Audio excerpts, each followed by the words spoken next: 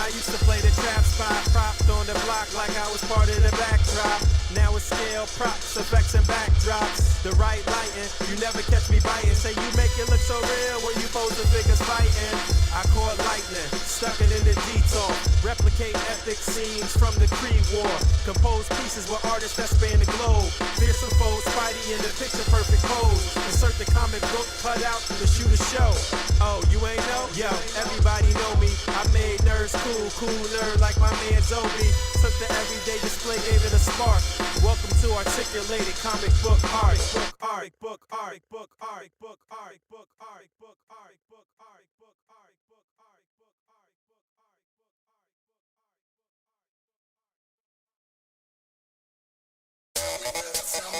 Tell me where the freaks. Yo, what's up, girls and boys? It's time to make some noise. Cause I'm back and I'm on this track now. Let's talk about some plastic toys. You can bet I pose them all. Legends to Dragon Balls, Batman and Kaijus and Kamen Riders. I collect them all. Gotta make sure your pose is tight though. Make sure your lighting's right though. Keep it contained because you train for this your entire life, bro. So please don't adjust your TV. This is your host, Moncheesy. Sit back and relax and learn this fact. Posing ain't easy.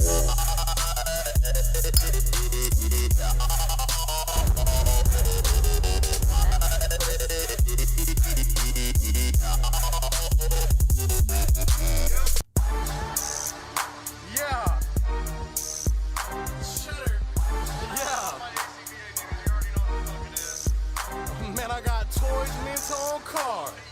Toys out of the box. Man, I got toys in my detox. Catch me at the toy shops. Catch me at the toy shops. Catch me at the toy shops. Catch me at the toy shops. Catch me at the toy shops. Man, I got toys mint on card. Toys out of the box. Man, I got toys in my detox. Catch me at the toy shops. This ain't for no scalper. You a scalper? Then fuck out shit. This one's for them real collectors. That's army building and posing figures. Marvel Legends, imports, mini maybe I'm fucking with them. Hype beasts, we know about you. Stay buying figs, don't know about them. Boog nice, my nigga. A.C.B.A. been popping lately off top. My nigga, they cut out game, be too amazing. MUs, my nigga, that's that shit that don't amaze me. This was for my niggas, that's really about they legends. Shouts out to Savage Poop, my niggas out in Texas. I don't fuck with no scalper, nigga, fuck what you selling. I'm all up in the toy aisle, I'm kicking kids, I'm reckless. My nigga built Maruby on that Google chat straight flexing. Look, I pop the package, I smell it. Pop the package, I smell it. Me and my nigga Tiny at the toy fair straight spinning. They asked you for that Deadpool and he ain't asked no questions. We too fly, I know this. Let me give your ass a checklist. Got the Giant Man, got that Ares, that Cable bruh, it's nothing. I get the Blue Wire, Silver Luke Cage, that Dragon Man, then I'm stunning. And this song for them fuck niggas that's hating on your collection. Yeah, they talking all that shit, but it's A.C.B.A, we reppin'. Man, I got toys mint on card. Toys out of the box. Man, I got toys in my detox. Catch me at the toy shops. Catch me at the toy shops. Catch me at the toy shops. Catch me at the toy shops. Catch me at the toy shops. Man, I got toys mint on card. Toys out of the box. Man, I got toys in my detox. Catch me at the toy shops. I'll take that. We're taking that right there. Man, I used to play the trap spot, propped on the block like I was part of the backdrop. Now it's scale, props, effects, and backdrops. The right lighting, you never catch me biting. Say you make it look so real when you pose the figures fighting.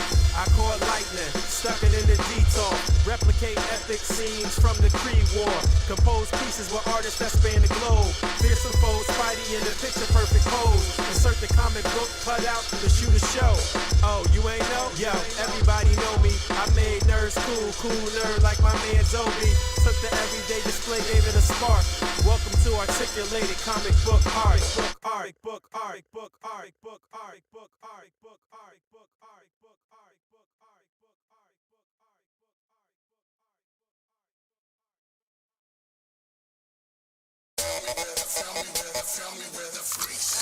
Yo, what's up, girls and boys? It's time to make some noise. Cause I'm back and I'm on this track now. Let's talk about some plastic toys. You can bet I pose them all. Legends to Dragon Balls, Batman and Kaijus and Kamen Riders. I collect them all. Gotta make sure your posing's tight though. Make sure your lighting's right yo. Keep it contained because you train for this your entire life, bro. So please don't adjust your TV. This is your host, Moncheesy. Sit back and relax and learn this fact. Posing ain't easy.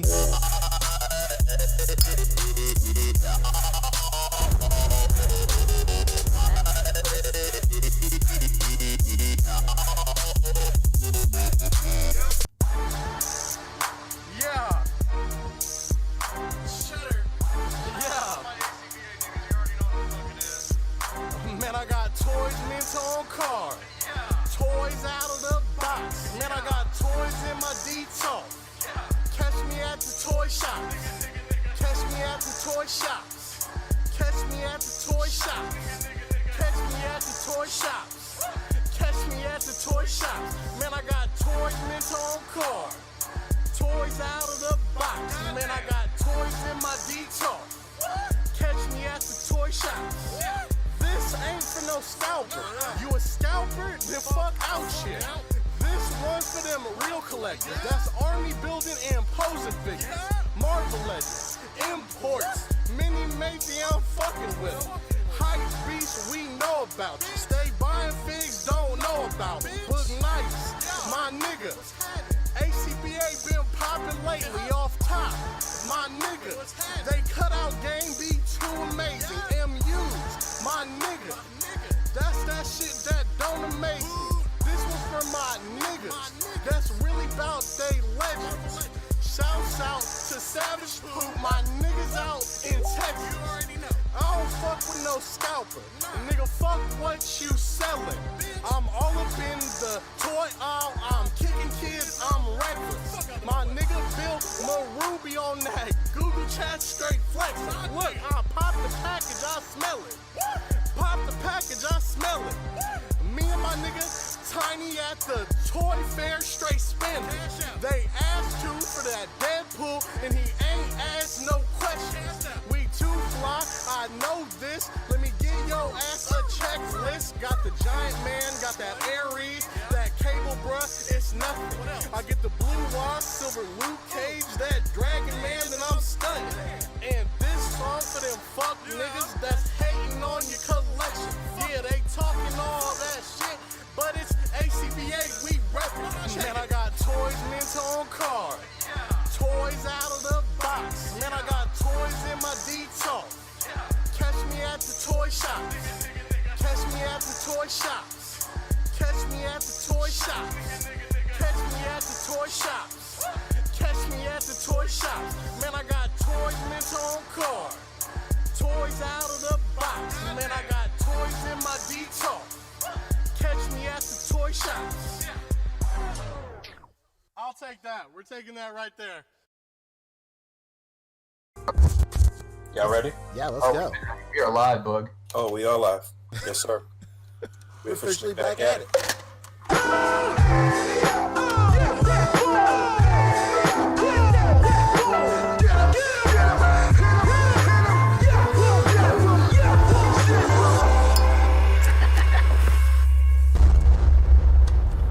That's crispy.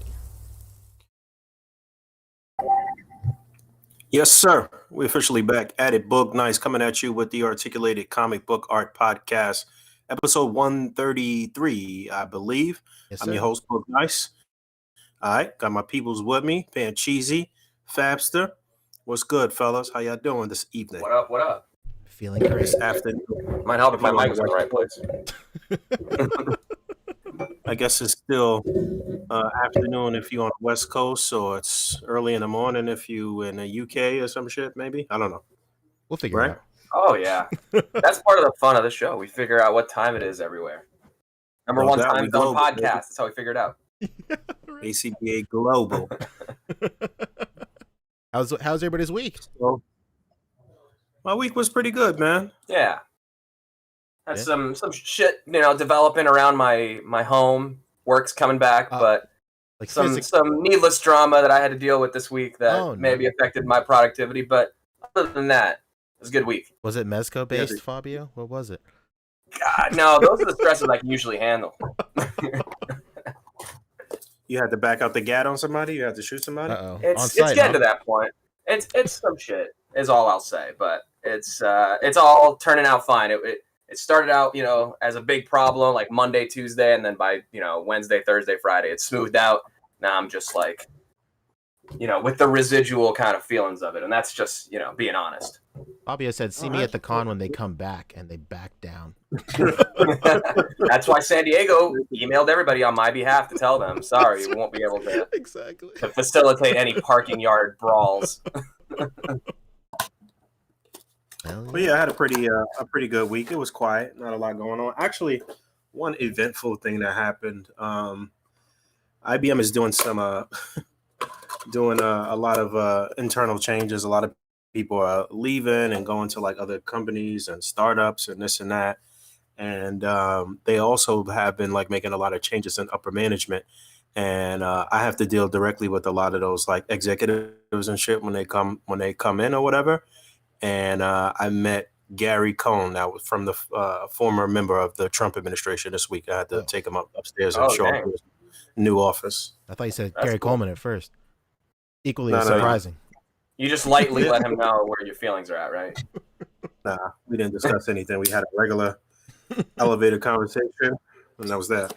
Wait a minute. No, you guys have different point of views and you got along? What the heck? Yeah. Yeah, crazy, right? Thought it was definitely going to be a long talk and a short elevator ride type situation. Right? Yeah, that was probably the only highlight of my week, I guess. Well, I mean, I think we should probably prepare the audience because we're officially going to be calling this the Snoop Dogg stream. Oh, no. That means after we're done this first 15 minutes discussing our weeks, we're all going to just leave empty chairs for the next 7 hours. I can set that up. We can do it. I forgot about that. I forgot that happened. Honestly, just the funniest thing for like people who didn't know, like Snoop Dogg streams on Twitch every now and then, and he was playing Madden, and he was playing, I forget what team, but against the Washington football team, and he got stomped on by, I think he was playing online, and he got wrecked, and he just rage quit, just left. And then his stream was up and running and promoted on the Twitch front page for 7 hours. I didn't know that it was promoted. That's so funny. Yeah, it was his chair like swing, and then like whatever he was doing, he comes back and he's like, "Oh shit! Oh, still on!" So funny. He turns it off right there. Did he do like a press statement or something and say where he was for the fucking 7 hours? Nah, who cares? We know what he was doing. How else do you lose track of 7 hours? It's true. That's hilarious. That's true. I remember in when I was streaming a lot, like a couple of years ago, I accidentally left not my stream on, but I left like my OBS like recording for like 36 hours. And like there's a clip, I think it's on my Instagram or something, but there's like a clip where like I realized that my computer has just been recording, my webcam has just been recording for like the last day and a half, and I was like, oh shit, okay. Yo, that's a lot of space you got there to record all that. It was, yeah, it sure was. Rick, how's your week? Oh man, Seamless. it was all right. It was all right. Yeah, nothing noteworthy, I don't think. All right. Damn. Well, Poncho. How was your week, Poncho? Come on, man. My week was great, man. I actually got some vacation time approved at work. Something virtually unheard about because I'm the only person at my job that knows what I do. So we're just gonna have to do some like creative scheduling, and then we'll figure it out. But like I'm super stoked. I'll be able to like see like my in-laws and like my sister and stuff like the first time since like I got married. So that'd be like pretty tight. Nice. All right. Oh, I'm very excited. That was my week. And then I saw the Snoop Dogg thing. And then that was like, that trumped it no matter what. So sick, super sick. Well, what do we got? What do we got going on today? that's What's it. worth talking about? So I would say I think it's pretty safe to assume that the hottest toy news this week is the Tamashii Dragon Ball SH Figure Arts reveal. So that's at the top of the list, top of the docket.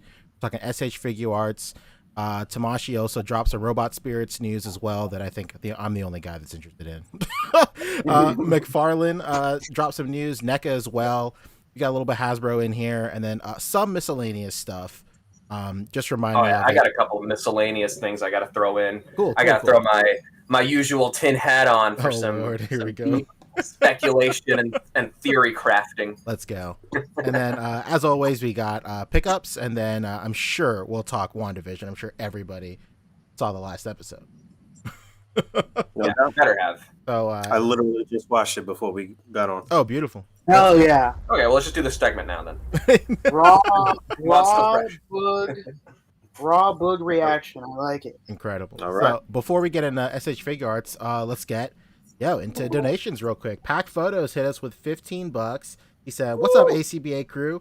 He asks, "Fabio, did you end up framing the McFarlane Kickstarter checklist yet?"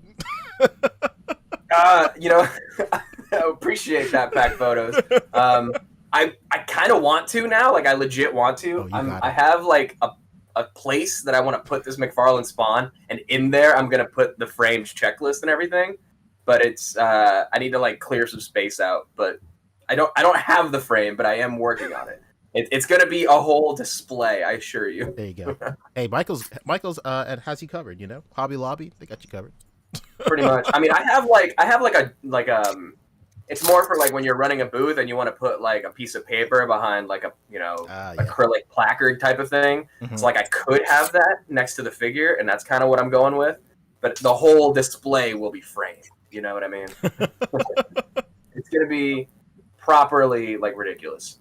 There you go. The only way, huh? My light had went out for a second when you were announcing the super chat, the donation. So thanks for the donation. Appreciate you, bro. Thank you. Hell yeah. So let's not waste any time. No. Let's do it. Let's take off our clothes. Let's get in the bath. It's time. Yeah. SH Figure Arts, Tamashii Nations, Bandai as a whole stunned the world earlier this week, and literally. Fabio thinks he had it with Power Rangers and G.I. Joe. No, sir. No. And you guys went through a similar level of like detective work. We sure did. Like, you gotta run us through that. What post am I looking for that originally had that? Oh no. Listen, all I'm saying is there's a formula to this that I cracked, and we have it under control, and we're about to share it with the world. That's it. All right. Well, that's fair enough. Yeah. So earlier this week, it leaked like a couple of hours early that Cooler was coming out, full product shots, everything. We're not talking about a name on a release calendar or anything. It was just straight up just the photos right here, and it looks incredible. So basically, yes, this is what leaked first. So right now they're having like a Dragon Ball Games Hour type of live stream that's happening today. That happened today. I think it might still be going on, but like it's basically just Bandai taking all of their Dragon Ball video game properties or just gaming in general and doing like a large live stream, doing announcements and whatnot. They had announcements for Dragon Ball Fighter Z, Xenoverse 2, Legends, which is a game for phones. Then they had Super Card Game, which is a physical card game. And then they had some other announcements sprinkled here or there. But they also put up this little image right here where it shows basically everybody that is on the roster for Dragon Ball Fighter Z, but like in their figure form. And right here to the left, you can see it has like, hey, vote for the next person you want to see in figure form. But, you know, it doesn't take the most eagle-eyed viewer to look over here to the right and see right next to Frieza that there's a new addition right here, and it's Cooler. So that got a lot of people thinking. A lot of people were like, could this be like the SH Figure Arts like Zero figure that was like an exclusive the other year or something like that? But people pointed out that there's like articulation cuts in the neck, and then you can see like a hint of like shoulder articulation right here. So it's pretty safe to say that this was going to be like a regular SH Figure Arts release. And it sure blurry, was. Fabio. Oh, that's the photo. Yeah, that's the photo. Yeah. Oh, all right. And you blew it up. My bad. So like from there, they went ahead and they released like the full thing. So what's everybody's thoughts first of all before we blow this thing wide open, before we bust it Okay, so this guy is not as powerful as Oh, no. Frieza, right? It just depends on how you want to look at it. Right now, probably not. And I mean, he's not even a real character. Like he's not in the main continuity. But neither are a lot of characters on the character list itself. True. Yeah, there's a lot, maybe not a lot, but like a good handful of them. They're not real, really. Yeah, non-canonical characters, basically. But yeah, Frieza, Cooler was like he's a character from like the movie like timeline or movie universe, however you want to call it. Every movie that came out in Dragon Ball, with the exception of a handful of films, take place in their own like timeline.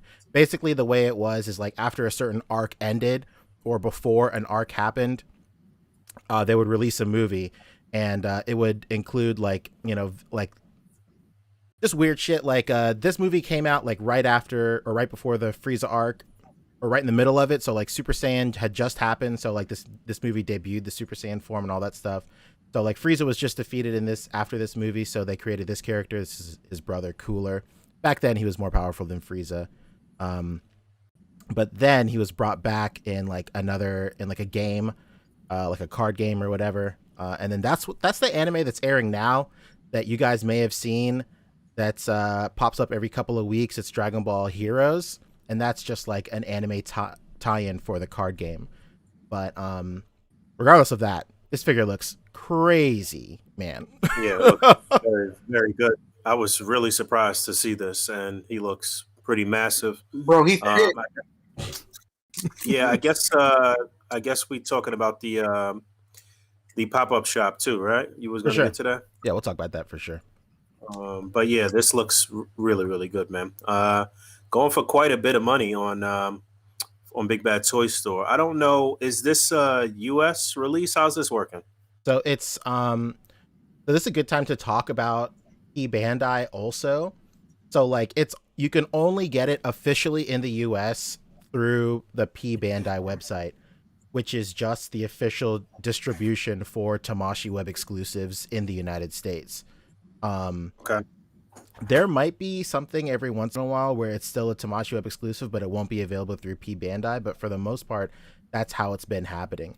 So the reason it's a little bit more expensive on BBTS is because they have to order it through Bandai just like everybody else. So instead of like what do you call it? Instead of like them just being able to have it sold directly through them, they're acting as like a middleman of sorts.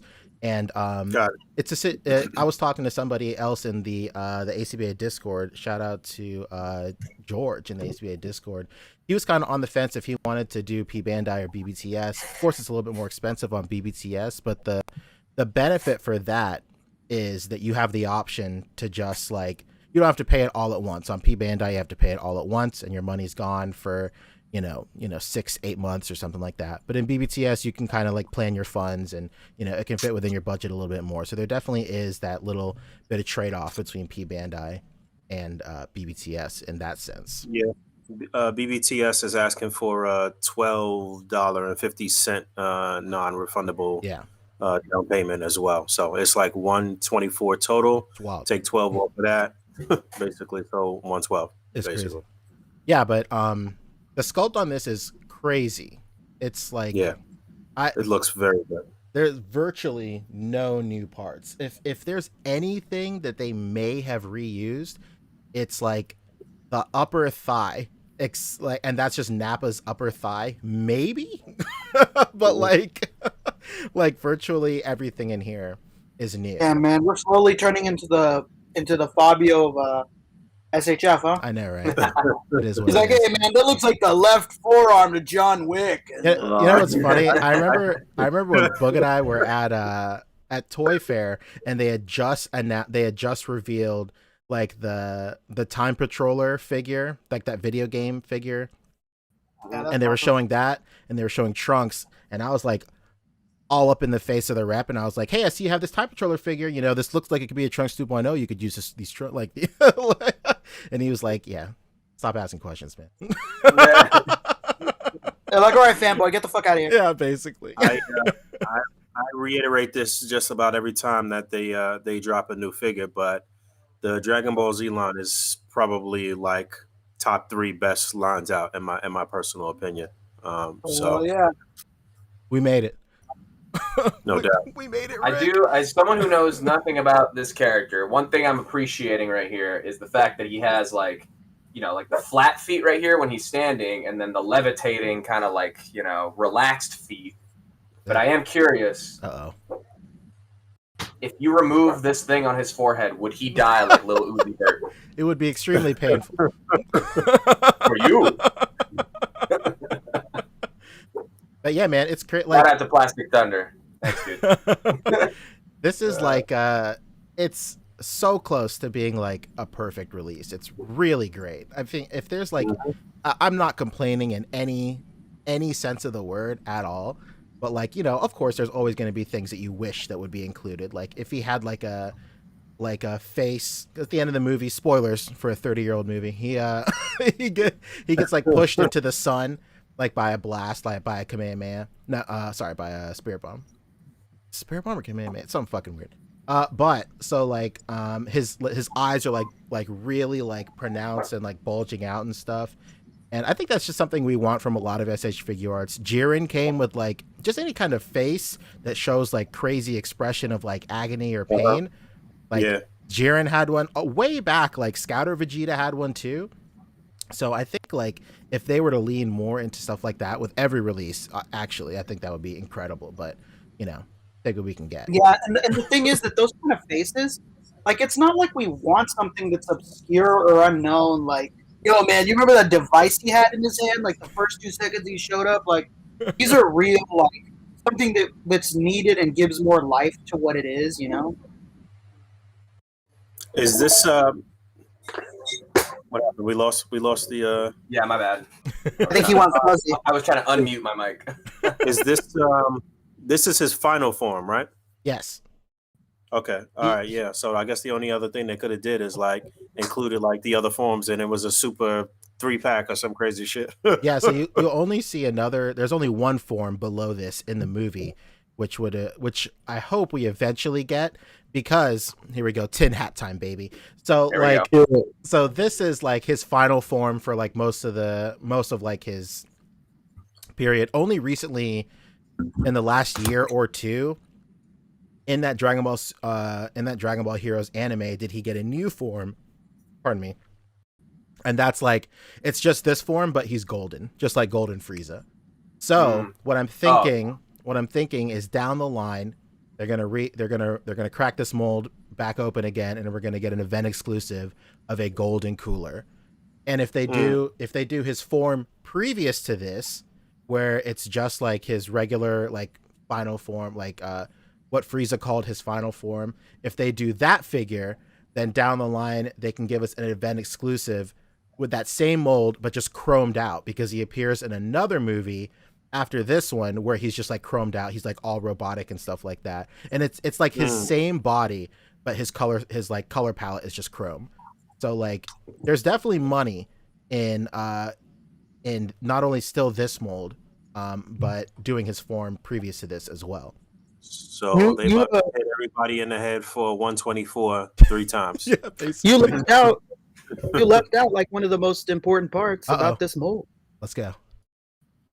If you change the gauntlets and you change the mid torso, it's just cooler. It's just King Cold. Sorry, King Cold. Yeah, it's just King Cold. Exactly. Yeah, very true. Yeah, they could reuse it. Rick, you're a fucking genius, man. Wow. I didn't even think about that. I did it on him, guys. And that's the one thing that's pretty like crazy about DBZ is that like with some of these bigger figures, we normally don't see much reuse potential out of that shit. You know, like somebody like Boo. You know, like we'll never see that again. Or even oh yeah, no way. His sculpt is pretty unique as well. Who are you saying? Yeah, I went to go Jiren. Oh yeah. Jiren. Yeah. Excuse me. Jiren is another one that's just never going to be able to be reused. You know what's and I you went know. to- Oh, go ahead, Rick. I was going to say, I just went to go double check. Definitely is still it really just is changing the gauntlets in the middle torso, and it's cooler. Wait, I was like, that's man, it. maybe there's some design on the bicep or like on the thigh, but no, pretty simple, just like that, and it's really big and beefed up, just like Cooler is here for cold. So Uzi Makai is saying y'all forgetting Mecha Cooler. We didn't, baby. We were just talking about him. Yeah, like in case you joined a little bit late. Yeah, I think if they do the previous form to this and chrome him out for event exclusive, that's Metal Cooler, and we in it, baby. I was gonna say, like, before they released Broly, like the first Broly they ever did, they were like, they were very hesitant in like interviews and stuff like that. They were very hesitant in doing like larger figures. They were like, I don't know if big figures would sell, like the price won't have to be higher, and like I don't know if people will want like big characters. How wrong were they? It's crazy. For real. And like, you know, now they're just go ahead. No, I was saying this looks amazing. It's a very good looking figure. Yeah, now the line, like in terms of like what we have coming down the pipeline, like a lot of the stuff this year is like huge figures. Raccoon is coming out, and Raccoon is out right now. Birder is also another huge figure. Cooler is a huge figure. So like, you know, and last year we had Ozaru Vegeta, the biggest figure in probably SH Figure Arts history, if as far as I can recall. So and you got the eponymous dragon from the Dragon Ball. Yeah, you got the dragon as well. I mean, like, you know, what he makes up for girth, what he loses in girth, he makes up in length. Something. Hey, we can all relate to that. But okay, so Poncho, in your speculation, how long until we get Bio Broly, and how many times can they reuse that? Oh my god, Bio Broly. They can never reuse that. I don't think we'll ever get him. It's funny, we in the A.C.B.A. Discord, we were talking about like as soon as this were released, we were all like, all right, the doors are open, right? Like, you know, this opens up the gate for like any other movie character, because besides like Broly, this is the only other movie character we have in SH Figure Arts form. So like now we know that they want to like dip into the movies and whatnot. So like the gates are open. We're like, who can they make? And we're all like, yeah, everybody is on the table. And then I think it's a matter of like, do you think we're gonna get this character? I think this line is lucrative enough to like essentially never stop. To be quite honest, maybe they'll go through a rebrand or something like that, but it's never gonna be like this line makes too much money. So I think eventually we're gonna get like everybody, man. So if you have like doubts if your favorite character is gonna get in, I don't think it's a matter of if, it's just a matter of when your favorite character will have a chance to shine in SH Figure Arts form. Yeah, and even if like the crazy happens and they do like really everyone you would reasonably want. Like they're the kings of going back and making a new version and making a better version. You know, your 2.0s, your 3.0s, you know, whatever it may be. Like, I don't see this line ending pretty much ever. Something would have to happen to, like it would, like you said, it would go for like a rebrand or something. But I don't see this ending like pretty much ever. It's just such a huge franchise. There's so many characters, and there's so many 2.0s and 3.0s or whatever it may be that you can do. Like, I just really don't see this ending. What's the timeline like for new episodes of Super or whatever the next episodes that they're gonna make? There's nothing. Do we know anything? No. Nothing on the docket. Yeah, it's still on hiatus. Like they've gone on record saying that Super isn't over and it will return. They just don't know when. I think they're just biding their time. And I think, like, of course, with like COVID and stuff like that, you know, it's a really tough time for, you know, anime studios in general, close quarter shit and stuff like that. So yeah, I mean the manga has been going. Yeah, that's true. So the manga is still going.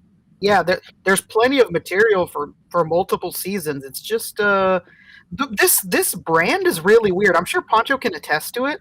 They don't like two things going on at once. Yeah, They're really don't. weird. like they don't want you to watch a movie and the anime at the same time. It's really weird. Or like, oh, there's a game coming that they really want to push. Well, there better not be a show because people won't play the game if they're watching the. I don't know why this brand does that. I'm sure Poncho can attest to it. They're really weird about things like that. I don't know why they're like that. Yeah. If I was to venture a guess, you know, it's hard to tell. People keep this brand close to the vest too. Like they could announce tomorrow that in the summer there's going to be a new season, and you wouldn't. It wouldn't surprise me. True. It's just pretty much whenever. I would say sooner than later, but yeah, it's so hard to tell with this brand. They do things in such an odd manner. Absolutely.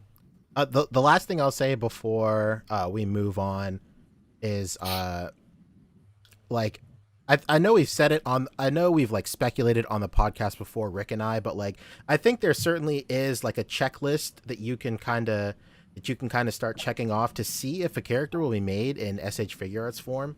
And it's just like and this like event, this Dragon Ball Games Hour event is a testament to that. I know we said it before, but like I think like the formula for getting a SH Figure Arts is if it's been introduced in the English dub already, which the English dub is completely caught up, so that is like good for everybody. I think if they show up in Fighter Z, the video game, it's also another really good chance, especially for like, you know, more obscure characters. Like, of course, in no shape, way, or form is Cooler an obscure character, but like if you're just going through like the main continuity of Dragon Ball, and like that's all you like really mess with, then he's definitely more obscure than like somebody in like Dragon Ball Super or something like that, or Dragon Ball Z or whatnot. And then third is if they have a Dragon Stars figure. I think that's like the top three things that you really like, because like as soon as somebody gets announced as a Dragon Star figure, that's when like my gears start turning. And I think we said the same thing, Rick, you and I, on this very same podcast when Cooler was announced for Dragon Stars, and I was like, yo, Yep. he's in, dude. And the same thing happened with Janemba has a Dragon Stars figure now, and Janemba is now showing up in the voting thing. And Yep. There he is, and so is Kid Buu. Yeah, Kid Buu for sure. And also something that I truly believe, Rick, I'm sure that you can agree, everybody that has a slot on that voting thing, GT Goku, Videl, Kid Buu, Janemba, and then there's one more person, I can't remember who it is right Super now. Oob. Is Super Buu on that docket? Super Oob. Okay. Super Oob. Oh yeah, that's right. That's his name, right? No. It's Goku. It's Gogeta. Super Saiyan 4 Gogeta was the sixth one, I think. No, because I'm looking at it right now. I don't like GT. I mean, Okay, I like okay. their form, but I don't like the anime. What's the guy with the silver hair? Super Oob. His name? Oh, baby. Oh, Super Baby Vegeta. Yeah, Anyway, Baby How did Vegeta. I know that? And Yeah, Poncho didn't. I don't like I'm starting to GT. question Poncho's commitment to the Dragon Ball brand. Yeah, I'm just a fake fan. Anyway, so but like I think that they have those figures are already made. Like for sure. there's no like prototypes are already made. Like it's just a matter of them like figuring out where to like piecemeal them out. Like there's no question, because like we've gotten like hints that Videla's already made.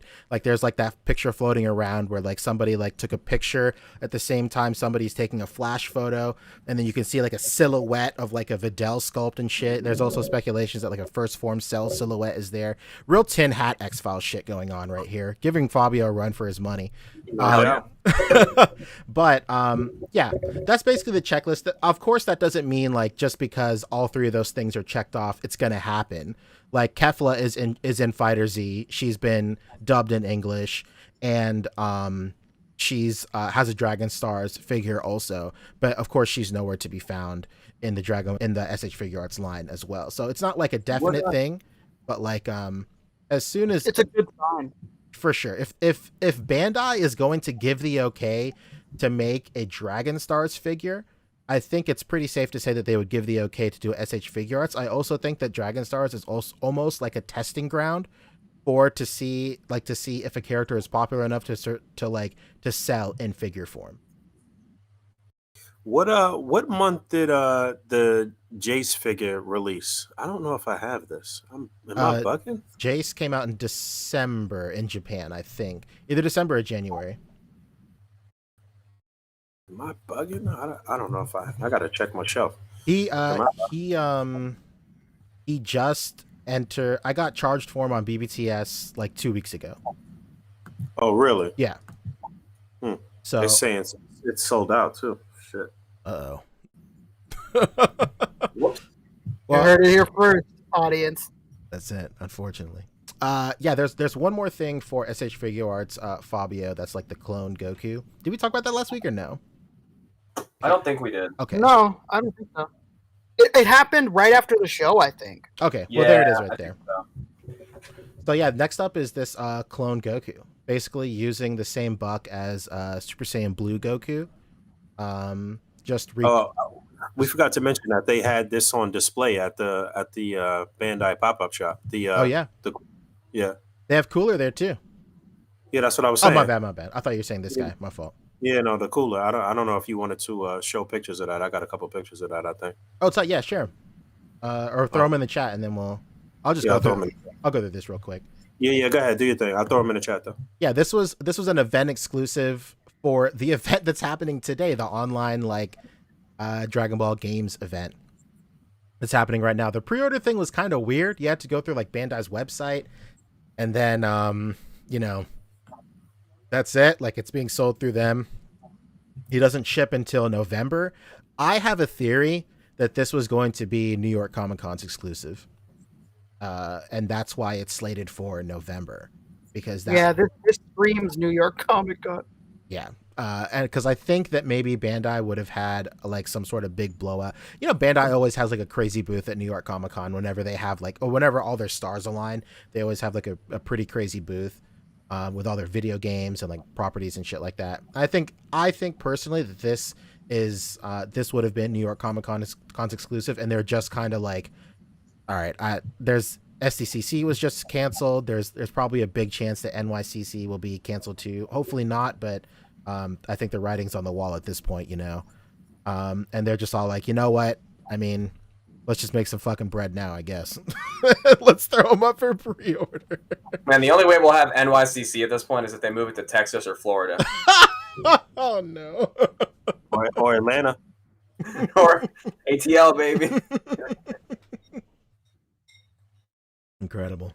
But yeah, it's a great reuse of the buck. And also another thing, Tin Hat's back on, baby. This received a Dragon Stars release. This was a GameStop exclusive for the Dragon Stars line a very long time ago. I think in like the first wave, this was the exclusive.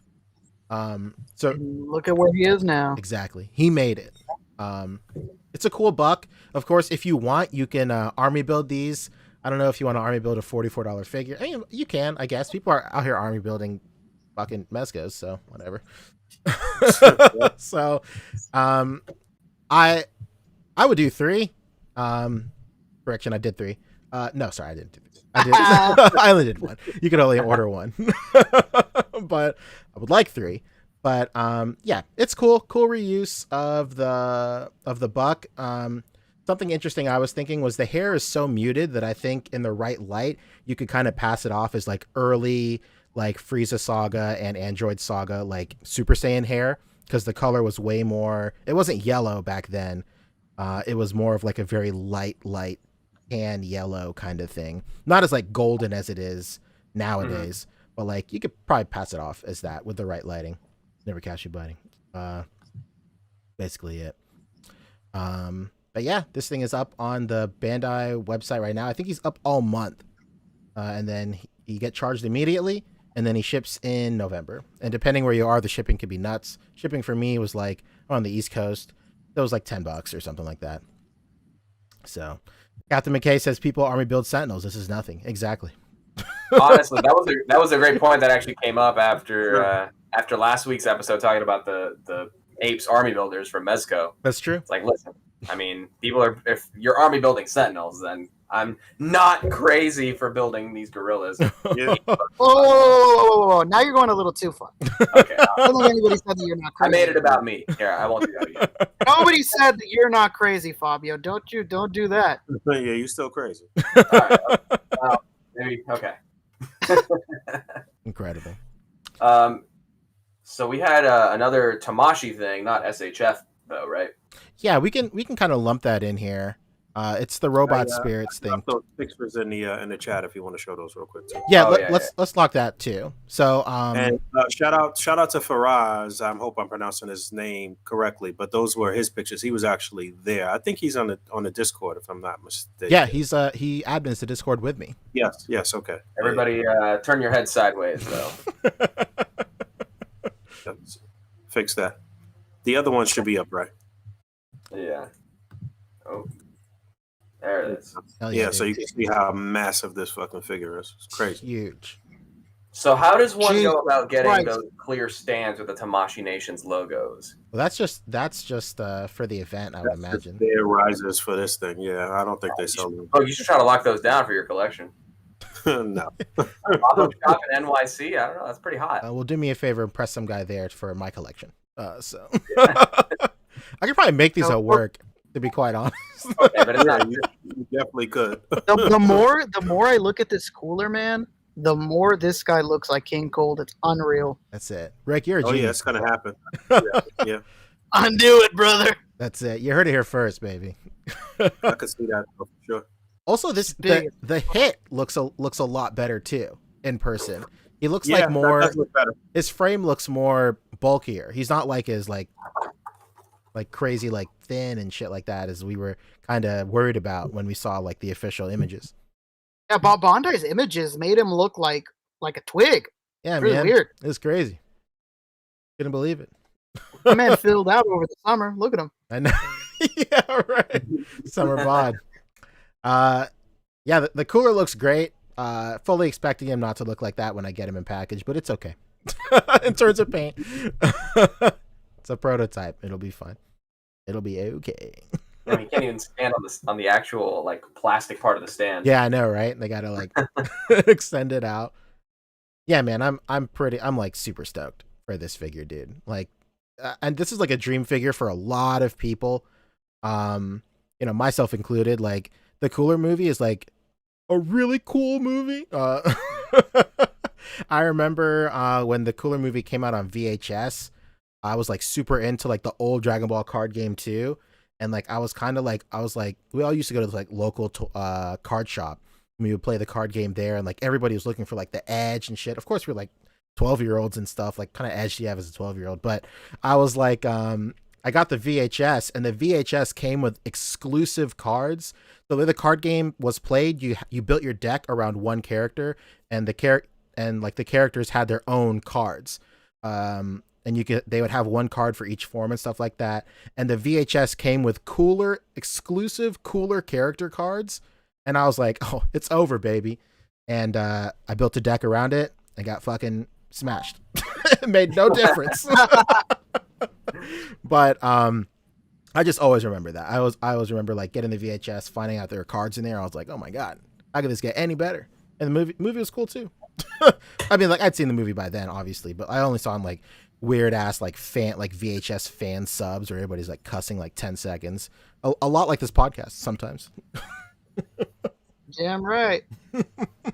Yeah, you're right about this hit. It looks much better, but I'm still a little skeptical about the bottom of his jacket. But yeah, especially when it comes, like, I was messing with my Whis figure actually earlier this week, and I just remember thinking, like, if there's ever an example of how not to do like a skirt piece, it's that Whis figure. I mean, not that you need him to like be mad articulated in that lower level in that lower region or whatever, but I don't know. But yeah, you're right. That shit is like like a McDonald's toy on the bottom. Yeah, the thing is practically a statue.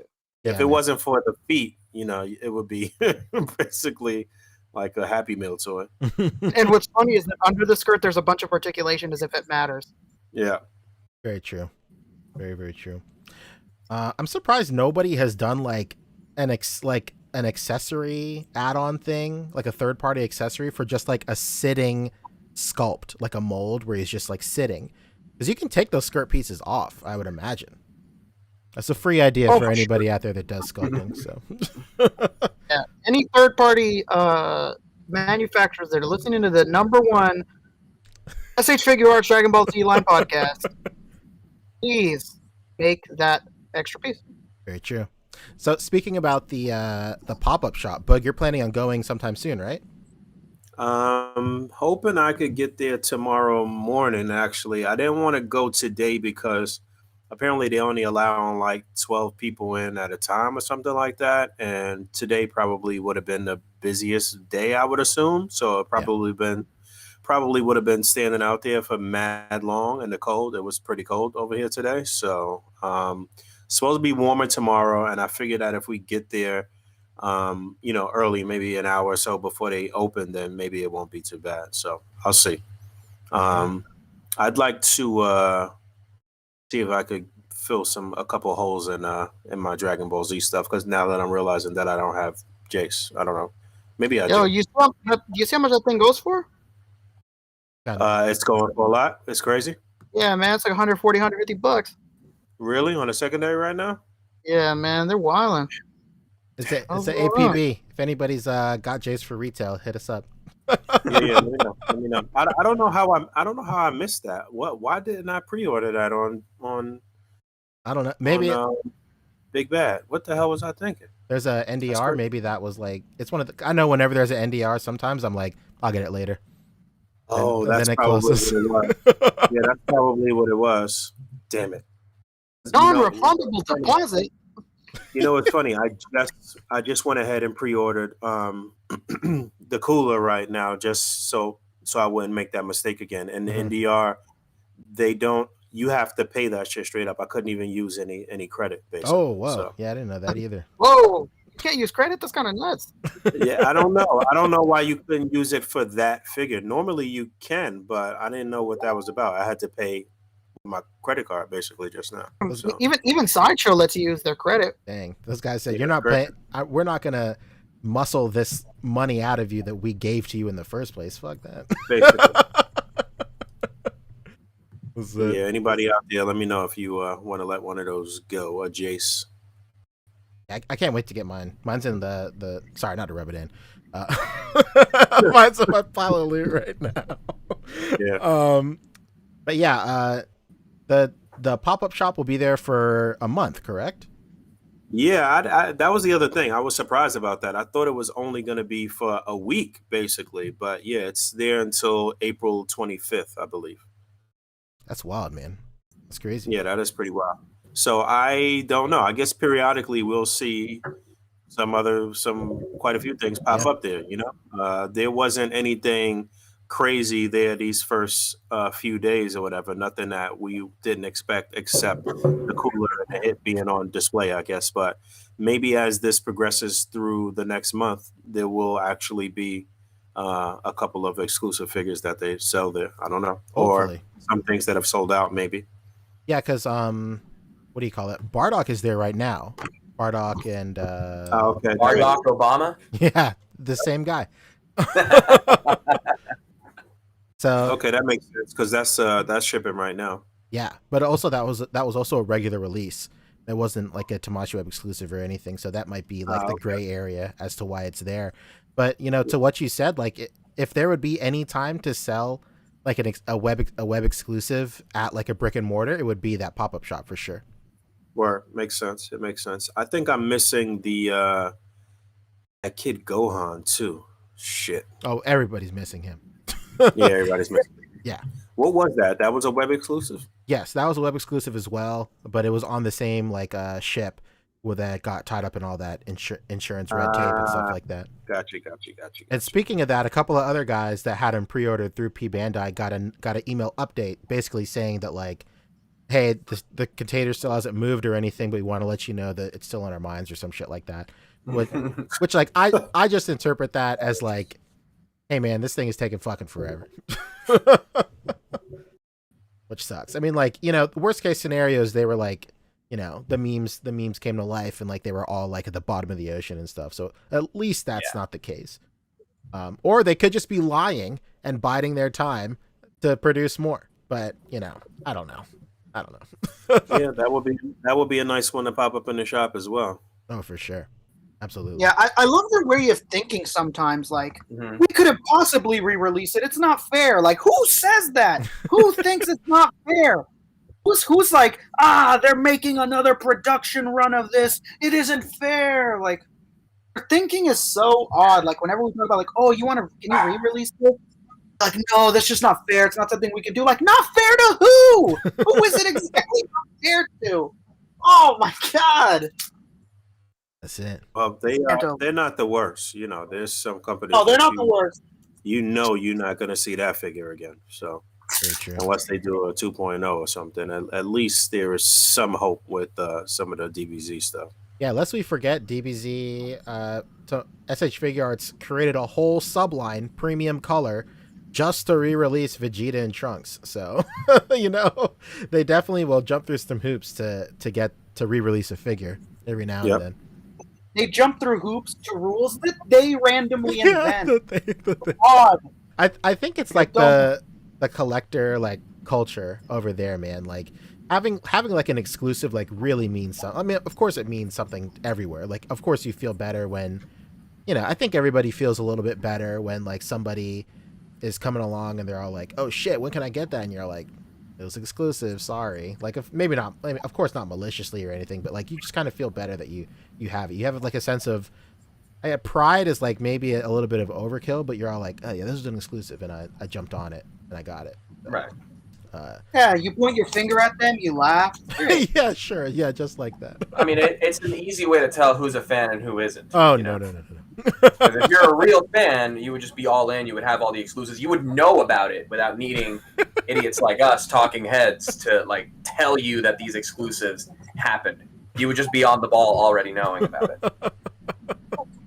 It's a great way to let losers know who they are. No. You know, it's for the Miyagi-Do versus Cobra Kai type of collectors. Now you're talking. Speaking of real fans, let's move on to the next topic, baby. Something I'm a real fan of. Pacific Rim. Let's go. Wait, which Rim? Still making Pacific Whoa. Rim figures? Oh yeah, baby. Really? Are you talking about the same Pacific Rim line that caused a certain ripple in the collecting community? Have you watched this yet? Or no? I think it just came out today. So like what? So there's animated show? the Netflix animated show. Just came out today. I haven't watched it yet. You know what I tried to watch? It's not really related to this, but real quick. I tried to watch the Ghost in the Shell animated thing they have on Netflix. That shit looks awful. It's really bad. Yeah. Have you seen the Transformers one? No. Is that good? Yeah, War for Cybertron's pretty good, yeah. It's an anime. That's the one that came out like a couple months ago, right? So it's supposed to be like it's the same story, but only like the first season, let's say, is released so far. Yeah, they were doing a big push for figures for that, right? Yeah, that's exactly what it's from. Okay, all right, got it. Yeah, watch it if you're into the animes. That's pretty good to check out. So this is an animated series. You saying this new whatever this crap is? What is this? Jaeger's Pacific Rim. Sorry. This is from the new anime Pacific Rim: The Black, possibly the most Japanese name I could probably think of. You know what's a super Japanese name when it's like name the blank. Yeah, it's always super Japanese. Very true. That's crazy. This is the premier figure from The Black, and he is yellow and blue. He's a smaller Jaeger surrounded by 5 giant black Jaegers. Oh no.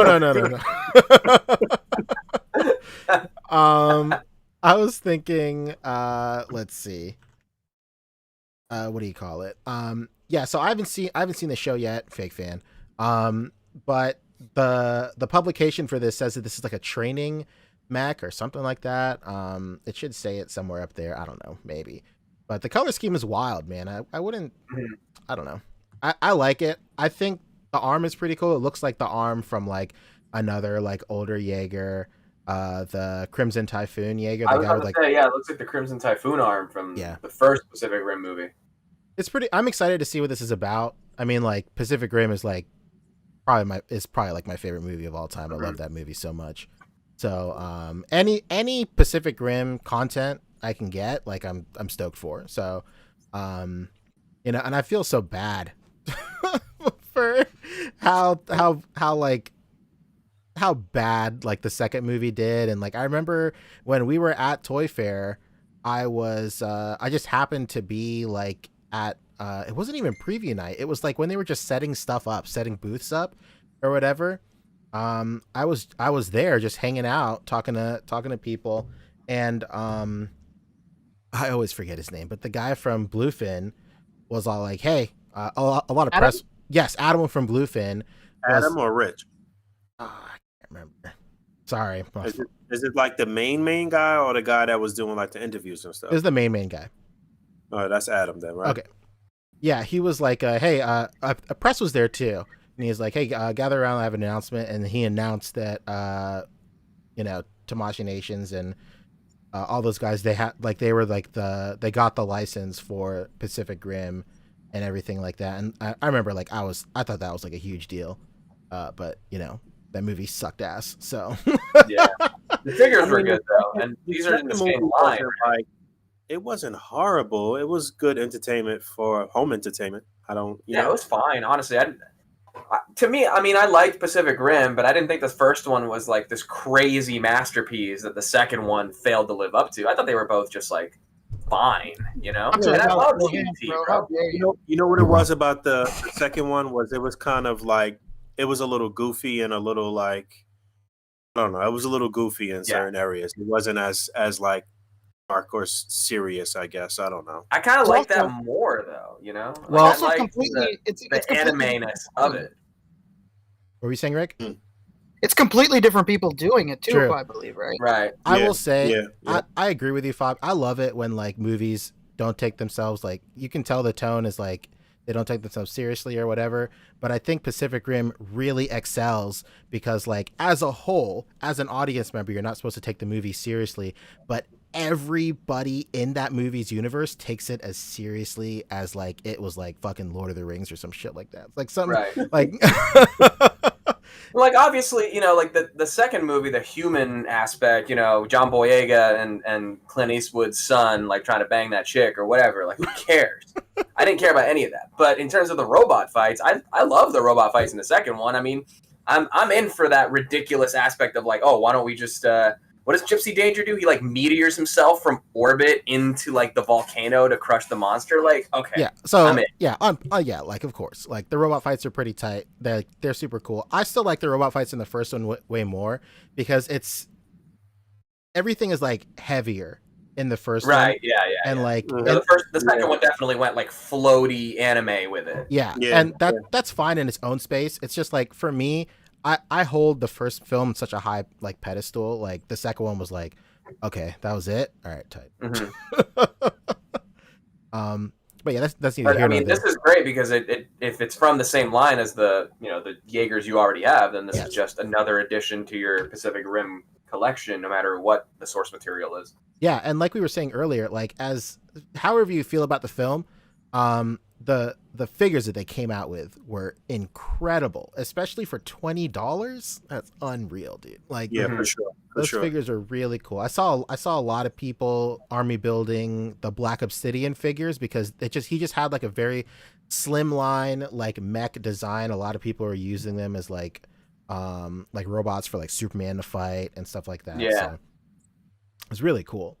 And Travis in the chat says robots I'm in. I feel like that's everybody's general consensus. Like exactly. Anytime that you see like cool mech designs, like regardless of what it is, like they'll work no matter what.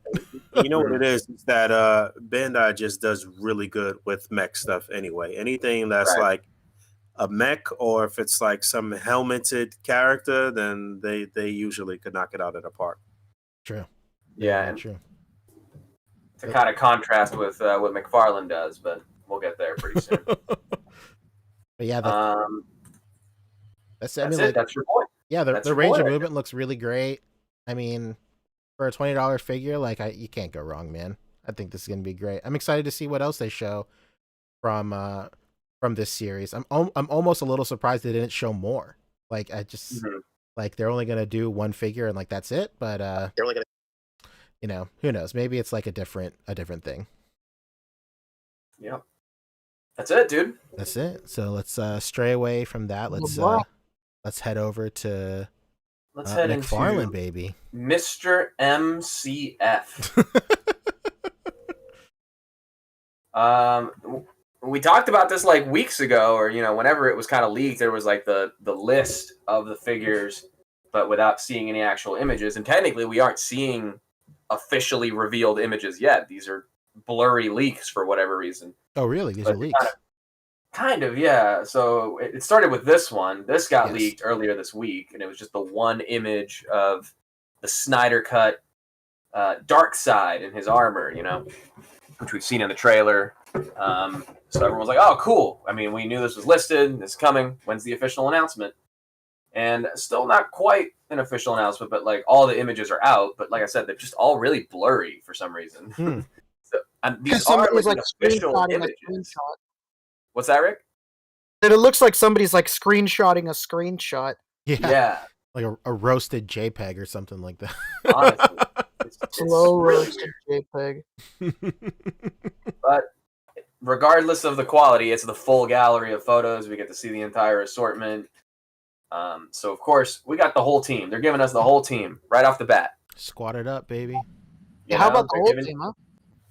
Yeah, how about the whole team? Honestly. I think this is probably the same Wonder Woman sculpt as like the movie one from '84 that they just did. Yeah, you know what? I had reviewed this figure at first. They were sending me they had sent me a couple of things before we started dissing the shit out of McFarlane on the podcast. Well, that's how it would go. So yeah, it's the same figure for sure. So we know, we got Flash, we got Black Suit Superman, we got Cyborg, Wonder Woman, Tactical Suit Batman, and Aquaman.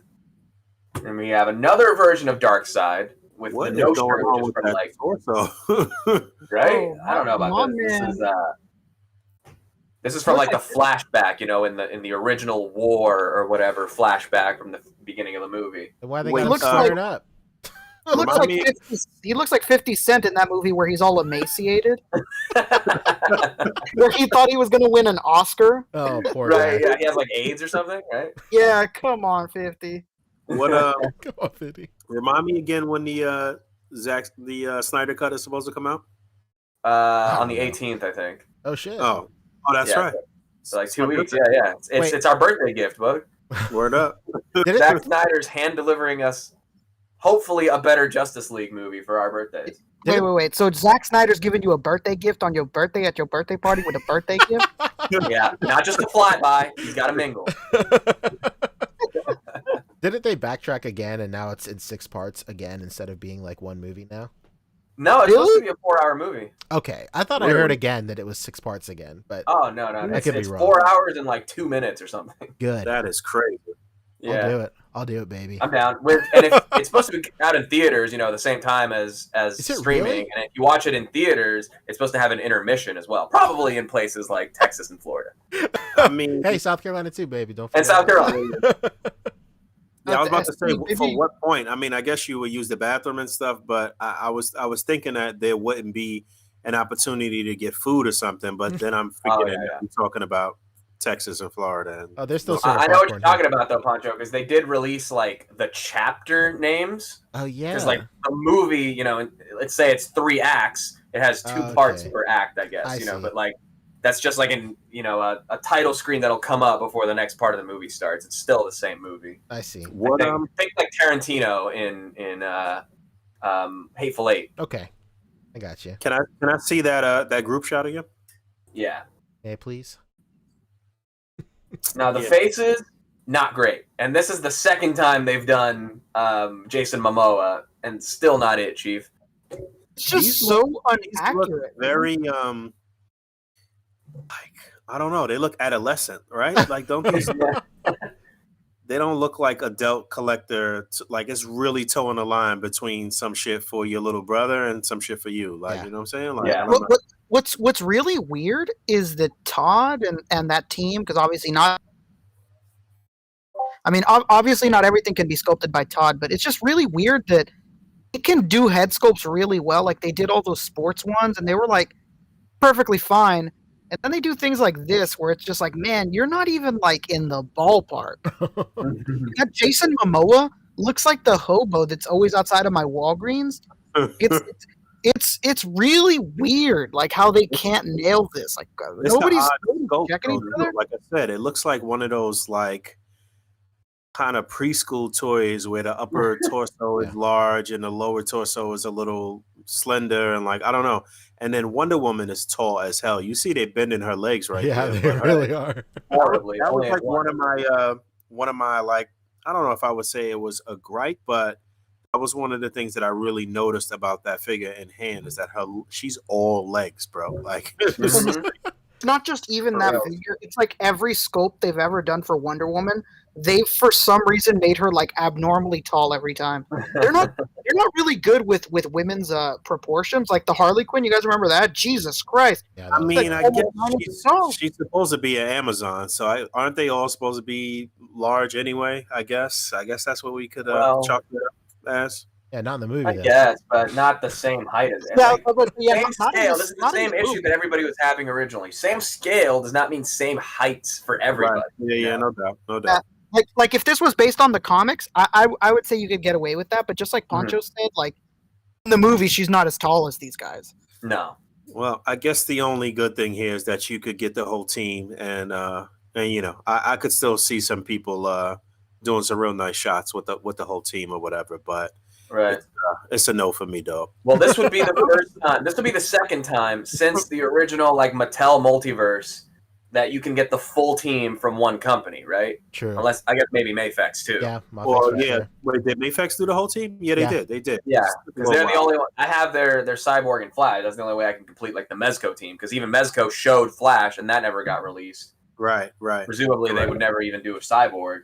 I mean, So- I guess since we're going to get this this second go around for the movie, I guess that's an opportunity for all of the companies to drop new figures or re-release figures for the movie again. Right. And with McFarlane kind of being the only one with the DC license, other than like Jax or Spin Master, this is really the only way you're gonna like now be able to complete a team if you're like trying to jump on it now. And they're the only ones like actually doing specifically by branding Zack Snyder's Justice League figures.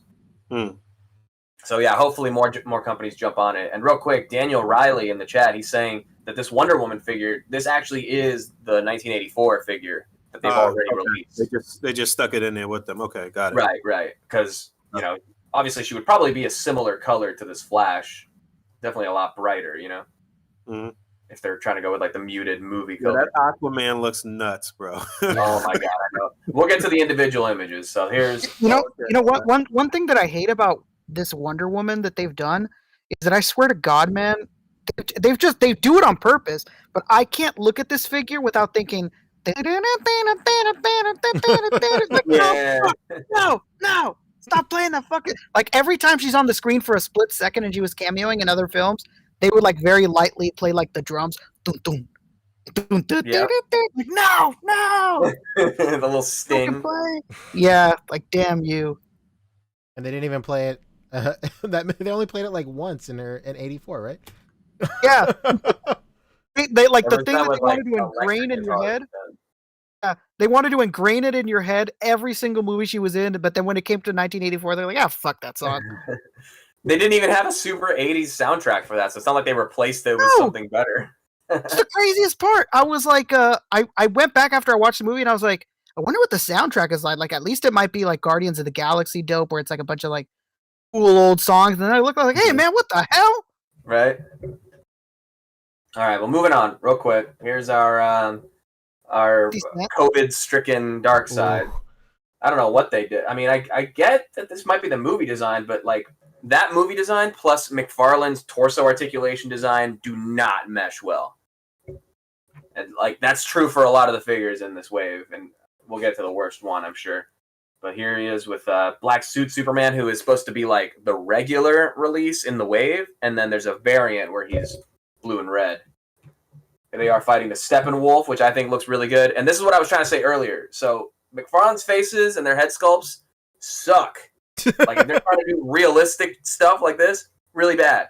And man, the unmasked Batman's probably the worst one. But right here shows that they can do like the creatures really well, and that's why like a lot of the Dark Knight metal stuff really, really pops.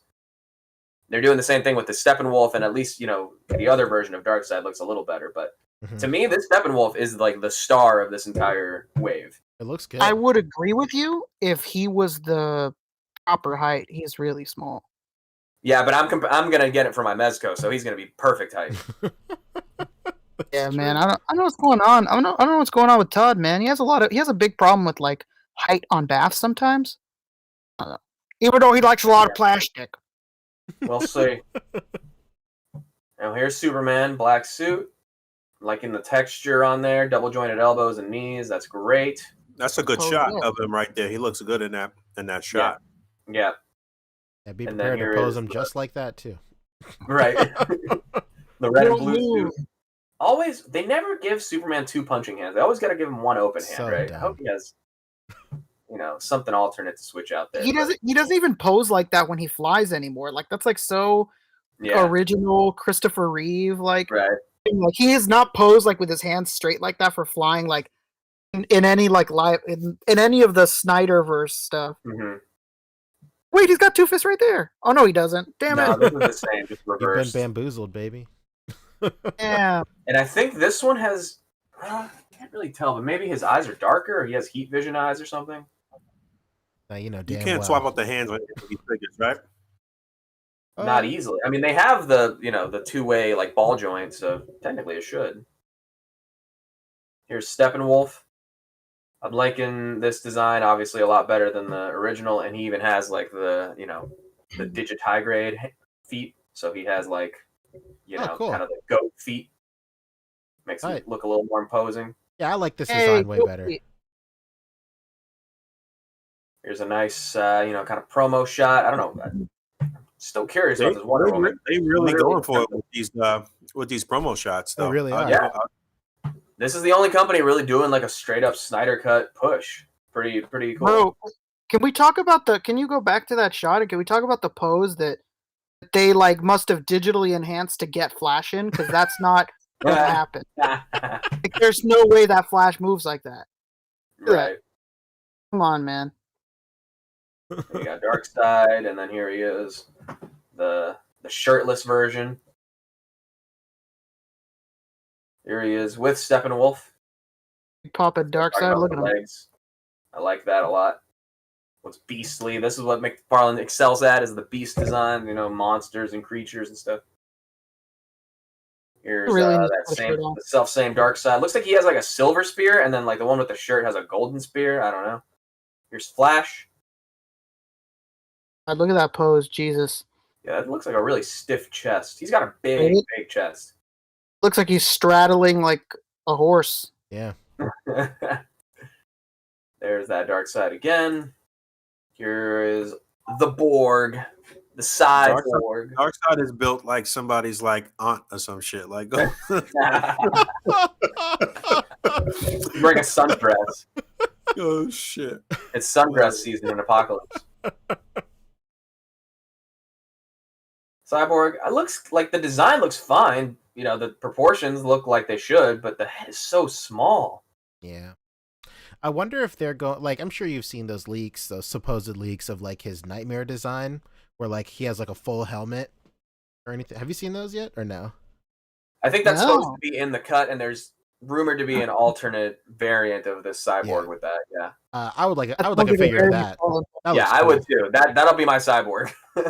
Sounds like a very McFarlane thing to do. Right. There's a variant with a fucking special Snyder head. With one different head, and that's it. Or it's all gold. A one head? All right. It's a one head. Here is Tack Bats. Tack Man, if you will. And here is... no. What the... Oh, no. Say it ain't so.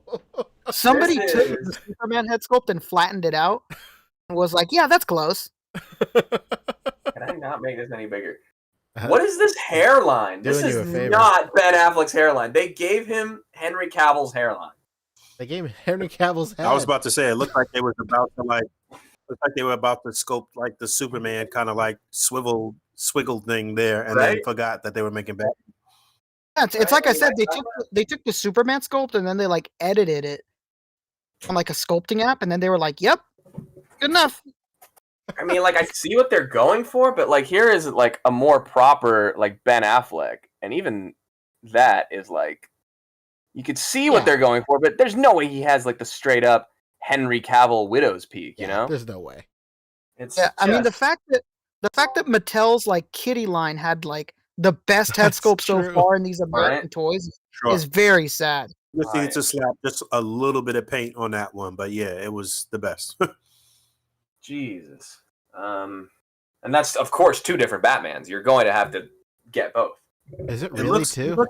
Well, by McFarlane standards, you had to get 3 Robins with the same Build-A-Figure. Yeah, that's torso. I hated that. The body here looks good though. In this particular shot here, though, the sculpt there looks good. Not there, but the other one, the vanilla pose. Yeah, I think this Batman actually looks good. And obviously, they know how to do Batmans, but I hate this. I hate the cowl on this suit. Oh my god, what is? Jesus Christ! Yeah, this is Times Square Aquaman right here, dude. Bro, somewhere in the Chinese theater Aquaman. Oh no! Somewhere in the Texas distance, Billy is having a fucking fit. He's looking at the shit and he's like, God, with his mask in the streets, right? Dude, and this is what I'm talking about with the McFarlane torso design. How are you like? I get that there's a cut in there, so technically there's articulation. But how the hell are you supposed to move it when he has 2 sharp points, like right here? Like it's not gonna move forward. The craziest part is it slides over. That looks terrible. It's so weird when they do this because when they do it, there's always a place where they could put the cut seamlessly. Like they could have done it under the pecs. Yeah. Like I mean I get it. When you do that, it kind of makes it look like boobs or whatever. But like it's better than this. Mm-hmm. Nobody would see the cut under the pecs and go like, man, I really wish it would have sharp pointed ends instead. They could have easily cut it along the bottom of the abs in a jagged W. Exactly. Oh, come on, man. This is terrible. The head is pretty tiny as well. I mean, tiny, looks nothing like him. Jesus. Nothing like him, yeah. And that head it's a pea head for sure. A really silver trident too. I think it's supposed to be like more like tarnished. The crazy part is you could pull up a picture of Jason Momoa from the movie, and I guarantee you, even his hair is different. Like the way that this head sculpt, like the hair lays, it doesn't look like that on him. Yeah. Jesus Christ. I think, and like I said, they've already done a Jason Momoa because they did Duncan Idaho from Dune, and that movie's not even coming out for another year. So, you know, like I don't know if they just went ahead and modified that for this, or if it's a brand new sculpt. But I don't know, man. Even that one looked a little better. Yeah, it's like somebody. Go ahead, Rick. It's like somebody at the McFarlane office was like, "Hey, you got to do the Momoa head sculpt." He's like, "Wait a minute, how does that guy look?" Never mind. I kind of know how he looks. Just change it up a little bit. It's almost like these are still the regular 7-inch scale, right? Yeah. The way these look here, though, I don't know. It's kind of throwing me off. I guess because the sculpts are so odd or whatever. It looks like these are like 5-inch figures or something. Like they all look so adolescent. I don't know how else to explain it. It just doesn't look right. Something looks off, man. A lot of things look like 2 different head sculpts right here for the Aquaman. Look here. It does. It does. Yep. And look here. Yeah, it does. They're both like individually terrible. Right. And this look how thick this trident is. Oh my god. What the hell? That trident looks really weird. It looks like a lamppost. Got that shit. Oh man, that's the gas lamp district of San Diego for sure. Oh no. And these are the cosplayers, yes. Yeah. Trying to get a free appetizer at a restaurant for San Diego Comic-Con for coming in and cosplay. They went to the old spaghetti factory and they got free deep fried raviolis. Yo, that sounds dang. I want to make some of that. Yeah, man. Oh my god. John Papa Sergio. This is the Roman Reigns Aquaman. Oh no. The big dog! Not the big dog's yard. Maybe when Roman is now. Actually, Cerrone Games Go is saying it kind of looks like Brody Lee. A little bit. Kind of looks like Brody Lee. It does look like Brody Lee. Because Brody Lee does like the half up, half down, and that's what this hair sculpt looks He like. really does. Rest in peace, Brody. Yeah, they phoned this in for sure. But that said, where they excel is, I think, the big creatures, the big like monster guys. This is the Steppenwolf to get, and I'm glad that they're doing it because I was about to get just for the sake of having like an oversized Steppenwolf. For the longest time, I was looking on Amazon. They have like the Beast Kingdom, technically 8-inch scale one. Okay. But I'm like, oh, at least it's articulated and it like would work. But now that I don't even have to fuck with that design and I can get this for way cheaper, yeah, I'm in. I talk shit about McFarlane, but man, when they nail it, this is the thing right here. This is what they're good at. The big, chunky, sculpted monsters. Real quick, shout out to Beast Kingdom for having a name that has nothing to do with what they do. Yeah. Great. Beast Kingdom have nothing to do with Beast or Kingdom of any sort. Honestly, these actually do kind of look like the Beast Kingdom Justice League figures because they even, before the Snyder Cut was even a thing, they're probably the only company that's given you a black suit Superman just in the spirit of doing repaints for their line. And Mayfex will drop one. Oh, they'll just for sure. They'll just throw some black pigment to the plastic. So, I mean, it is what it is. MCF, he's doing the ZSJL. Yeah. Good stuff, good stuff. All right, moving on, shall we? Let's go. Next up is an old flame, NECA. Oh, my goodness. They dropped some goodies this week, too. Dude. Well, I mean, Randy's it must be awkward. Doing shit. It must be awkward to just hang out on a podcast where people constantly talk about your ex. And going through her social media live on air, Oh, hey, man, hey, buddy, look at what NECA said now. Right? Listen, I don't know if it was about you, but they said this thing, and it was vague enough to make me think that maybe it was about you. Dude, are you seeing this? What a whore. Oh, no. We'll get into the NECA quick hits before we get into the big chunk of our news. Of course, we saw like the Werewolf and the Defenders of the Earth kind of update last week. This week, moving into Toonie Terrors, just a quick one. Some images of Quint with Bruce, the shark, of course. Yeah. Not sure what this backdrop and everything entails, but it seems to be like kind of a deluxe set of Toonie Terrors. Is it the first they've ever done like this? Well, this is the first time they've done, Jaws for Toonie Terror, but it goes in line with the fact that they're doing Jaws in like their retro line, and then they announced that they were doing Chief Brody and Quint here, and then all of a sudden they're like, nope, we can't do it. Pending licensor approval. The licensor of Chief Brody, probably the actor, did not approve, so they're not going to be doing Chief Brody anymore. They're only doing Quint for the retro line, and now here he is in the Toonie Terrors. There he is. So it's like, all right, well, we only got one character. Let's do him all the versions. Yeah, it's cool. I mean, if you're a Jaws fan, this will be a fun little thing to have. This is just their animated kind of style of figure. And then going along with the NECA Loot Crate news that we discussed last week, they did show off the official images of the bonus 5th figure if you pre-order all 4 Loot Crates. Mm-hmm. And then it's the animated series Scrag, which everyone told me last week turns into a bat. I believe it's actually a cat, right? That's a bat? I'm not sure. Is he a bat or a cat? A bat, man. That's a bat. A bat, baby. Okay. What kind of cats you got? This guy looks like a cat. Where's the wings? Where's all the other bat-like features? Hey, I mean, a bat is it's a rodent with wings, essentially, right? Okay. So I'm not seeing wings. All I see is the rodent part. So really, he should be a rat. You're asking where the wings are to make it a bat. Where's the cat to make it a cat? Doesn't look like a fucking cat at all, Fabio. The ears? Oh, I don't know, man. Bro, what kind of cats have you seen in your life? Not enough to sculpt one from memory. That's true.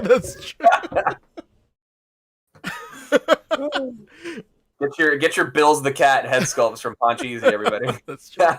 Throw it on this Scrag figure if you want to make it right. Yeah, to make it the true Fabio, the true Fabio figure it was ever meant to be. But true to their word, it does have swappable parts. You can have the mutated version, Nice. or you can have the regular version. Pretty cool. Only yours if you spend $200 on loot crates. I vaguely remember this character. What was the deal with this in the episode that he was in? He's just another one of like the punk mutants, you know. He's a member of Bebop and Rocksteady's gang, eventually mutated into a bat. All right, I'll leave it. Okay. So there's that. You can, of course, you don't want to miss out on this because all the first series figures are reselling for up to $300, and you want to make sure you're on the ground floor when this goes live. Of course, 300. Listen, if you're not like a figure collector, if you just like the brand of Ninja Turtles and you want tchotchkes from Ninja Turtle, it's not a bad deal to like get your $50 crate and sell the figure that you don't like actively collect and make your money back for like literally the entire next series of crates. That's true.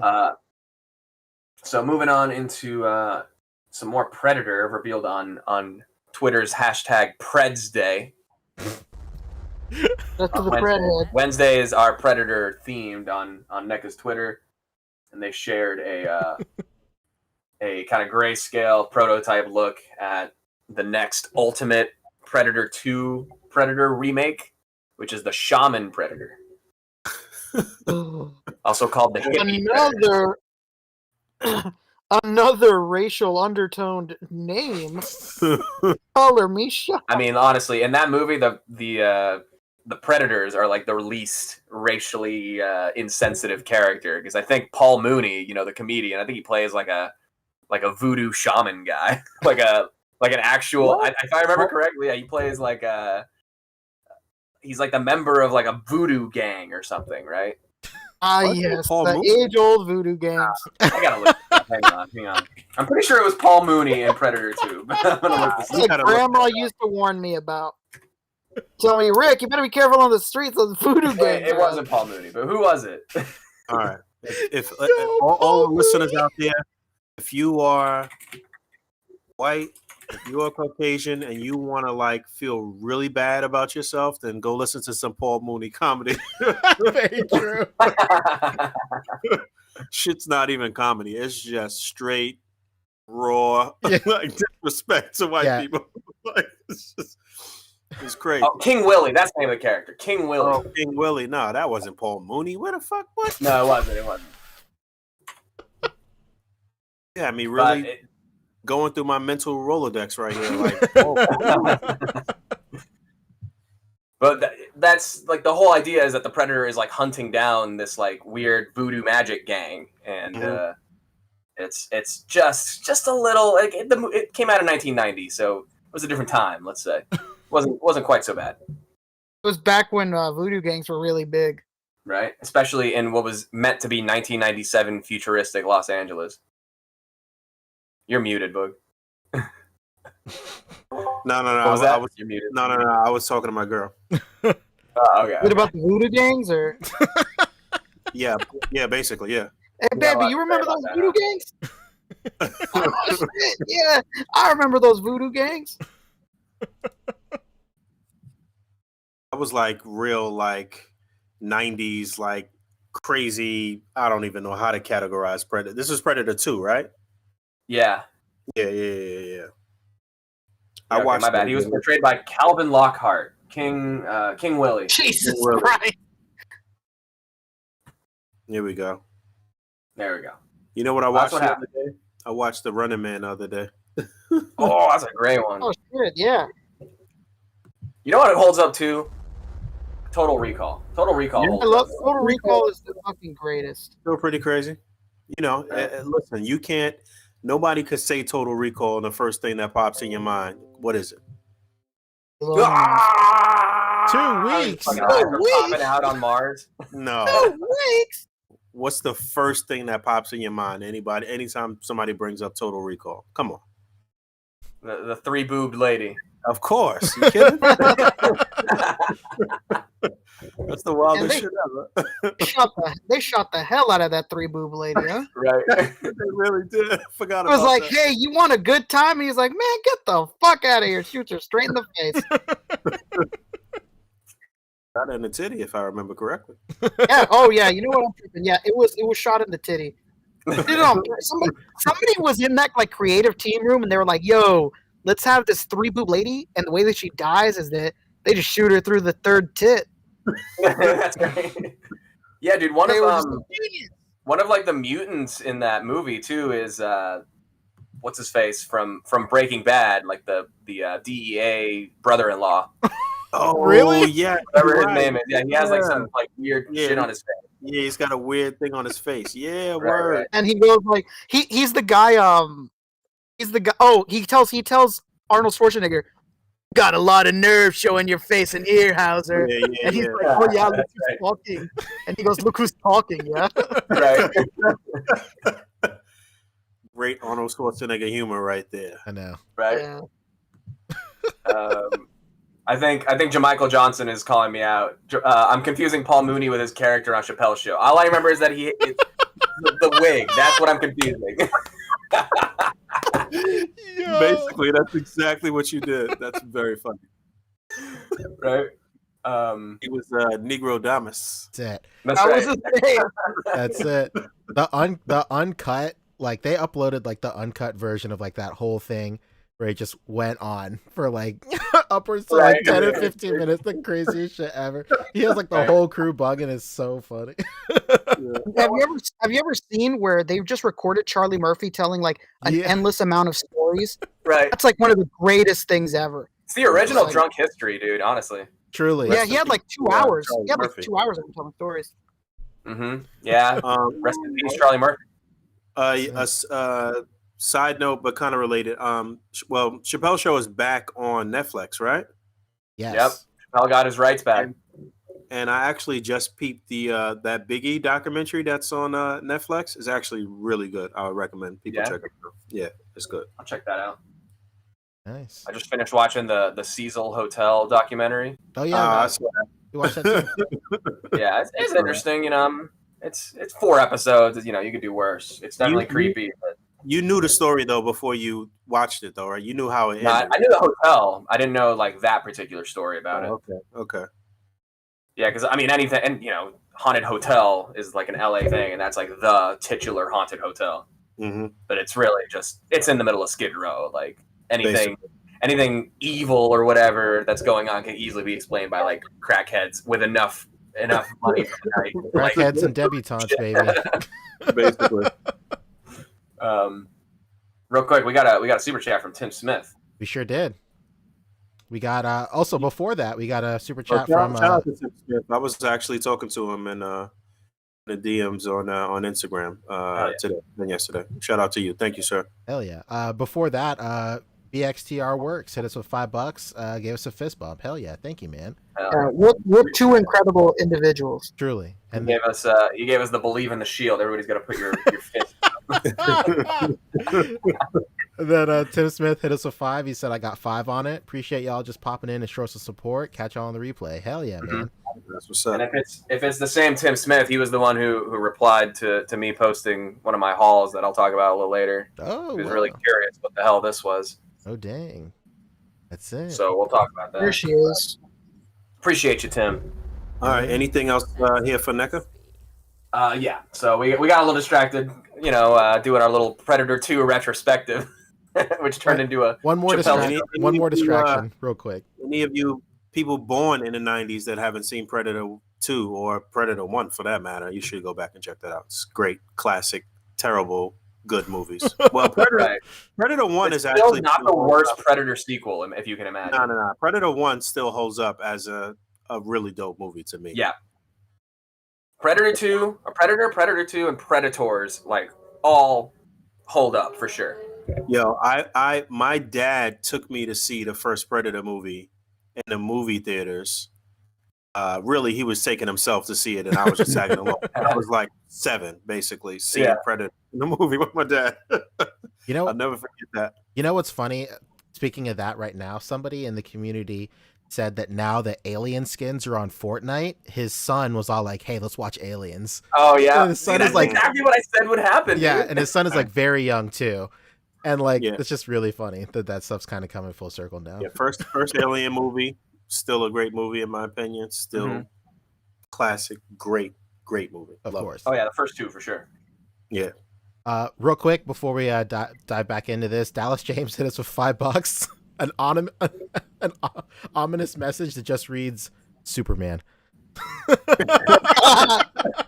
Incredible. I Anything. Incredible. expect nothing less Dallas, from somebody. you as incredible you gotta as come on the show, man. In these next couple of weeks, man. We supposed to been have you on, True. but Yeah. I guess when Mezco Superman releases in the next 3 years, we'll get you on. You know what I was gonna say. You know, what would be a great time to have him on is when we do like a Snyder when we talk about the Snyder Yeah. cut. I was about to Yeah, say It'd the be same a really thing. good time That's a to have great him idea. on. Keep yourself available, Dallas. No doubt. Let's go. Is Dallas? Hell yeah. All right. Oh wait, we got one more, but I'll transition into the next one while we hit that. One more super chat. Did we really? Oh yeah, just came in just now. Monster Mash 20 hit us with $5. He said, "Gang, gang, gang! Millennials have the best pop culture ever." Hell yeah! Hell yeah. Dream of the '90s, baby. Yeah, shout out to Monster Mash. Hell yeah! If I'm Dude. thinking of the same person, I think you posted in the A.C.B.A group, if I'm not mistaken. Yeah, pretty sure. Appreciate And you, Matt dude. 20 on Instagram too, I believe. Yeah. And then moving into the next bit of NECA news, we have in-package images of the Puppet Master 2-packs, Ultimate Blade and Torch, and Ultimate Tunneler and Pinhead. Nice. Wait. What? Oh, okay, these are what? They're from Puppet Master. Yeah, I know, but this is what line from NECA? The regular like. Yeah, that's just an Ultimate, from this movie. Got it. But these are in 2-packs, and it's like a open up box, kind of like double-sided thing. Pretty cool. It's meant to look like the Puppet Master's like box in the movie. Nice. Mm-hmm. So that's well done. You get 2 looks at them. That's it. Just literally in-package images of them. We saw the promotional images of these already. What's the MSRP on these for each one? 50 let's maybe? see. Yeah, Be if they're 30. NECA 2-packs, probably about $50. Think so? 50 for these? I think so. I mean, they're Krang. All right. They're sorry, not Krang. Yeah, that's Krang. Their Krang was like was $50. Yeah, but that's yeah. like a single like deluxe figure. True. If it's an ultimate 2-pack, it's probably going to be like the Turtles 2-packs, which are like $52.99. Yeah, that's what I was just comparing. That like one singular figure goes for Okay. less. So like, Right. Yeah, these are specifically figure 2-packs. So yeah, no price, but I'm going to guess about 50. If you're lucky, $49.99. And then some more TMNT stuff. The second figure. No, I guess it would be the third, but the second one that was shown was the 5th. So this is the second in order of release figure that is revealed. I mean, it's from the arcade crate. It is Armagon. nice. Kind of a cool cyber shark guy. I don't know if this guy shows up in the animated series or not. I don't remember. That's what I was trying to think just now. I'm like, did this guy show up on the animated show? I don't remember. This. Because if he does, you can bet you're going to get this in a regular colorway. But of course, this is an arcade-themed one, so you got the pixelation on there. Pretty cool. I mean, this is what he looks like in the game. There's the sprite. There's the figure.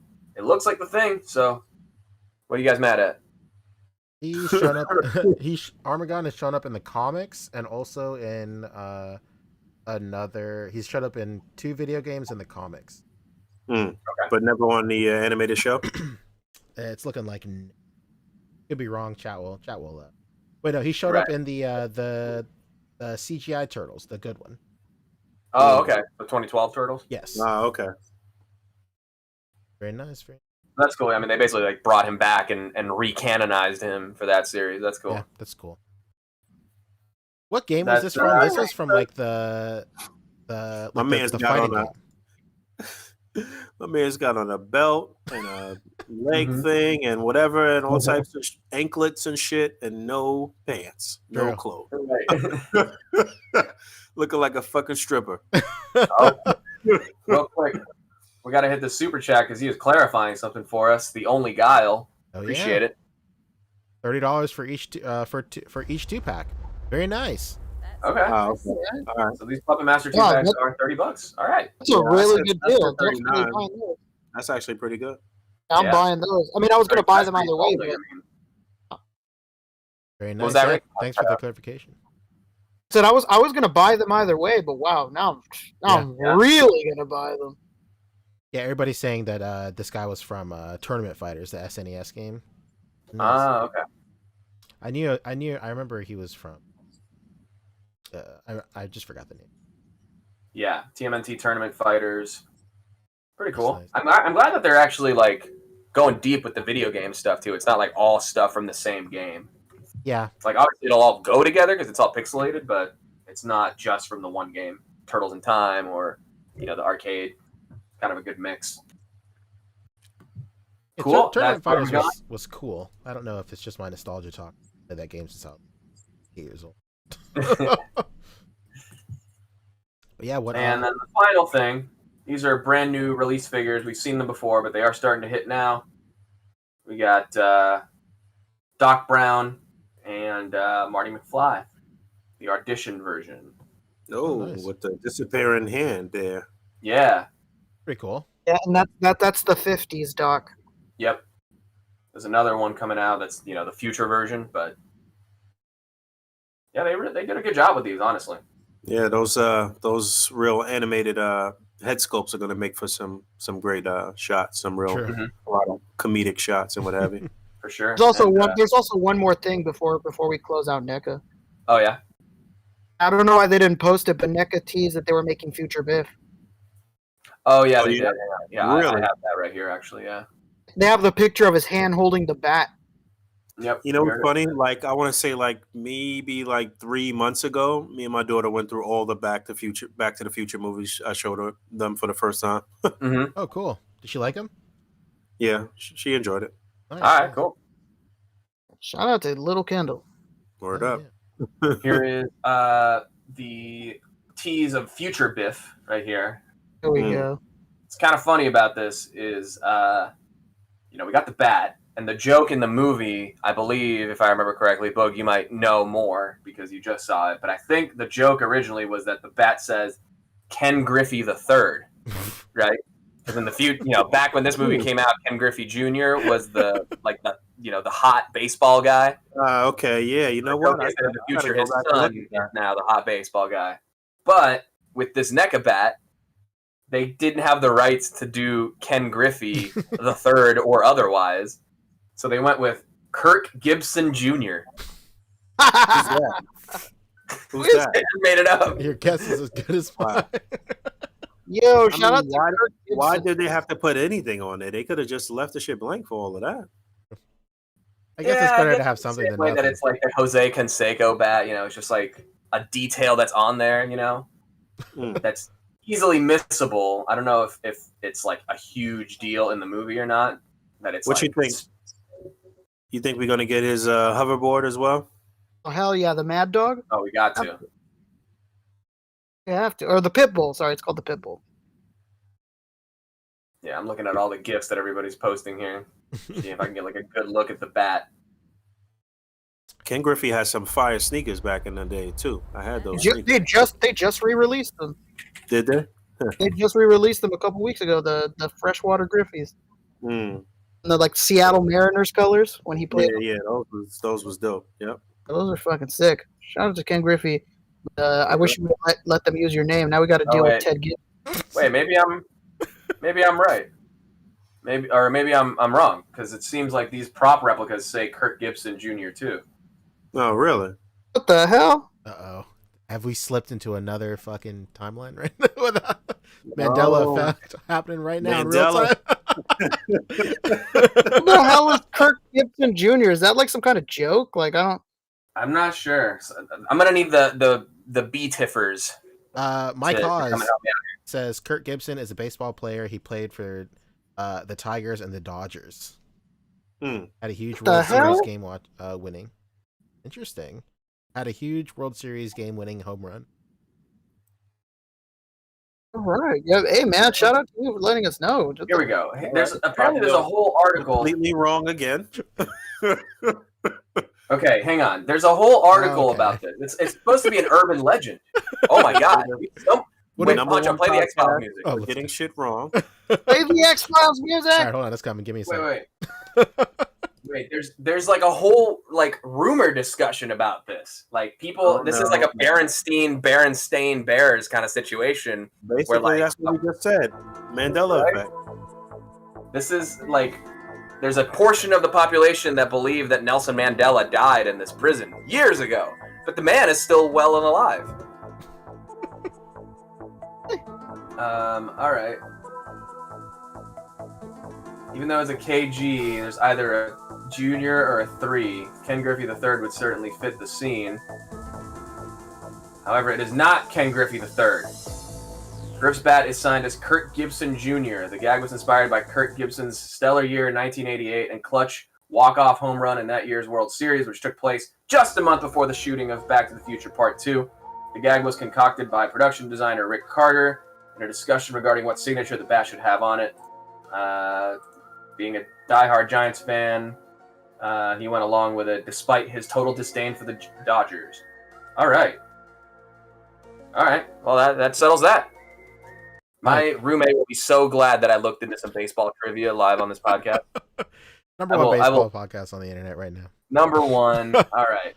Shout out to Travis. Gave us a super chat for $5. No message, but thank you so much, man.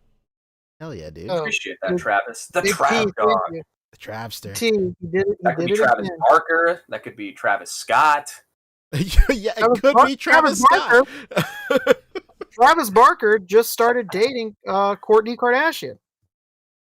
So there's that. Listen, we all learned something today, and that is that NECA's level of detail is clearly like way more on point than our research suggests. And then Fabio's memory. What's that drum set they using in the back there? Is that one of their props, or that's the Muppet shit? This one, let's see. For this, this looks like the Metallica one. It could just be a backdrop. I think this is a backdrop. Damn, really digging in the archives for that one, huh? Yeah, no, this is a backdrop. Yeah. This is just floor, and then here's the seam, and then it's just, like some kind of backdrop or a digital something. This is Toy Arc's photos, not NECA's photos. Right. Okay, that makes sense. Yeah. Right. Yeah, that is it for NECA now. All right. We won't dwell on this too long. Moving forward, what's next? Hasbro's next. Hasbro, baby. What's going on with Hasbro? I don't even know. I don't know. There's this Star Wars stuff. Just one Star Wars thing, and the 2-pack. That's what I wanted to talk about. Yes. All right. So, I actually put up a video. What am I saying? Yeah. On Monday, I guess it was Marvel Monday. They Hasbro dropped images for this 2-pack. If you remember back in the Crimson Dynamo Build-A-Figure wave, we did get a Red Guardian, but he only had an unmasked head. There was no masked head, and we saw a few customizers give us that. But finally, they gave us this. I think it's an updated, more movie-accurate look here because, obviously Marvel will get the designs for some of these looks pretty early, and then something will be off, and then they will have another opportunity to fix it when it's closer to the release date of the movie. And this movie has been pushed back so damn much, I don't even know when we're going to get it. They're still pretty adamant about releasing it in theaters, and it's like, I think it's Kevin Feige at this point. It's like, great as he is, developing the Marvel universe, he's like the one thing that's holding this from like being released on Disney Plus, like everything else. But this looks very good, and if you are, I guess if we had already seen the movie, we would feel more excited about these characters and getting this. But I will say it's a very nice sculpt. It looks like it's nice texture on the costume here. I believe the shield has been updated. But the mask look here looks very good, as does the other unmasked head too. Those hands look like some of the open hands that they've used from maybe I don't know, Strange, Professor X or maybe Doctor Strange. Yeah.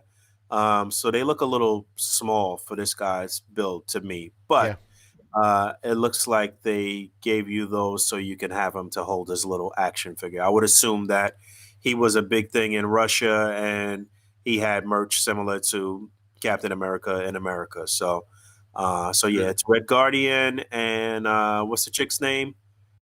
Melina Vostokov. Oh, Vostokov. Yes. So I believe this is Black Widow's sister in the movie, right? No, I think it's her mom.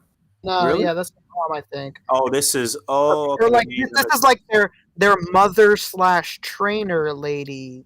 Got it. Ran the ballerina studio, right? The other chick is basically Yelena Belova, right? Right. Yeah, yeah. Okay, got There it. you go. Nice. So it looks like they may be utilizing some of the same parts from one of those Black Widow figures, I guess, from the movie. But good head sculpt. This will be a nice one to maybe pop on some civilian body and give you somebody just on the street or something like that from one of your displays. Packed in here with the little grappling hook. You get the interchangeable hands for each of them. Not bad. I don't like those platform shoes, but they're not the kind that look like it'll be hard to stand her. So I guess it'll be okay. But I mean, I'm sure this is an easy pass for a lot of people that don't really care about the movie figures like that. But customizers out there, people that want to kind of take some of these parts and accessories and stuff and use them for other things, I could see this being an attractive set. So I think this is retailing for $39.99 if I'm not mistaken. It actually went up for pre-order, so I'm 99% sure it's $39.99. But yeah, that was Marvel Monday for Hasbro. I don't know that I would pick this up. I'm still trying to complete my damn Crimson Dynamo. And shout out to, damn it, I got to look up your name, but you sent me a couple parts for Crimson Dynamo this past week. Shout out to you. Thank you very much. I'm going to look up your name, and when I complete it, do a video and give you a shout. But yeah, that was that for Marvel Legends. They still owe us a bunch of news because the last Fan First Friday was a little light on reveals and news. I guess they trying to give us a little bit at a time. So that was it for Marvel Legends, though. What you guys think about that set? I know none of y'all care about this shit. I mean, I'm sure I'll care about it when I see the movie. Exactly. Right. And then, I want the little action figure, that's for sure. Oh, for sure. Right. This woman is rumored to be the villain too. Okay. So if she turns out to be the villain, you'll maybe want to have the figure, but yeah, I don't think it's entirely essential unless you just want to recreate like the dinner scene from the trailers or whatever. Hey, I figured it out. She is Taskmaster.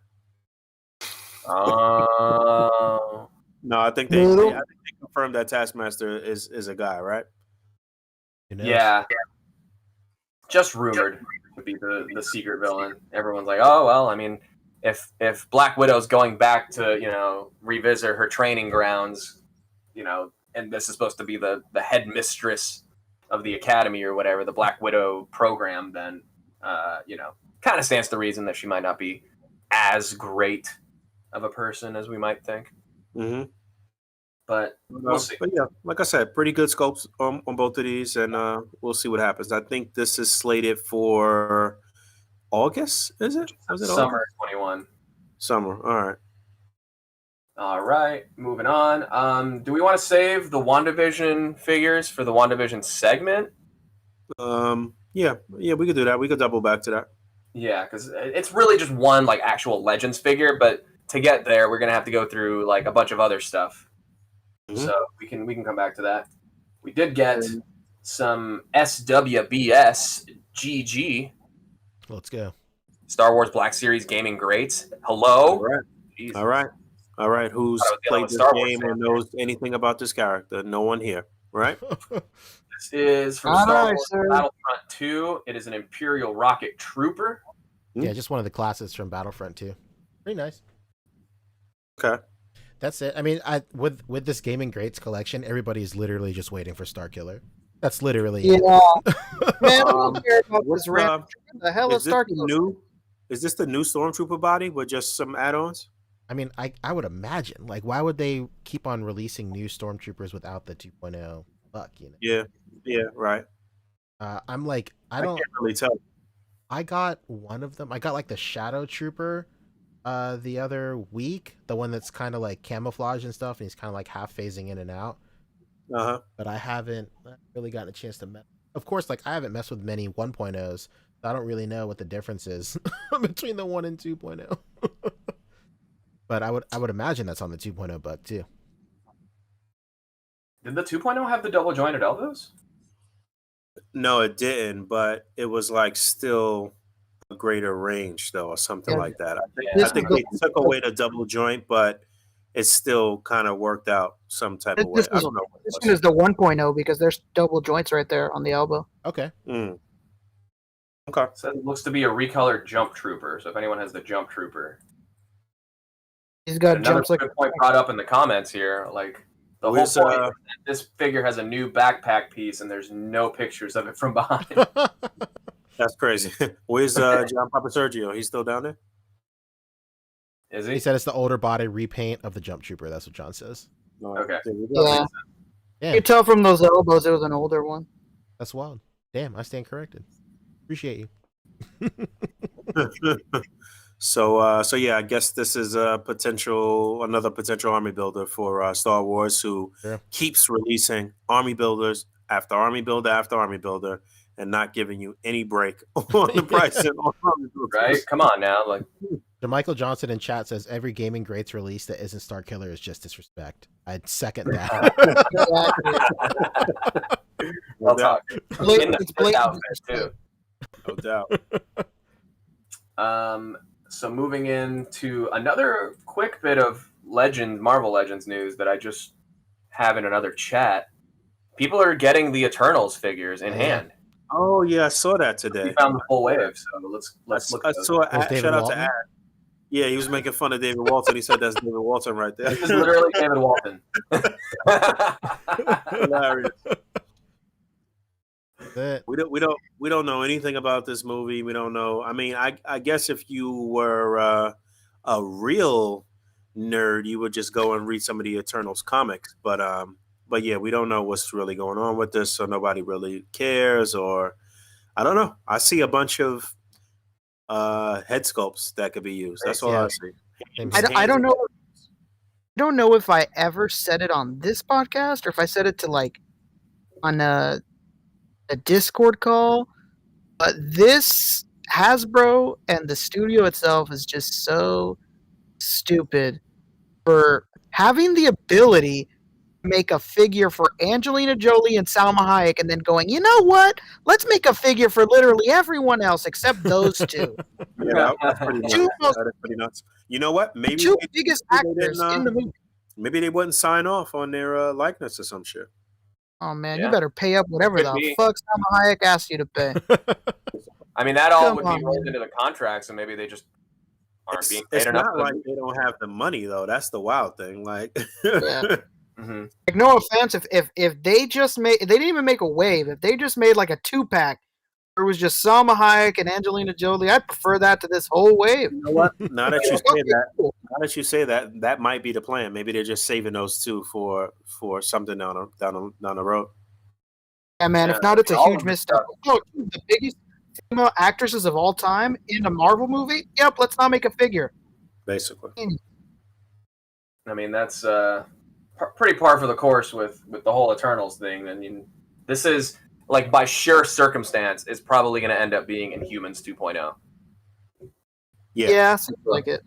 for sure. Other thing that was showing up, I think I might have mentioned this last week, but the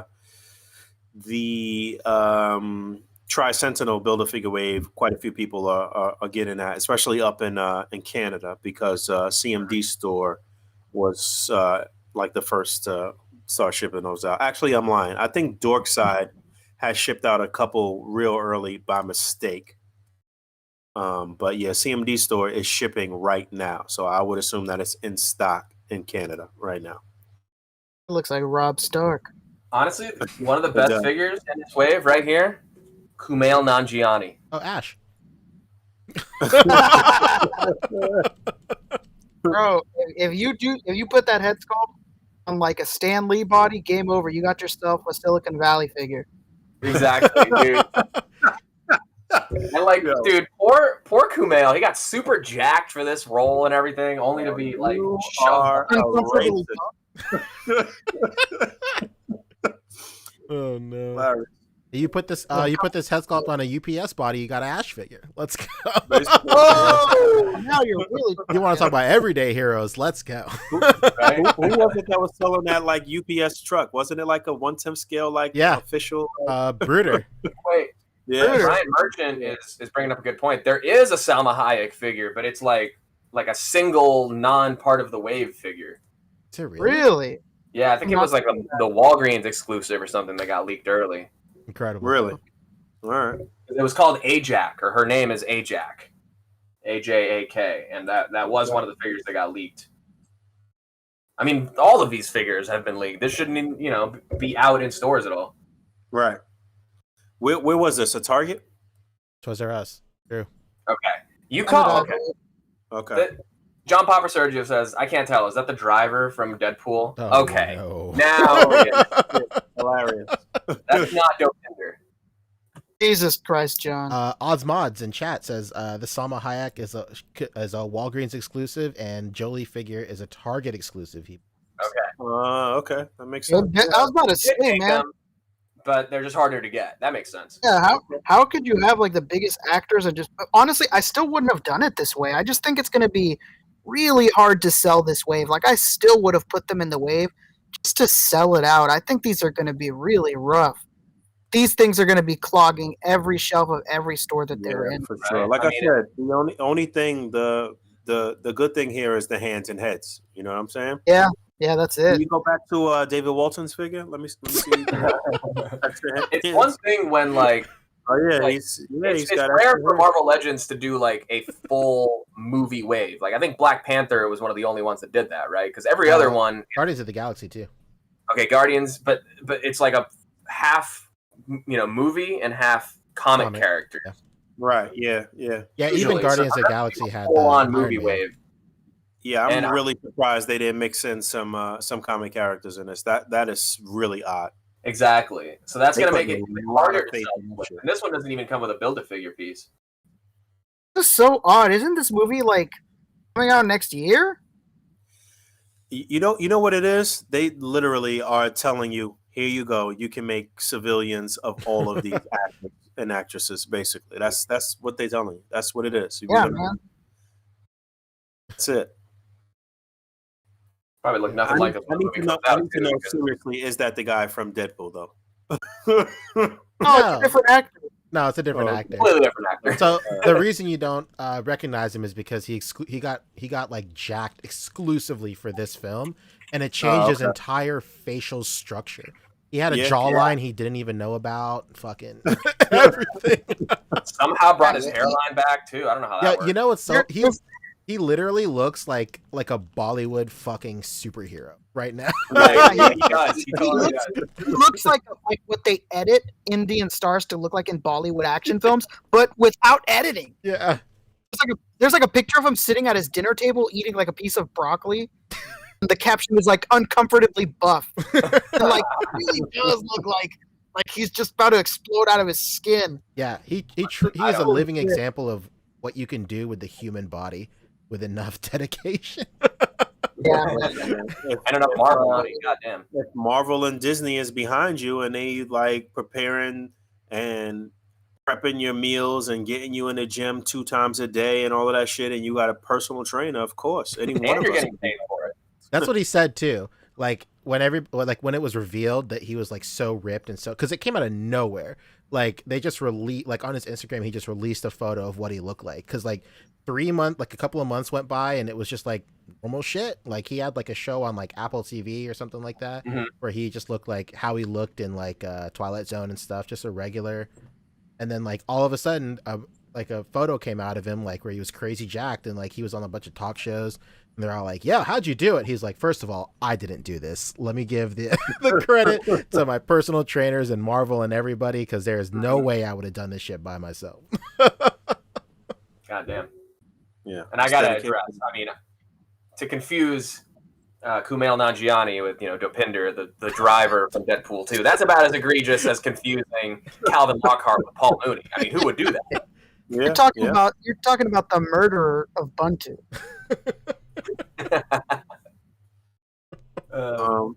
Yeah, I guess that was it for Hasbro, though, right? Yeah, I think that's it. One thing I wanted to discuss really quick is like, what do we all think here? Because there's something we haven't discussed that's kind of unprecedented. There's supposed to be 3 movies coming out this year: Shang-Chi, Spider-Man, and Eternals. And but then there's Black Widow. So what do we think? Do we think they're going to do 4 movies in 1 year? Are they going to push back Eternals because that's the last movie of the year? I think. I mean, I think they're trying to bank on the fact that like shit is starting to open up right now, and everybody's going to be thirsty to go out and do shit, and so they might actually pull that off. They might just say fuck it and put out 4 movies. Because I mean, if you think about it right now, we just in March, so next month will be the first quarter. They could put out something right at the beginning of April, and then throughout the next 3 quarters. It's possible. They could space it out for sure. Well, we kind of talked about it when we were talking about the release schedule for WandaVision, but the way it's kind of working out is that since the premiere of WandaVision, there will be like a new like Marvel content drop every week. Yeah. Basically towards the end of the year.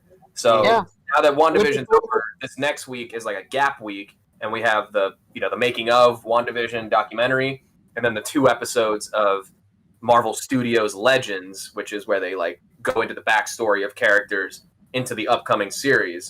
So it's 2 episodes, one for Sharon Carter and one for Baron Zemo. I'm reading this off a list, so nobody can question the integrity of this. And then on March 19th, we get Falcon and Winter Soldier every week, and then May 7th is supposed to be when Black Widow drops. What? So ideally, Falcon and Winter. Oh, it's supposed to be shorter. I think it's only like 6 episodes or something. But what is Falcon and Winter Soldier? Yeah, it's supposed to be shorter. And then June 11th is Loki, however many episodes that is. And that'll bring us into Shang-Chi in July 9th. 2 treats, huh? On the 18th and the 19th. The Zack Snyder and then Falcon and Winter Soldier, huh? That's right. Can't wait. Do they really think that they'll actually be able to put Black Widow out next month in April? There's no way. Or not. May, right? It's May 7th. Yeah, 2 months from now, there's no way. It's going to be May. Again, the idea is they want it to be in theaters, but that's crazy, dude. If it gets to May and it's still not looking likely, I don't know how many more times they can push it back and like still have anyone give a shit about it, because it already had an uphill battle with it being technically like in-between before Avengers, Right, yeah, for sure. Also, for the rest of their like cinematic slate, like movie wise, like how much further they can they afford to push it back, like for the integrity of like the storyline and the timeline, like I mean, Black Widow, like you said, is in between, so they can like depending on what they could, if there is like some tidbits in there that was meant to be like morsels for a show that they had to push back again, they could cut that stuff out of the theatrical release and put it on the Blu-ray or something, but like. Stuff like Spider-Man and like depending on what Shang-Chi is, like how much further can they push that stuff back, especially with like Loki and depending on what Falcon and Winter Soldier go through in terms of like their storyline.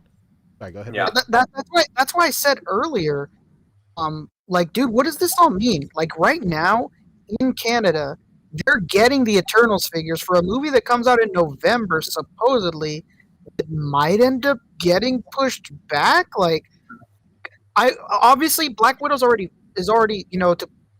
fucked. All the toys are sold. They're not in stores anymore. So you're gonna fuck up 2 toy lines and not like release things on time. Like I don't understand what their obsession is with pushing this movie back. And I've heard excuses of like, oh, they've done Scarlett Johansson dirty. Like, bro, people, there's like 500,000 people they've been dead. I think they've been done much more dirty than fucking Scarlett Johansson, brother. I don't know what the hell. Like, I'm pretty sure nobody's concerned about like, oh no, Scarlett isn't gonna get to be in the theaters. Jesus, come on, guys. It's literally just the idea of you don't want it on paper in the record books to be the first, solo female Marvel film just ended up being, put on streaming. It wasn't, nobody cared about it enough. Like, that's just kind of the thing they probably want to avoid. True. I mean, if Make sure it gets a Disney was proper willing, release. Disney was willing to put their new Disney Princess film on direct to Disney Plus.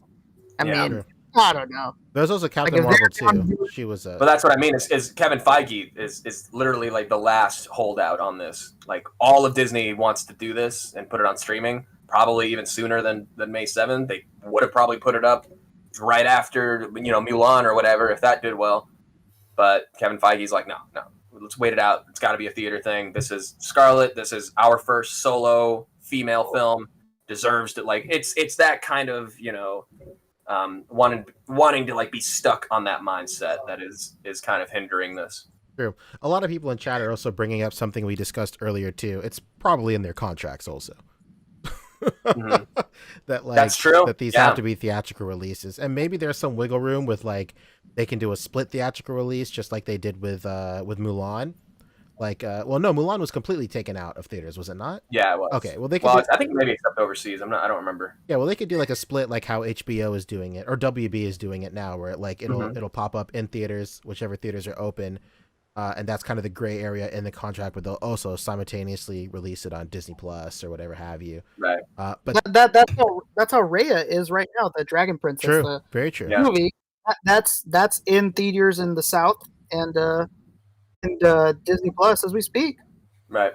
Very true. Jamichael echoes again.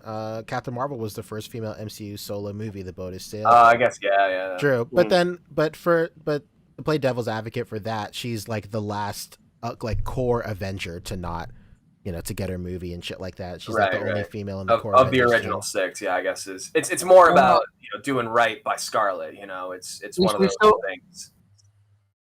I mean, is that like Right. enough to fuck everything else up and like, I don't. And to just kind of continue the slate, like there's actually a lot of stuff scheduled for this year, and if it pushes it back, that's obviously going to push back everything for next year too. But Loki is June 11th, Shang-Chi is July 9th, the What If series is summer, Ms. Marvel and Hawkeye, series are both scheduled for fall, Eternals November 5th, and then Spider-Man No Way Home is December 17th.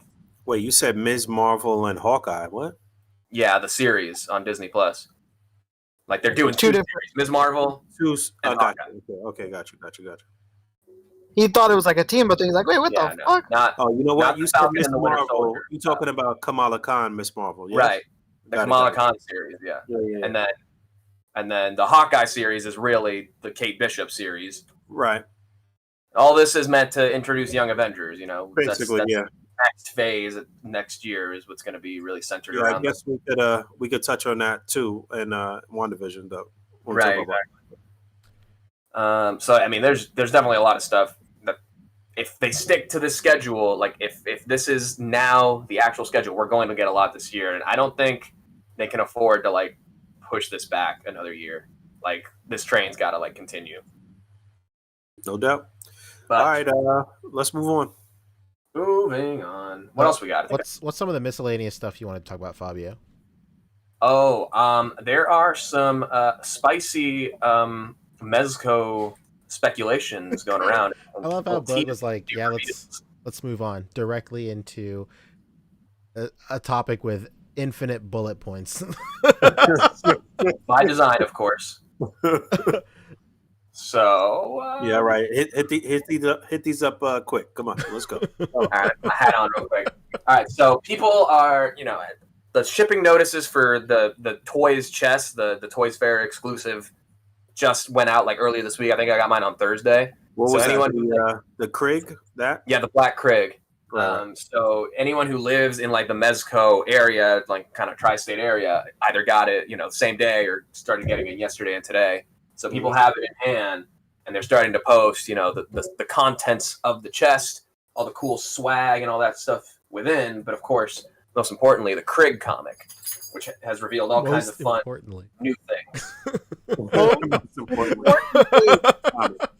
Not the $200 figure, but all know the figure's gonna be fire. It's I mean, it's the posh. same as the red one, but Oh, you know what? Real quick, just to backtrack that on Hasbro, there was one other thing to mention. Hasbro had put up pre-order for the Hellfire Club Goon two times this week. Actually, they put it up in the middle of the week, maybe like Wednesday, I think, and then it sold out. Then they put it up again this morning. And shout out to whoever that was on Instagram that told me that it was up. I was able to get a few. That was my first time ordering it.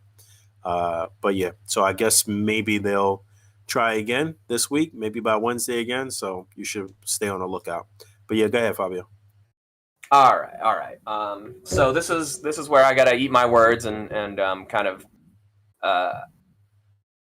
hold myself to the same standard that I like to hold other fans of things too, i.e. if you're a Star Wars guy and there's 6 stormtroopers on screen and you don't own 6 stormtroopers for that scene, you are not a real Star Wars fan. Yeah, basically. In that same vein, here we have revealed in the Krieg comic kind of the numbers of Krieg that you need of each one to be lore accurate. Here you see all 4 colors for the first time. We've only seen like the stickers before. So of course we got in the back, we got 5 of the Blood Force Krieg in the red. And then in the middle, we got the Pale Drivers, the white ones, also 5 of them. And then there's 2 Murder Hornets, the yellow ones. Great name. And then the 1 Black Krieg, Spartan, Black Spartan Krieg 13.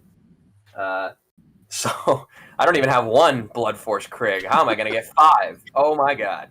Forget about it. Wasn't the Blood Force one the Korea exclusive or whatever? Yeah, it was Hong Kong. Hong Kong. Sorry, I'm not racist. But Hong Kong and Taiwan actually. But yeah, it's this is the Krieg 13 comic that comes with it. Just kind of gives you the history of the character and everything. And then there's that, and there's also like a little bit of their. You're gonna see some Mezco person with that exact setup in like 1 year from now. Absolutely. Oh yeah, no, 100%. It's gonna happen, which is tough. Good for you. Must be nice. I think the one that I probably would get multiples of is the Murder Hornets, because there's another frame in the comic where they're specifically like mentioned that they're a duo, like they're a swarm of 2. Let's say they call it. So that one I may actually have to get swarm of 2. Yeah, in the same way you can be a one-man army. True. That's what they say up there. Come on. An army of 1. Right. Each one sold or leased for the agendas of others. Super cool. So that's a little bit of official Mezco lore. Shameless plug. I actually have one of the Krieg bundle packs on a raffle on my Instagram right now. Yeah. Open up that comic real quick before you get rid of it. So then the next interesting little tidbit is the new Slugfest Emporium of Badassery ad, which contains a couple of new items that are not listed on the site yet. So presumably, if it's anything like what happened with Doc Nocturnal, people will see the ad first, which is where people first saw the Gomez of Death advertised, the Bruce Lee one. They're like, oh, cool, when's that happening? And then like maybe a week after the first people started getting it in hand is when it just secret dropped. To update it to go along with the new stuff on the ad here. So if the same thing happens, there's 2 new items that you'll be able to get, and it's a Krieg t-shirt. Pretty cool. Looks like it's a picture of the figure itself instead of like the art. Mm-hmm. And then a Hazard Squad challenge coin set, which is like literally just coins with art on them. I have the Pink Skulls one. There's really nothing like about them other than just additional tchotchkes to like display with your figures. But the one interesting thing we got out of it is, we get to see the name of the Hazard Squad Snake Eyes guy who has like a snake head and a cigar. His name is Death Adder. Nice. Which is a badass name. Hey, you know what? This the Nick Fury Gomez has been processing for like 2 weeks on my shit. Right? I know, dude. It's crazy because now we're getting that was the Fall Con box, and now we're getting the Toys Fair Con box. Yeah, right. In hand before the one from the fall. I don't understand. It's probably, honestly, the speculation is that it's one of the tchotchkes or one of the things in the swag bundle is delayed rather than like the whole thing being delayed. Okay, yeah, that makes sense. Yeah. So another interesting thing is the crypto cog code that you get with this, which gives you a 10% discount and a 20% discount on some of these items, right? So if you have the swag bundle from the Toys Fair chest that the Krig 13 comes in, you get the crypto cog, and this is what tells you what to change it to get the coupon code or whatever, which somebody has already decoded. Somebody who does not even have the crypto cog in hand already decoded it. So for whoever in the chat, I forget who, asked about the crypto cog code for this ad, it is Smiths. The Smiths? Not the Smiths. They sent Smith. me. Right? They sent, exactly. And the Smiths are apparently, in the lore, are the creators of the Krig. Oh, okay. Yeah, Right. So when they say, tell them the Smiths sent you, it's the creators of the Krig sent you. Now, the code is not active yet, so you can't go onto the site and, use it. Same thing. I think Mezco is just kind of waiting for enough people to get it in hand or, have enough time to, know that the orders are out before they drop the next wave of stuff or the next, round of drops or whatever. Yeah. Including, making the codes active. But if you want all this stuff... They sure do put a lot of work into this shit, man. Jeez. Right? These two things, the wax packs and the poster are already up there. Again, just the codes are not active. So then the final little... what was that, Poncho? Well, it might be what you're And about talk to about say. the other guy. Who's the fella in the bomber jacket with the claw hand? Oh, Who's with the that? claw. You didn't talk about him. Claw man we made don't know it his name yet. We saw him in the Hazard Squad, announcement Oh, okay. and the promotion material and all that stuff. So he's part of the Hazard Squad, but we just don't know his name. Okay. It's kind of cut off. It was just very un-Fabio-like for you to scroll past something Mezco related and literally not say anything about it. Alarming. I was like, I only whoa. went with the new piece of information, which is his name. So- True. This is already pictures, and we already knew this guy existed. So if we could see what his name was, there would be something new to talk about there. Have we gotten a bomber jacket with any Mezco figure like that? I mean, we got the leather jacket with Cyclops, but it didn't have the fur and shit on the No, the collar. next one with the fur, it's going to be a vest, though, is the Hawk P40. It looks like they'll reuse this one for that shark guy too, huh? I don't know, because that's supposed to be a vest on Hawk P40, Okay. so unless they do a new jacket. This looks more like a winter jacket than a bomber jacket, This looks Looks like a pilot's jacket to me. I don't know. North Face. True. North Face only does the fur on the hood, and that doesn't look like a hood. That's a collar. North Face doesn't do fur on the collar. Mm-hmm. Also, North Face. knows it's Rick. Right? I hope they make it, though. Well, Rick is collar blind, so. Sorry, but I Oh, don't see no. color.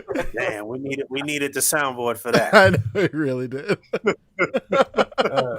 So, 1/6 shooter, he must have this stuff in hand already because he knows. They show the Smiths as creating Star Destroyers, Thor's Hammer, the TARDIS, Tesseract, among others. They're just creators of tech.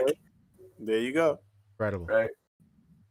All right. And then the final little piece of a nugget of tidbit of news to pull out of this Krig 13 comic is the next coming soon Rumble Society character.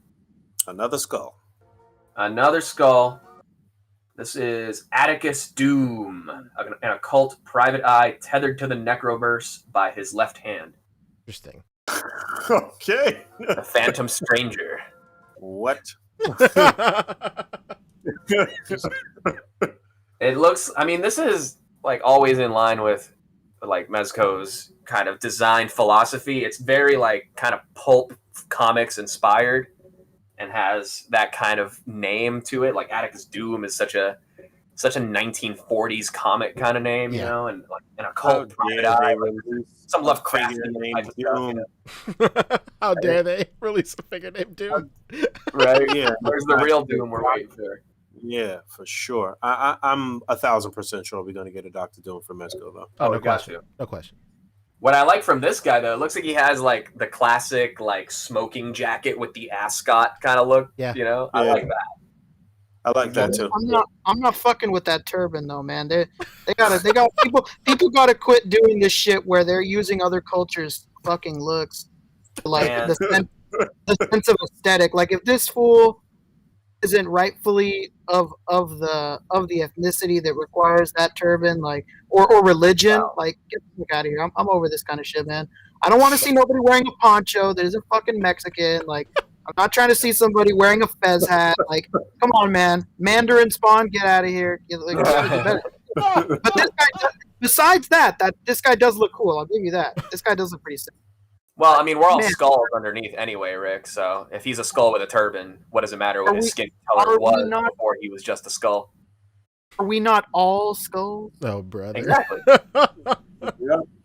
Come on, man. I like So, his staff. this You is know, gonna like be, if anything, wait. even if it is like that type of the era appropriation, at least it like kind of makes sense. You know.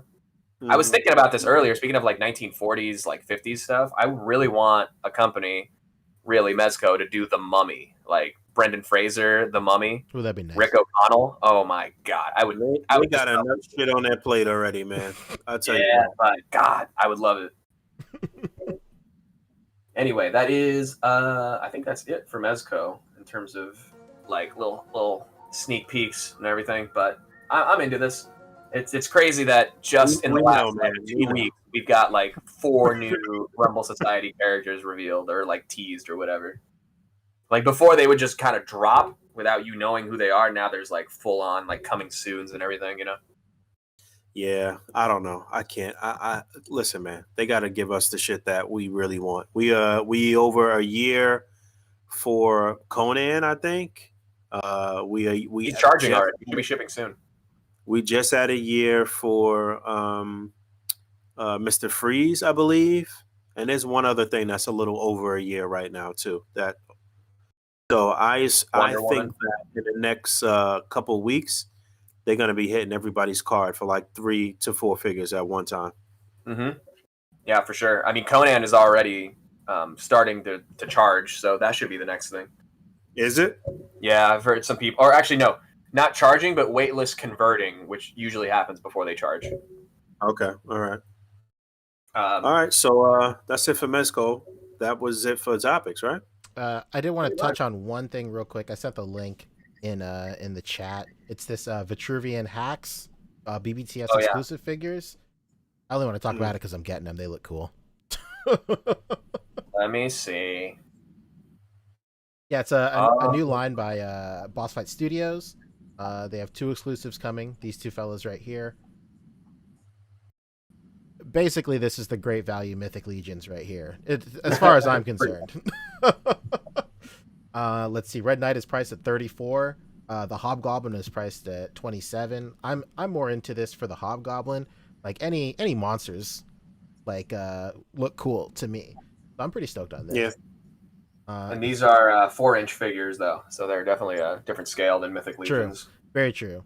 And like 4-inch figures, when it comes to like monsters, that's where I don't really mind. Like the scale doesn't really matter that much to me, because like you can kind of fudge like a smaller monster or like a something like that. They don't really bug me too much. Yeah, like to be like a goblin, a troll kind of thing, right. or something. Like a little like legionnaire or like a minion or something like that. Mhm. And then you can just have like a kid in armor, whatever. Fuck it. But that does actually remind me that there is Mythic Legions news as well. oh, is there? Yeah. Bring that up here real quick. I got a bunch of pre-orders charged for Mythic Legions today too. If there's anything else anyone wanted to say about this before we move on. That's it for me. Vitruvian Hacks. I just want to pop it up. Just 'cause So I think the only thing I want to add is that this is most definitely great value, great value version of those figures, man. Jesus. So here's the real value. Name I brand. feel like How about the whole Vitruvian Hacks value? actually does like a lot of really, really good lines. But moving into some Mythic Legions, so they have their All Stars Wave 4. So these are basically refreshes of figures from previous waves, kind of fan voted in to be remade, re-released. You can get the full set for 300. You can get them all for 35 to 110 for the Forest Troll. Nice. Damn. Yeah, I was about to say they need to re-release some of those bigger figures, man. Why can't I get a bigger picture? I don't think that they had that. I think this is the troll just had the troll head sculpt before. They didn't have this one with the horns, right? Yeah, this is from a different troll, but now it's being put onto this body. Nice. Got it. It looks good. Anyone playing Yeah. Valheim by any chance? I would Not get yet. that troll. I would get that troll. That's perfect for Conan. That's about to come out, or Right. Asgardian characters, Thor or something. Like, you can fudge this, real? man. Yeah. No, it's huge. I mean, 110. You're getting your money's worth for sure. Yeah, for sure. That's the troll. I like this one a lot. This is Sir Owain. Oh, that looks cool. Straight up knight. Looks like Knights of the Nine armor from Oblivion. A little bit, yeah. Very nice. Honestly, he kind of looks like an Imperial guard from Oblivion. Yeah. Stop right there, criminal scum! You violated the law. You violated the law. Surrender your stolen goods and it's off to jail with you. Pay with your blood. Yeah, this looks nice. Yeah, this looks cool. I kind of want this because I've wanted a straight up like silver knight armor. I know he's got some gold highlights, but I've wanted like a straight up, classic looking knight, and I want to throw some soft goods on it and make it Doctor Doom. But now that Mezco might be doing a Doctor Doom, I'm like, well, maybe I don't really want to do that. I envy a lot of people that I see with like multiples of these and have their little knight armies and like really building up their stuff with Mythic Legions, man, because it is a very, very good line. Still kind of slept on. Yeah, shout out to Trevor, who's we talked about this many episodes back, that he's doing a lot of their product shots and stuff too. Yeah. So. Nice. Another guy in the shadows with Mythic Legions is Greg, dude. Greg is like he's all about this line. Yeah. Dude. Yeah. Him and that fucking looks like Moss Man, doesn't it? well, yeah, that's the whole idea. But I was just gonna bring up, this is a Trevor photo, so Hell yeah. he can do the official photos for these. Yo, hold on, that looks like Moss Man, and the other. I'm gonna get there. Here's the next one, Beatus, kind of like a gladiator guy. Still armor but more exposed, kind of flesh pieces. Exposed. Pretty cool, of course. Oh, okay. Still got some pants on. That's good. All right. So of course, the whole idea too is that you can like mix and match all these. So if you just want some of these for particular parts, totally cool. This one I love, Tibius. Hell yeah! I just bought another Tibius. Yeah, Tibius. Right? What a great name. Femurus coming next. Right. This is what I love in like all of like my fantasy like RPG like character design or whatever. I love heavy armor and a skull with a hood. Yeah, best design. So this right here is like heavy armor, skull. All right, cool. You can throw some soft goods on there. He's got the cape. Hell yeah, looking good. That looks pretty good. I think CJ does soft goods for them as well. I'm not sure. Oh, whole fam's in here. I know. Gang's all here. Yeah, gang's all here. All here. Now we got Scaphoid. Hell yeah, this guy looks like he has every STD on the fucking planet. That Did you sounds hear like some fucking crazy virus or something? Yeah, It's, that name? He's got a crazy virus with that name. Yeah. No, a scaphus or a scaphoid. It's another bone, kind of like tibius. It's another bone pun. But this looks cool. This looks like the Draugrs from Valheim. Poncho, play Valheim with me. Maybe. Let's be Vikings, Poncho. Come on. I know. Well, they could surely give us bone puns for a very long time. Yeah, we they got really so many bones in the body, right? Yeah, we got a ton of them. And here's Mephitor.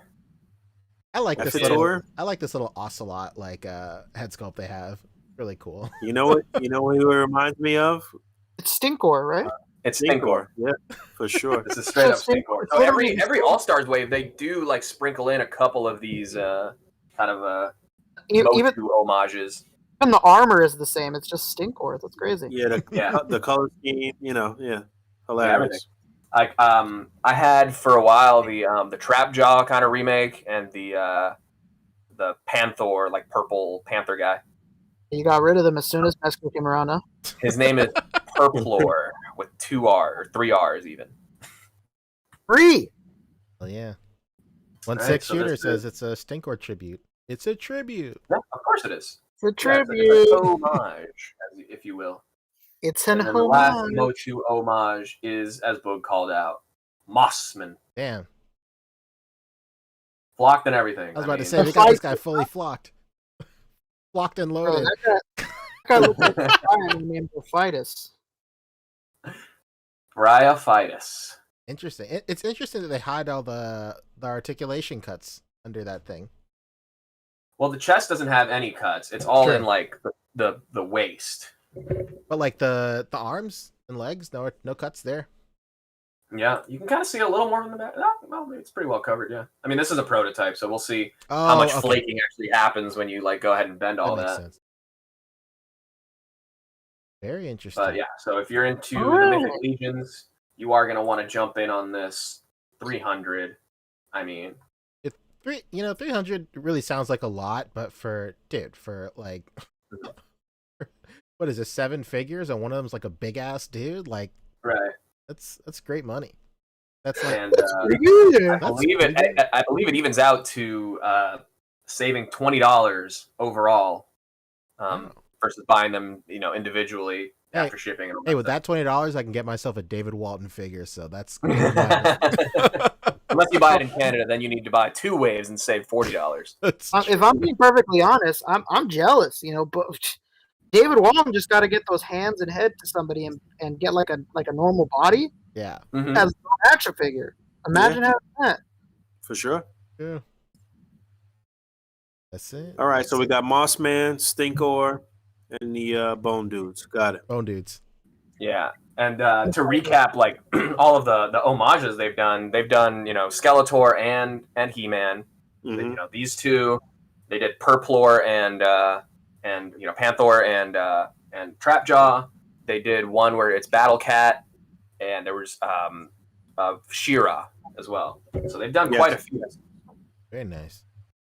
Honestly, if I were to be a pick and chooser of this line, I would probably only collect the Motu homages just to kind of have that little weird universe built out, with maybe a couple of scaphoids on the side for Skeletor. Who knows?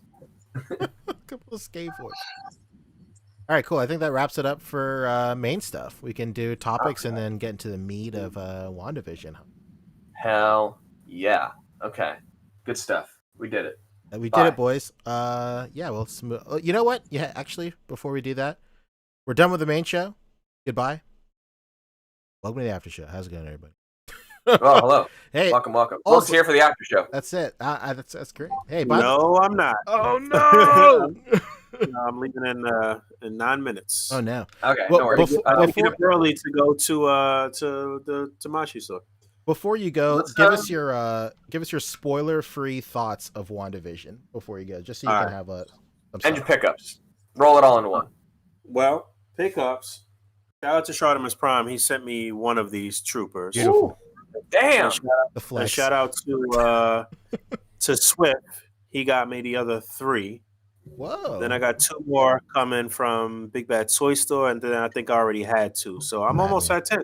I'm happy about that. I got the deluxe Thanos, which I didn't open yet, and somebody asked me to do a review of the Ghost in the Shell dude. What's his name again, Rick? Bateau, yes, which I think I will do this week, actually. Nice. But I had him. There was one other thing that I got. Oh, I got Build-A-Figure parts. I got the parts for Crimson Dynamo, and I got some other parts. What other parts did I get? I think I got the Apocalypse parts too. Toy Biz Apocalypse. And that was it for pickups. But spoiler-free WandaVision review. Disappointed. Last episode didn't do it for you, huh? Not really. Were you expecting a lot because of all the theories? I saw that funny ass meme with the Star Wars first time meme. That shit was very funny. But yeah, I guess we built it up for a lot of shit that we wanted to see and we're speculating on that we just didn't see any end. It wasn't bad. in terms of action, and we did get 2 after credit scenes, right? Mm-hmm. And I like the potential for what could happen in the Doctor Strange movie, I suppose. But we needed a bigger payoff in this last episode, in my opinion. I think it Yeah. was a little bit of a letdown, especially as far as like cameos go. And yeah, I don't know. It started off real slow. It heated up in the middle. We got our hopes real high, and then it kind of like let us down in the end. I think, man. I don't know. I think they peaked out at the episode with uh the Pietro? 7th episode. I think it was. With fake No, Pietro. no, that was very good. But I think the episode was it last week or the week before last was the best episode. What The happened last flashback week? one? I forgot. Flashback one? Last week was the flashback, or the series of flashbacks, and then the one before that was no, because Agnes was the flashback too. Yeah, no, last The week. one before that was the Malcolm in the Middle. So that was the first episode with like after the appearance of Pietro at the end of the previous one. No, the episode where The Halloween episode, yeah.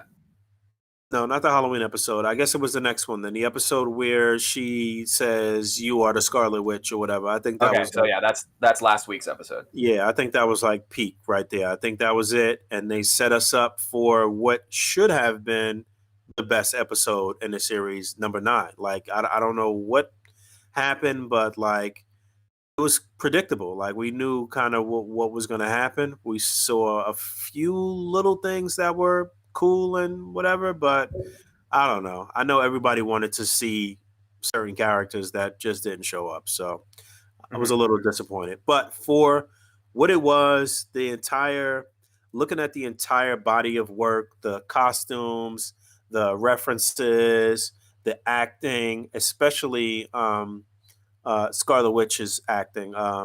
What's her name? Elizabeth What's her Olsen. name? I just call her Liz. Elizabeth Olsen. I think she did an excellent job.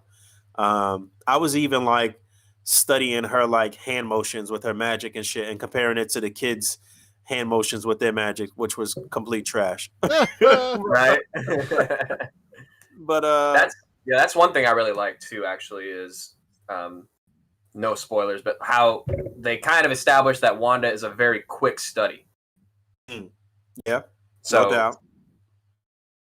I I like that too. I like that she yeah, I don't want to give that part away before y'all get into that because people could still be holding on right now. But yeah, I was a little disappointed in the last episode for sure.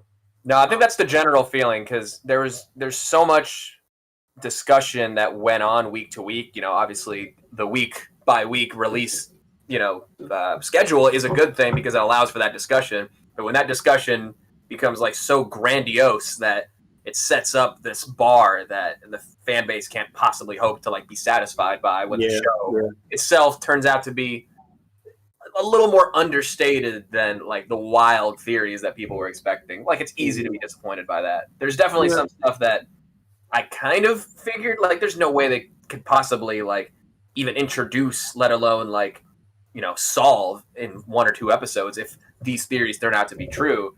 But I think there's enough there that they could pick up where this left off, even if they don't know what that, basically Agnes is just like, you don't know what you've done. By the time we figure out what that is, Marvel will have already kind of figured out what that thing will be, So right now, it seems like they're just still setting it up without fully knowing what that next, greater threat that she may have unleashed is. There was one thing in particular.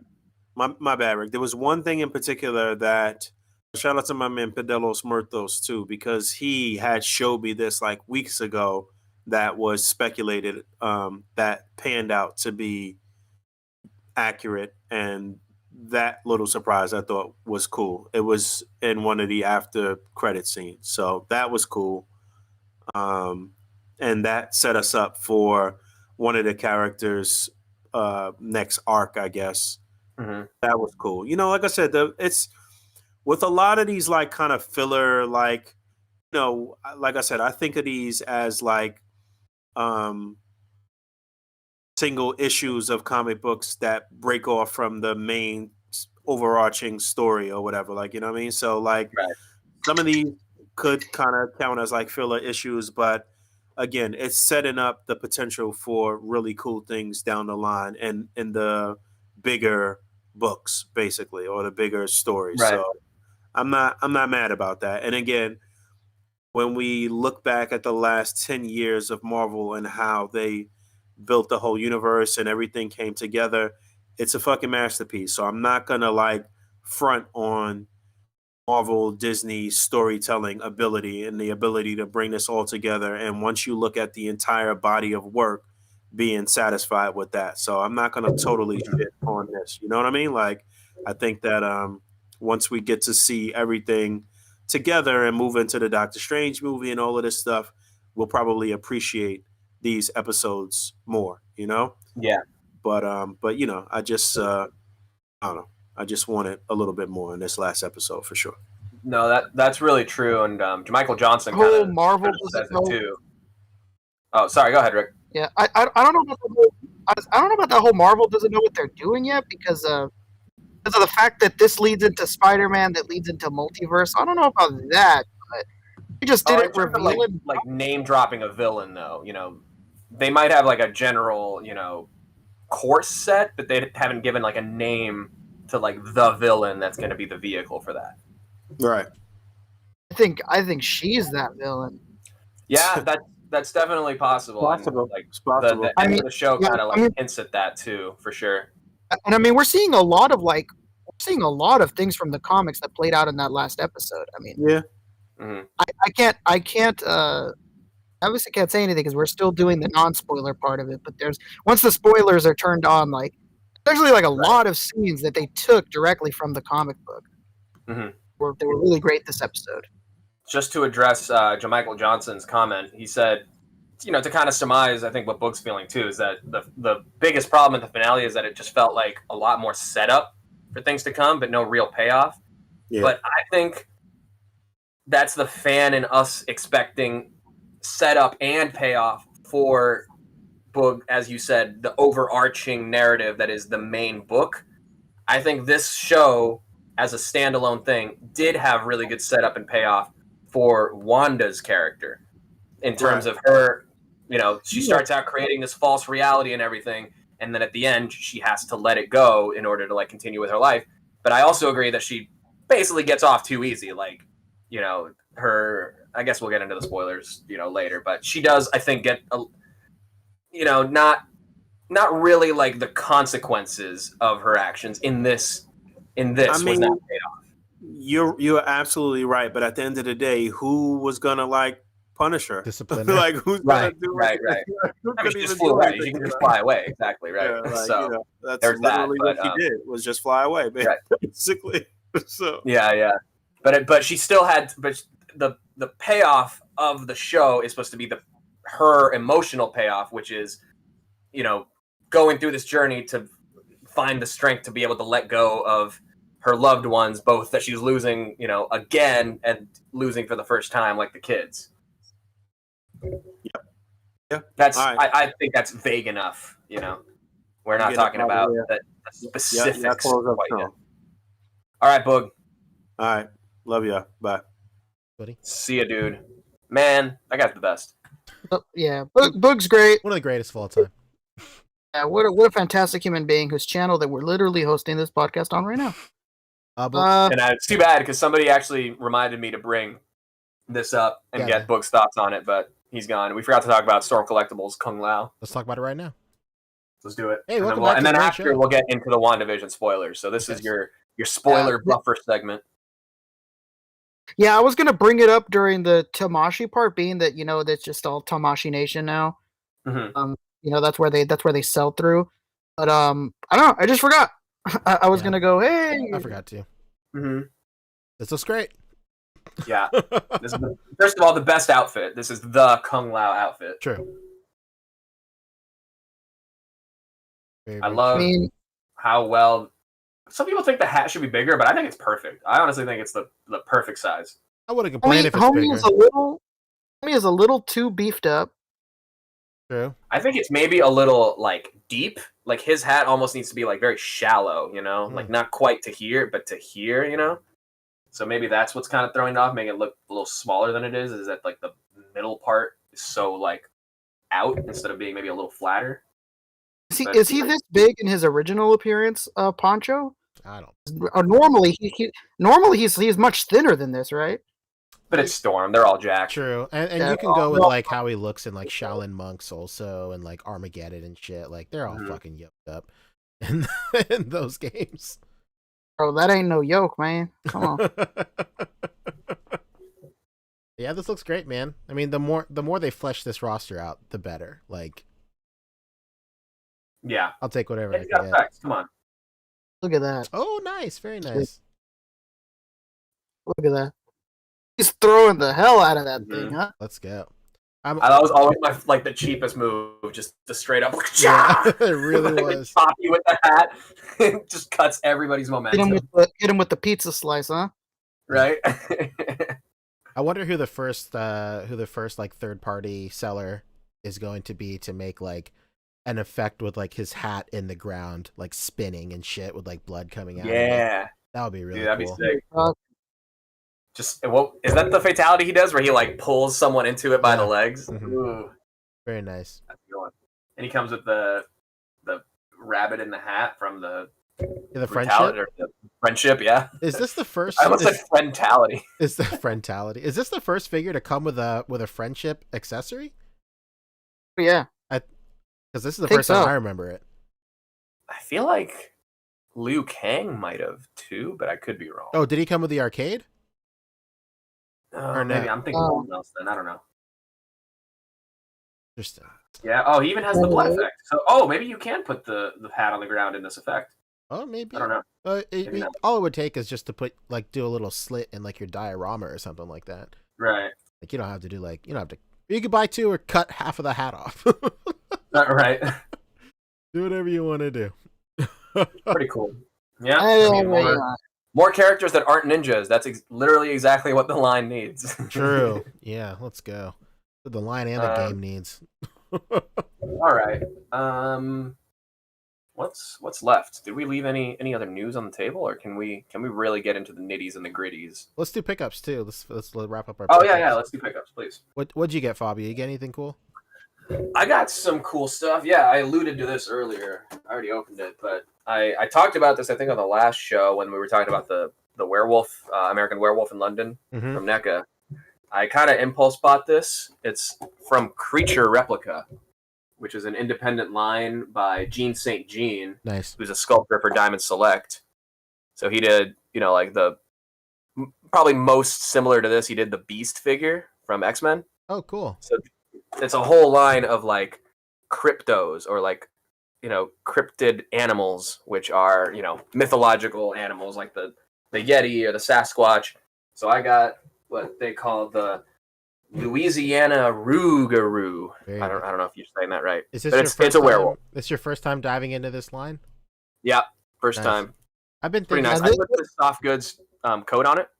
Oh, okay. This guy every San Diego Comic-Con, he does a panel with Jerry Macaluso, the creator of Soda Toys, and like usually a few other people. Sometimes Randy is the other co-host, or sometimes it's Eric from Udon Collectibles, or sometimes it's somebody else.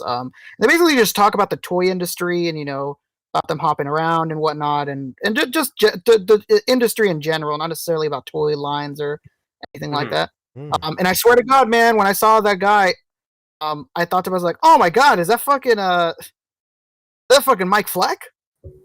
Looks just like, I don't know if anybody's ever seen this guy. He looks a lot like Mike Fleck. That's a Mike. Yeah, for real. It's honestly, I'm pretty impressed with it in terms of the sculpt and like the articulate. I think this line is from like 2015 or something. So obviously, like engineering has improved since then, but it's still a very, very good figure, very posable, and it actually balances really well on like pretty small feet.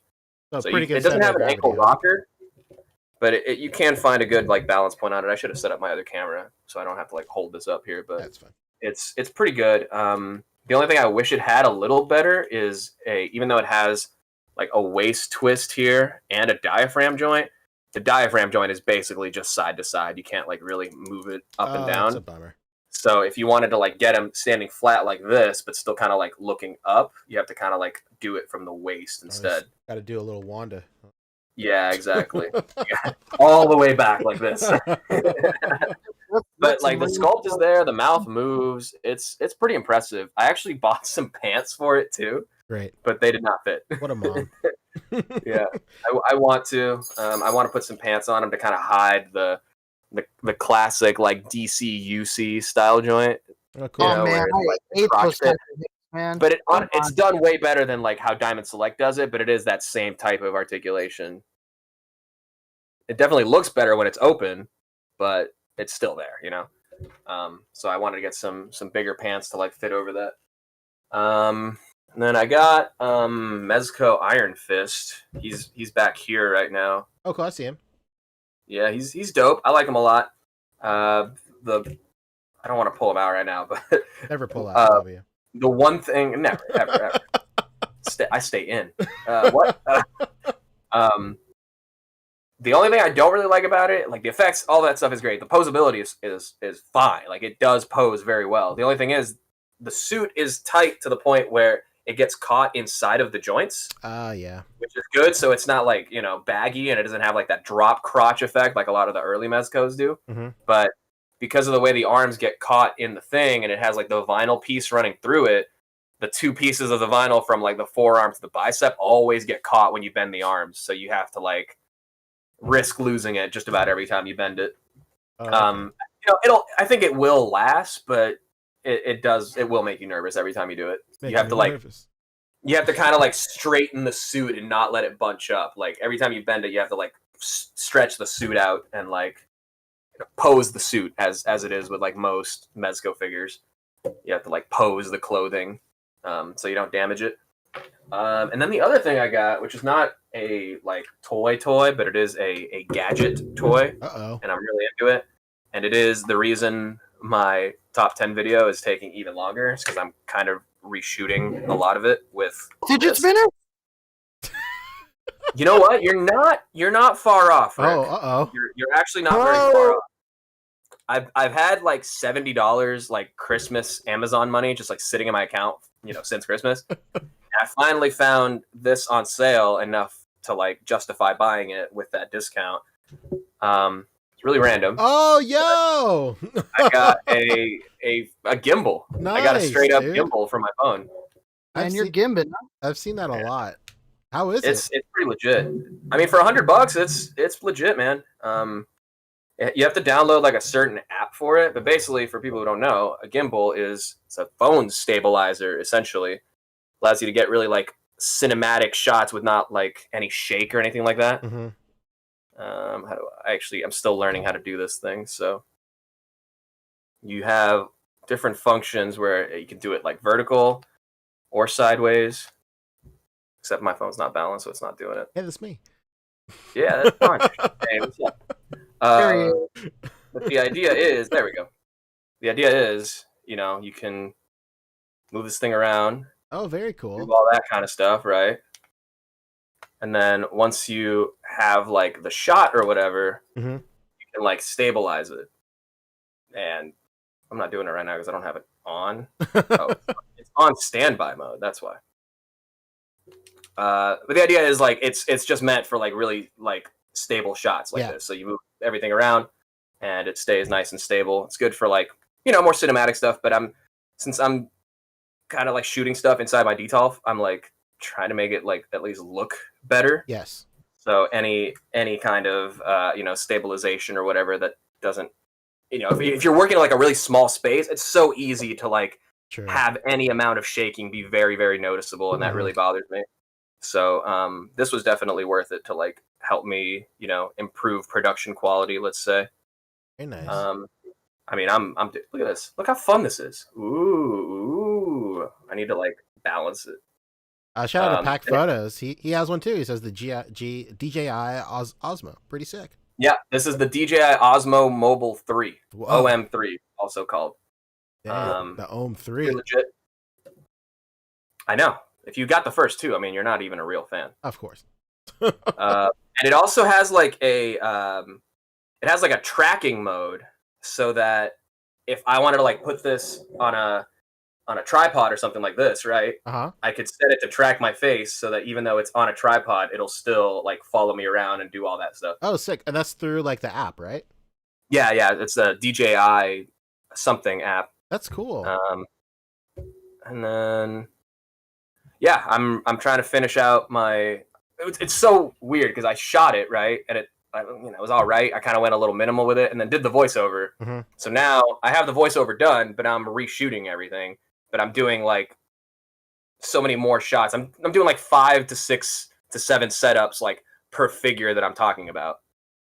So it's taking longer, but honestly, like I'm gonna make it good. It's gonna be great. I'm actually very excited about it now that I have this thing. Very nice. Look at that.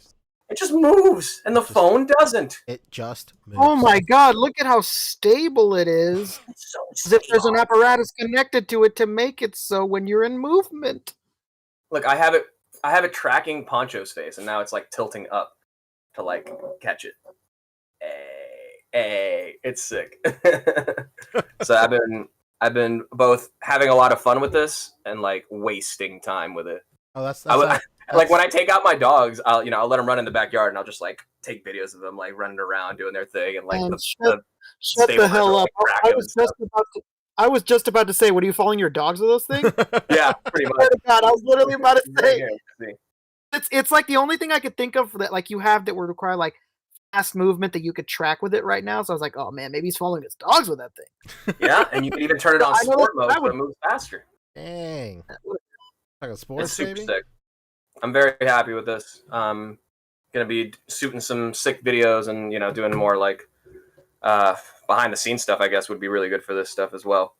So not a toy per se, but certainly a gadget. It's a toy. I was about to say it's an adult toy. Let's not okay. This isn't Adam and Eve, the podcast. Oh shit! What about you, Rick? Right. You get anything cool? Oh yeah, I finally found a Target that had those like garbage guys, jump bots. Nice. At normal prices. So sick. I bought a couple of the single packs for $4.99. That was cool. I got this guy that kind of looks like Wally. Oh, nice. That was cool. He's like an old computer desktop with like a camera as a face. Oh, I have that. Yeah, I love that guy. He has like a racket ball and like a flipper as his feet, right? Yeah. I love that guy. It's a funny story actually to go along with pickups. I went to my Target and I turned into the Marvel Legends aisle and I see like this like hefty guy. Like I don't know why I had to say he was hefty. I'm sorry. I'm hefty if that makes anybody feel better. This hefty guy like run into the toy aisle and he's like looks at me dead in the eyes and then he looks like quick glance to the Marvel Legends. He like runs to the Marvel Legends. He grabs a Wolverine from the new wave. He darts at me back in the face. And he fucking takes off. And I was like, damn, was that like the only figure from the wave there? Like, is it the only damn, it's crazy. Then I go back and he literally left the entirety of the wave except for one of the Wolverine when there was 2 Wolverines there. What was he like taunting you or some shit like that? It was really weird. I was just like, man, like you really like had to do all this for a figure that's double packed in this wave. That's so funny. It's not even like the most desired figure from the wave. It was just really weird. I was just like, Jesus Christ, man. You're the exact kind of person that people think we all are. I just took the rest of the wave and put it in my cart and got the hell out of there. Yeah, something I meant to bring up real quick a couple of weeks ago was in one of my streams, Lion. He shared a similar story like that, but like somebody at his Target came up to him. He's like, "Hey man, kind of noticed you've been coming here a lot." He's like, "Yeah?" And he goes, "Can't come around here no more. This is my spot." Yo. Is he wearing the wrong colors or what? So he can't wear those colors right here, cuz. What'd he tell him? He laughed in his face, man. Like, what else would you do? Like, are you fucking serious? It's the Target, dog. Chill out.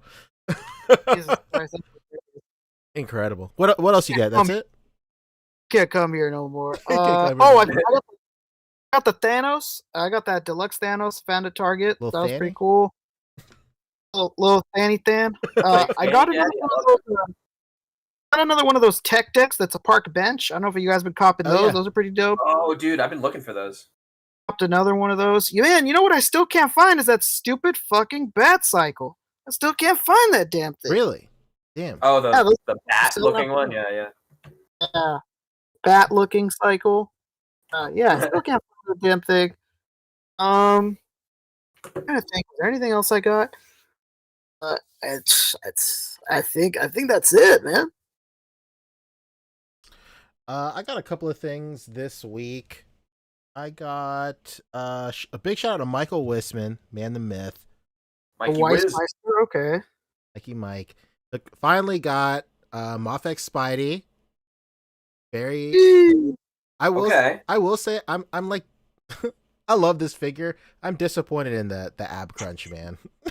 Like I can't believe like that you can't get him to this is it. Like that's it that you can do with the ab crunch. It's What the hell? There's no like pop up or nothing. What the hell? unless I'm doing something incredibly wrong. But it looks like just the way that like the cut is sculpted right here. It's kind of hard to see.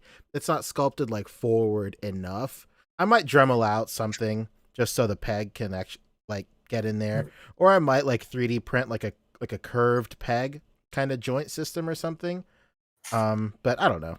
Also, like there's no like thigh swivel or anything. Well, there's a little thigh swivel like cut in here at the hip, but like it's kind of hard to get him in like some like I don't know. I mean, comparing him to like Spider-Man, like Spider-Man was like a once in a lifetime like sleeper hit. So I don't know, but I still love the figure. Let's not get it twisted. Really great. Nightwalker asked which Spider-Man is this. This is the Into the Spider-Verse Peter B. Parker, just with all the Spider-Man parts on him. So Mike got me that. He went to the street meet last week, and somebody was selling it there for I think $80, which is really great. I did not. I was supposed to go to that actually. Oh yeah. I had plans in the area with my girlfriend, but we ended up doing it on Saturday instead. And I don't drive twice to the same place 2 days in a row. True.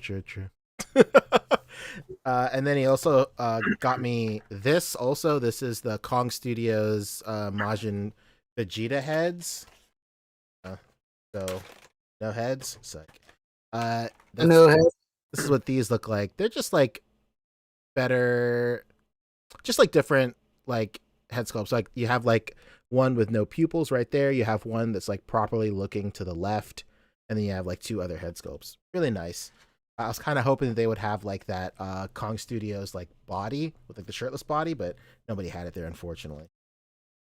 And then also big shout out to not only Michael Wisman for getting this for me, but Tyler from Smash Labs, Uncanny Sculpts. He was selling his head sculpt here, the dragon head sculpt, and then he hooked me up with this. I'm shocked. Thank you so much, man. Like this is like this is a really great sculpt, dude. This sculpt, that's sick. It's really I see him put nice. that on. I think he did that for his Crimson Dragon originally. Yeah, he sure did, and it looks really great on a Crimson Dragon body. But like the detailing is like crazy, man. And like I feel like we don't sing Tyler's praises enough. Like 2 years ago, this man wasn't sculpting at all. It's unbelievable, and to improve so much in like such a short amount of time, that's nothing short of inspiring, dude. Like Tyler's a really great sculptor. You're turning this into a compliment for yourself, Poncho. No. I'm talking about Tyler here. Just like me, I was sculpting 2 weeks ago, and now look at, or I wasn't sculpting 2 weeks ago. That is not what I'm saying. Okay, all right. But like I really liked this head sculpt. Like even when they were doing like their live streams, I was kind of like, whoa, that head sculpt. What is this? Really reminds me of like Magma Dragoon from like Mega Man X4. Nice. So that's probably what I'm going to paint him as for sure. So like, yeah, this is really nice, man. And he was selling him for I think like $20 each. Not bad, dude. Yeah, all right. The file or the print? The print, the actual print. Okay. Yeah, for sure. That's good. Really great. Also, another big shout out to Artman Customs on Instagram. Also, Nico Hodge. The man went out of his way, and he jumped through hella hoops to get me. Disclaimer. Doom, baby. Let's go. We usually do spoiler alerts, but we forgot to give a trigger warning. He got this for me at retail, dude. I cannot believe it. Like, damn, that's a $500 figure. Is this a like a Naked Toy Box exclusive? Jesus Christ. But yeah, man, like crazy appreciative, dude. Nico, thank you so much. He sent me this at retail. Incredible. He also wrote me a really nice and a really touching letter. Incredible, dude. I can't thank you enough. The letter is so great. But yeah, man, Nico Hodge, Artman Customs. I do want to have him on like my personal streams, because he's a sculptor as well. He said he put himself through college just selling sculpts. So like, oh hell yeah, that sounds like an incredible story. Nico Hodge is in the mix right now in the chat. Yeah. Hell yeah, thank you, man. Let's go. There he is, boys. Let's go. Yes, sir. So yeah, man. As always, man, the A.C.B.A community, one of the best communities on the face of the planet. Incredible. And then some stragglers. I got the Gyarados. I've been meaning to get this for a while from the Pokemon line. Really stoked on the Gyarados. There he is. There he is. Daddy G dose. That's it. And then that's Have you used Surf? yeah, multiple times. Okay, all right. And that's really it. I got a bunch of shit that went into my pile of loot. I finally paid for a Plunderling. I got some Plunderlings coming. Oh, nice. And then I got like one of the Skeleton Mythic Legion guys coming. Of course, Jace hit my my pile of loot also. From the All-Star wave? Yeah, All-Star Season 3, I think. Hey now. Oh, so from the previous ones. Yeah, that's the pre-orders that was hitting. Gotcha, okay. That's it. When you said, when you were talking about the Dragon Head sculptor, reminded me, the only reason I wanted to even pull out the Iron Fist to show it on the stream, here's the body. It looks good. Oh, you got it. Nice. Yeah, I have it. So I have this is what I was talking about with like the elbows. Like you can just see like how much shadow there is there. Yeah. And like the dip of the elbow, so you have to like pull this up just about every time you articulate it, and like not let it bunch up at the articulation point. But the head sculpt looks amazing on Golden Dragon. Oh shit! Damn, that really does look nice. Fucking fire, dude! Holy cow, that looks really tight. Right? Oh, it's an expensive figure to have. This is why I'm a completionist too, because then I just got all these parts that like go with themselves. Like I don't have to worry about much of anything. The colors look good together. Boom. Note to self: Fabio likes things that go with themselves. I like being brought to completion. You know what I mean? Oh, there we go. Who doesn't? Fabio. I think a guy who loves to be brought to completion. Man, I'm really capitalizing on Always Sunny memes on my personal Instagram lately. I don't know if you saw the WandaVision one that I posted. Maybe I'll pull it up during the discussion. Hell yeah! I just always think about Dennis in any context, and you're just looking at a couple guys who just got off. Yeah, speaking of great memes, one of the best things to come out of the last episode of WandaVision is those turtleneck Vision memes. Have you seen that? Yeah. With the Twitter one. Gold chain and the earrings. So good. Christ. That's like some of my favorite. No, man, me and Wanda don't talk no more. Yeah. That's kind of the situation with the mother. We're not really together anymore. Can we turn the after show into like purely the meme segment? Oh shit, that'd be so great. Yeah, I guess that's it for pickups or everything. So I guess we'll talk nothing but WandaVision for the last half of the show. As always, if you guys have not seen WandaVision yet, we're about to go into full spoiler mode. So if you don't want to be spoiled, peace. See ya. And then we'll get into let me throw up the spoiler thing. Real quick. Go ahead. I'm pulling up the picture too. I'm pulling up our key art, if you will. Oh, let's go. Let's see. I'm trying to find the sport real quick before while stupid key.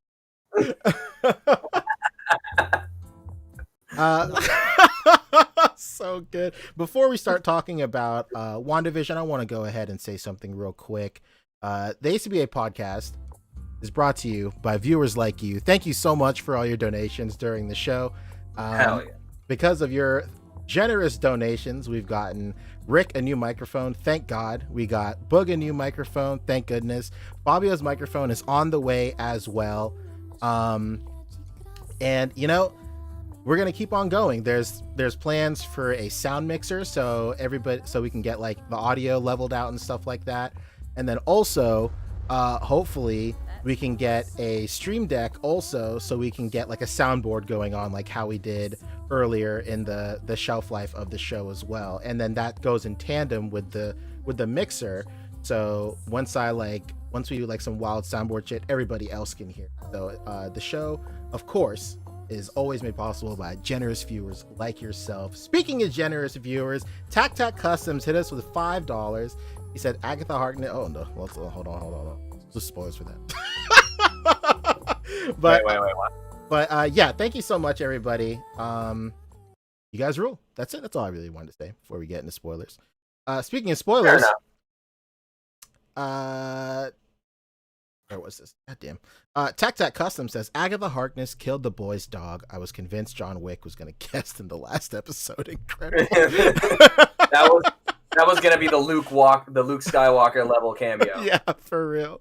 John Wick. Agatha so easily. He's wearing a black suit. John Wick. Tyler in the comments has been saying all night, the episode was all just set up for the twins coming back for Young Avengers. Wanda is in Norway. The art on the cabin gives it away. For sure. I think there was a lot of setup. Well, like, real quick, sorry. But like, I love the MCU. Like, of course, we all love the MCU.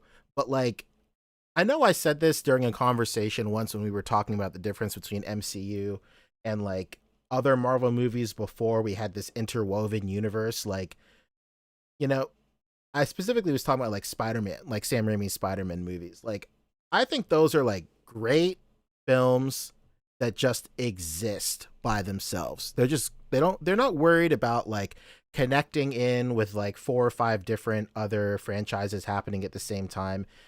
Like Sam Raimi had a story he wanted to tell. He didn't have to compromise it for anything except until the 3rd one. But like, you know, he just wanted to tell a story and that was it. And I think like, as much as I love the MCU, I also feel that being such like a megalith of like a franchise is that like, I also feel that some directors and scriptwriters and stuff, they're kind of like handicapped in terms of like telling their own story. Because like, not only of course, like you can tell your own story, but you're always, every time you go into an MCU thing, even if you're not thinking about it, like even if it's not in the front of your brain, you're thinking about it subconsciously. Like, who are they going to introduce next? Like, I know I'm here to see WandaVision, but like, what's the next step in this whole story and stuff? And I think that kind of stuff really handicaps the MCU in terms of like it kind of each individual like product in the MCU. True. Instead of like, it helps the whole thing, but any single thing you're watching and you're like, okay, but how is it going to connect to this, and how is it going to introduce that? We know that it's going to connect with Spider-Man, so like, you know, we're going to get Doctor funny. Strange, you know. It's funny. I had the exact opposite reaction that everybody else had. Let's go. I was ready for these last 2 episodes of Wanda, and I thought to myself, MCU is going to shoehorn somebody in here. We're going to see Doctor Strange help her out or something, or like we're going to see somebody from the Avengers come talk her down. We're going to see something. And I actually loved that wasn't what happened.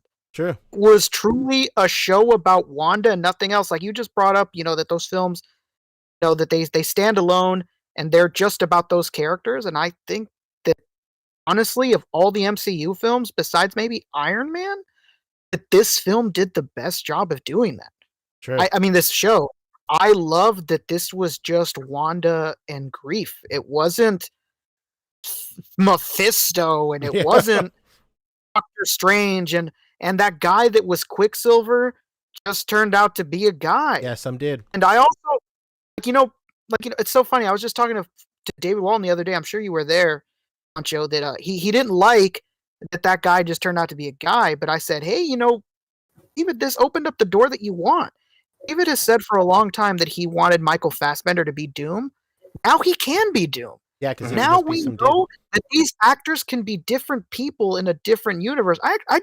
I love that this show, as much as like I had such crazy fun theories about who's going to come, I just love that this show didn't do that. I liked that it was really all just about Wanda and her family. I didn't have to see Doctor Strange. I didn't have to see Mephisto. I didn't have to see Kalos. Like, I know a lot of people after the second to last episode was like, oh, the scrolls. They're like, Sword is just filled with scrolls, which it did kind of turn out to be true. But like, it wasn't like in your face or anything like that. This really just was her story, and I really like that.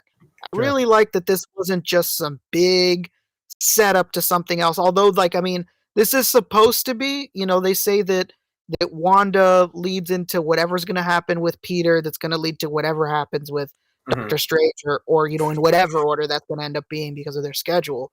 I don't know. I really like the show, and I think the ending was really satisfying. Yeah. At the end of the day, oh, sorry. Go ahead, Fabio.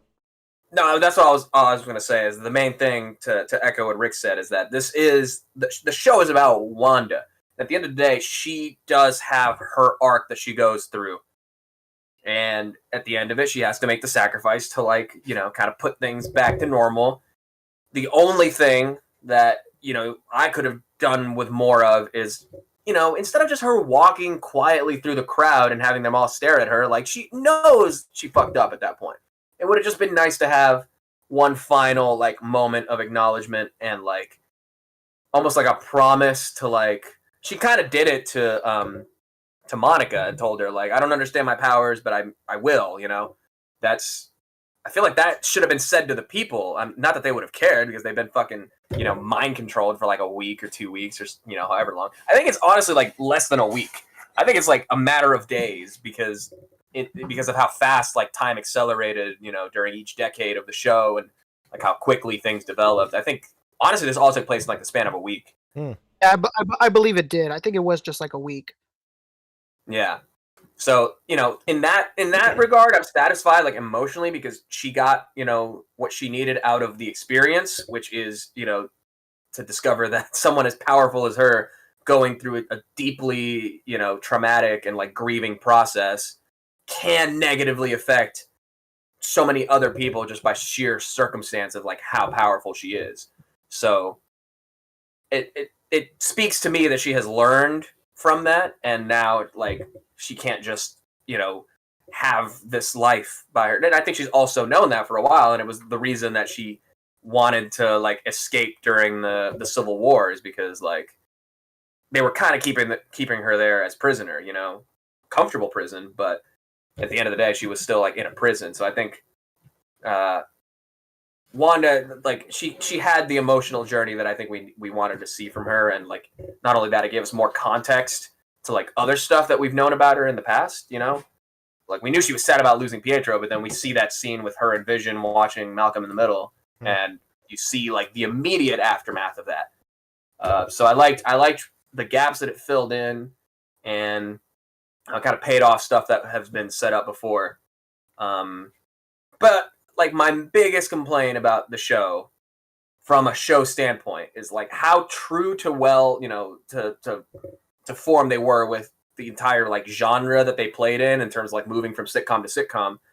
But, like, any other, and this is my main complaint, like any other fucking superhero, genre content, it's always got to end in a big CGI fight with a giant laser in the sky. Yeah. It's just the way it is. We literally got it. And that was, to me, the weakest part of the finale is just her and Agatha, like, slinging spells at each other in the sky. And it did pay off because they, of the whole runes thing. Mm-hmm. But which I'm sure we all called. That type of fight is just so, like, tired. I liked it when it starts like that with Vision and White Vision, and the two of them, they have this fight, and it's two, evenly matched characters kind of going at it, and then it gets brought down to the point where it just becomes a battle of wits. And that, to me, was a really nice subversion of, like, the superhero fight. I'm like, oh, fuck, okay, that's cool. No, Fabio. Then with Wanda, it is just the classic, like, spells, firing spells at each other kind of thing. I would have liked it if the entire fight between the two of them was like a series, almost a subversion of like the flashbacks from the previous episode. But instead, it's Wanda. You know how she does the mind control thing and puts Agatha back in Salem. It would have liked it if the whole fight was like that. Yeah, like same. this mental brawl between the two of them, and it, like, to everybody else, it just looks like the two of them are like standing on a rooftop talking at each other or whatever. Yeah, that would have And echoed. at the end of it, one of them just like collapses because she lost. Yeah, that would have echoed the same battle that both Visions were having. They were like having a battle of like intellect and wits and stuff. Whereas it would have been two separate battles of the mind, which would have been really tight. Yeah, That scene is actually from the comics, and that's what I was talking about when I didn't want to mention spoilers. Mm-hmm. Vision confronts and meets a Vision that's like lived eternally. That exact conversation in the comics was had between Vision and that like version of Eternal Vision. He goes like, consider the story of Thesis, the boat of Thesis, and like that conversation is an exact rip from the comic books. Nice. Where it's not a physical confrontation, or discuss or anything like that. It's all verbal. Mm-hmm. It makes sense for the character. He's a fucking rope. Right. But that said, I liked how in the CGI fight between Wanda and Agatha, it's pretty well established that Wanda is a very, very quick study. So, I think a lot of people were like, oh, so she suddenly just knows how to use the runes?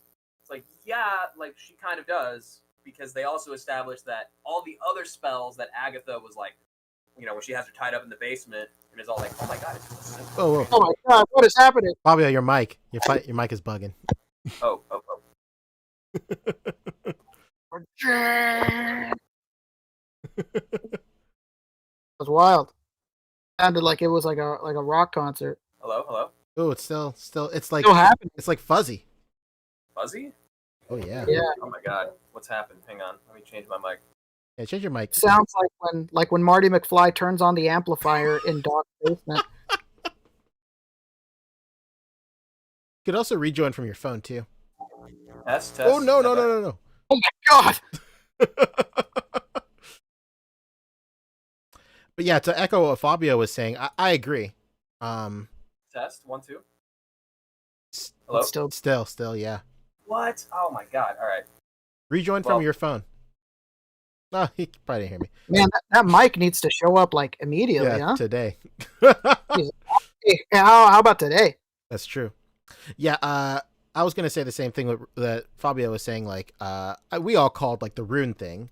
Like that's just like screenwriting screenwriting 101. Like, if you want to have something show up in the third act, as like the solution, bring it up in the beginning of the second act or the beginning of the third act, and it works out.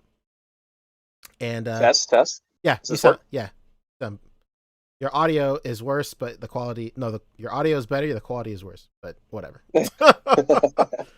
Yeah, Fabio. I was just saying that I agree with you. Like, she really does pick shit up very quickly, and it was foreshadowed. Of course, like the whole rune thing was foreshadowed. In the previous episode, I think we all had an idea that was going to be like Wanda was going to pick that up super quick, and she was going to use that against her in the final episode. And then the other thing that she did that I specifically noticed that she did in the fight, but I don't think I saw anybody else like recaps or whatever like pointed out. She literally does Agatha's like teleportation spell. Oh, like sick. Agatha shows her like once in the basement, and then at the beginning of their fight when they're floating in the sky, like Wanda does it. Nice.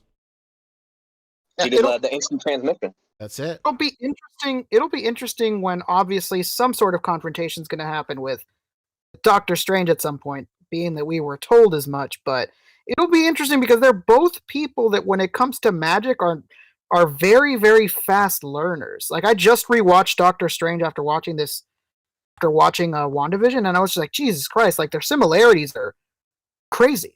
Right. So his grief is the grief of himself and who he used to be, and he's such a fast learner. And her grief is obviously one of those that she loves. and she's also a very fast learner. I was like, damn, man, I wonder how this fight is going to play out. Yeah, and that was kind of another complaint I had about the fact that their CGI fight was literally just them like throwing, balls of energy at each other. It was a Dragon Ball Z fight, honestly. Maybe a whack. And so I would have liked it if it had more of kind of that creative use of spells like Thanos versus Doctor Strange, where like Thanos hurls a fucking black hole at Doctor Strange and he turns into a bunch of butterflies, like shit like that. That was like, I was expecting like some mad creative shit from, at least from Agatha, somebody who's been studying this shit for like 300 years.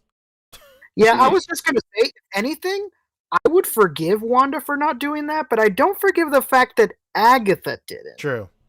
She's been around for fucking forever.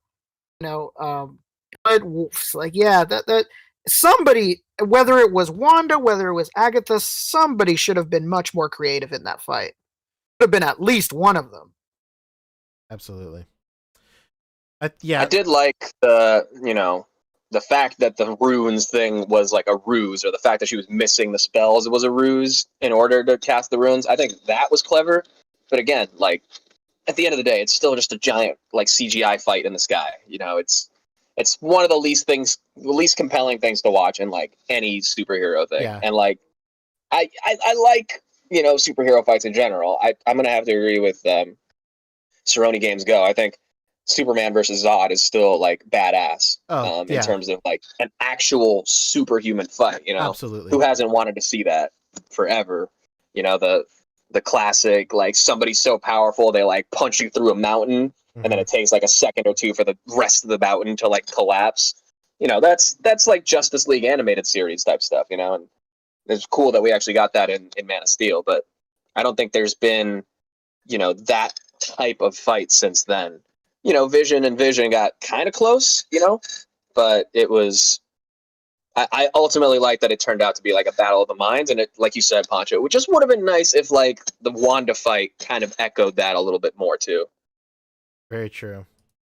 Or like you guys said, even if it wasn't going to echo that, at least be like very creative. Right? Yeah, it's got to subvert it because everyone has the expectation, and what makes the expectation either good is to either meet it or subvert it. And if you can't meet it, I mean, come on. Very true. What do you think about like story-wise for the ending? Were you satisfied in terms of like the main arc of Wanda and Vision, aside from like, I think we can all agree that like they kind of started a lot of threads that they didn't wrap up. I think for the missing persons thing. The missing persons thing is something people bring up a lot. Yeah, that's what's so strange to me. Like I'm always in the camp of like if like a director and especially like the editor take time to really emphasize like a line, like ultimately in these movies, like movies and TV series of this caliber should have no throwaway dialogue. Or any good screenplay should have like no throwaway dialogue. Everything means something, and like the whole reason Wu is there is just like a throwaway line. That's kind of like a cop out. Yeah, I think what's interesting. Sorry, go ahead, Rip. Somebody brought up that what if that line concerned somebody from Black Widow and it was taken off of the show? Very true. I was thinking the exact same thing. Somebody said like, oh, what if that's like Red Guardian was supposed to be there, but the movie hasn't come out, or what if it's Yelena being placed there, but the movie hasn't come? That's what they were basically saying. Like, what if it's something to do with Black Widow and it was just taken off? Because, like you said, usually things like this aren't just thrown away like that. So it's really weird that it was never touched on again. Really, I honestly think it was not a setup for like a plot line, other than to say, I'm here for a missing person, and it's turned into a missing town.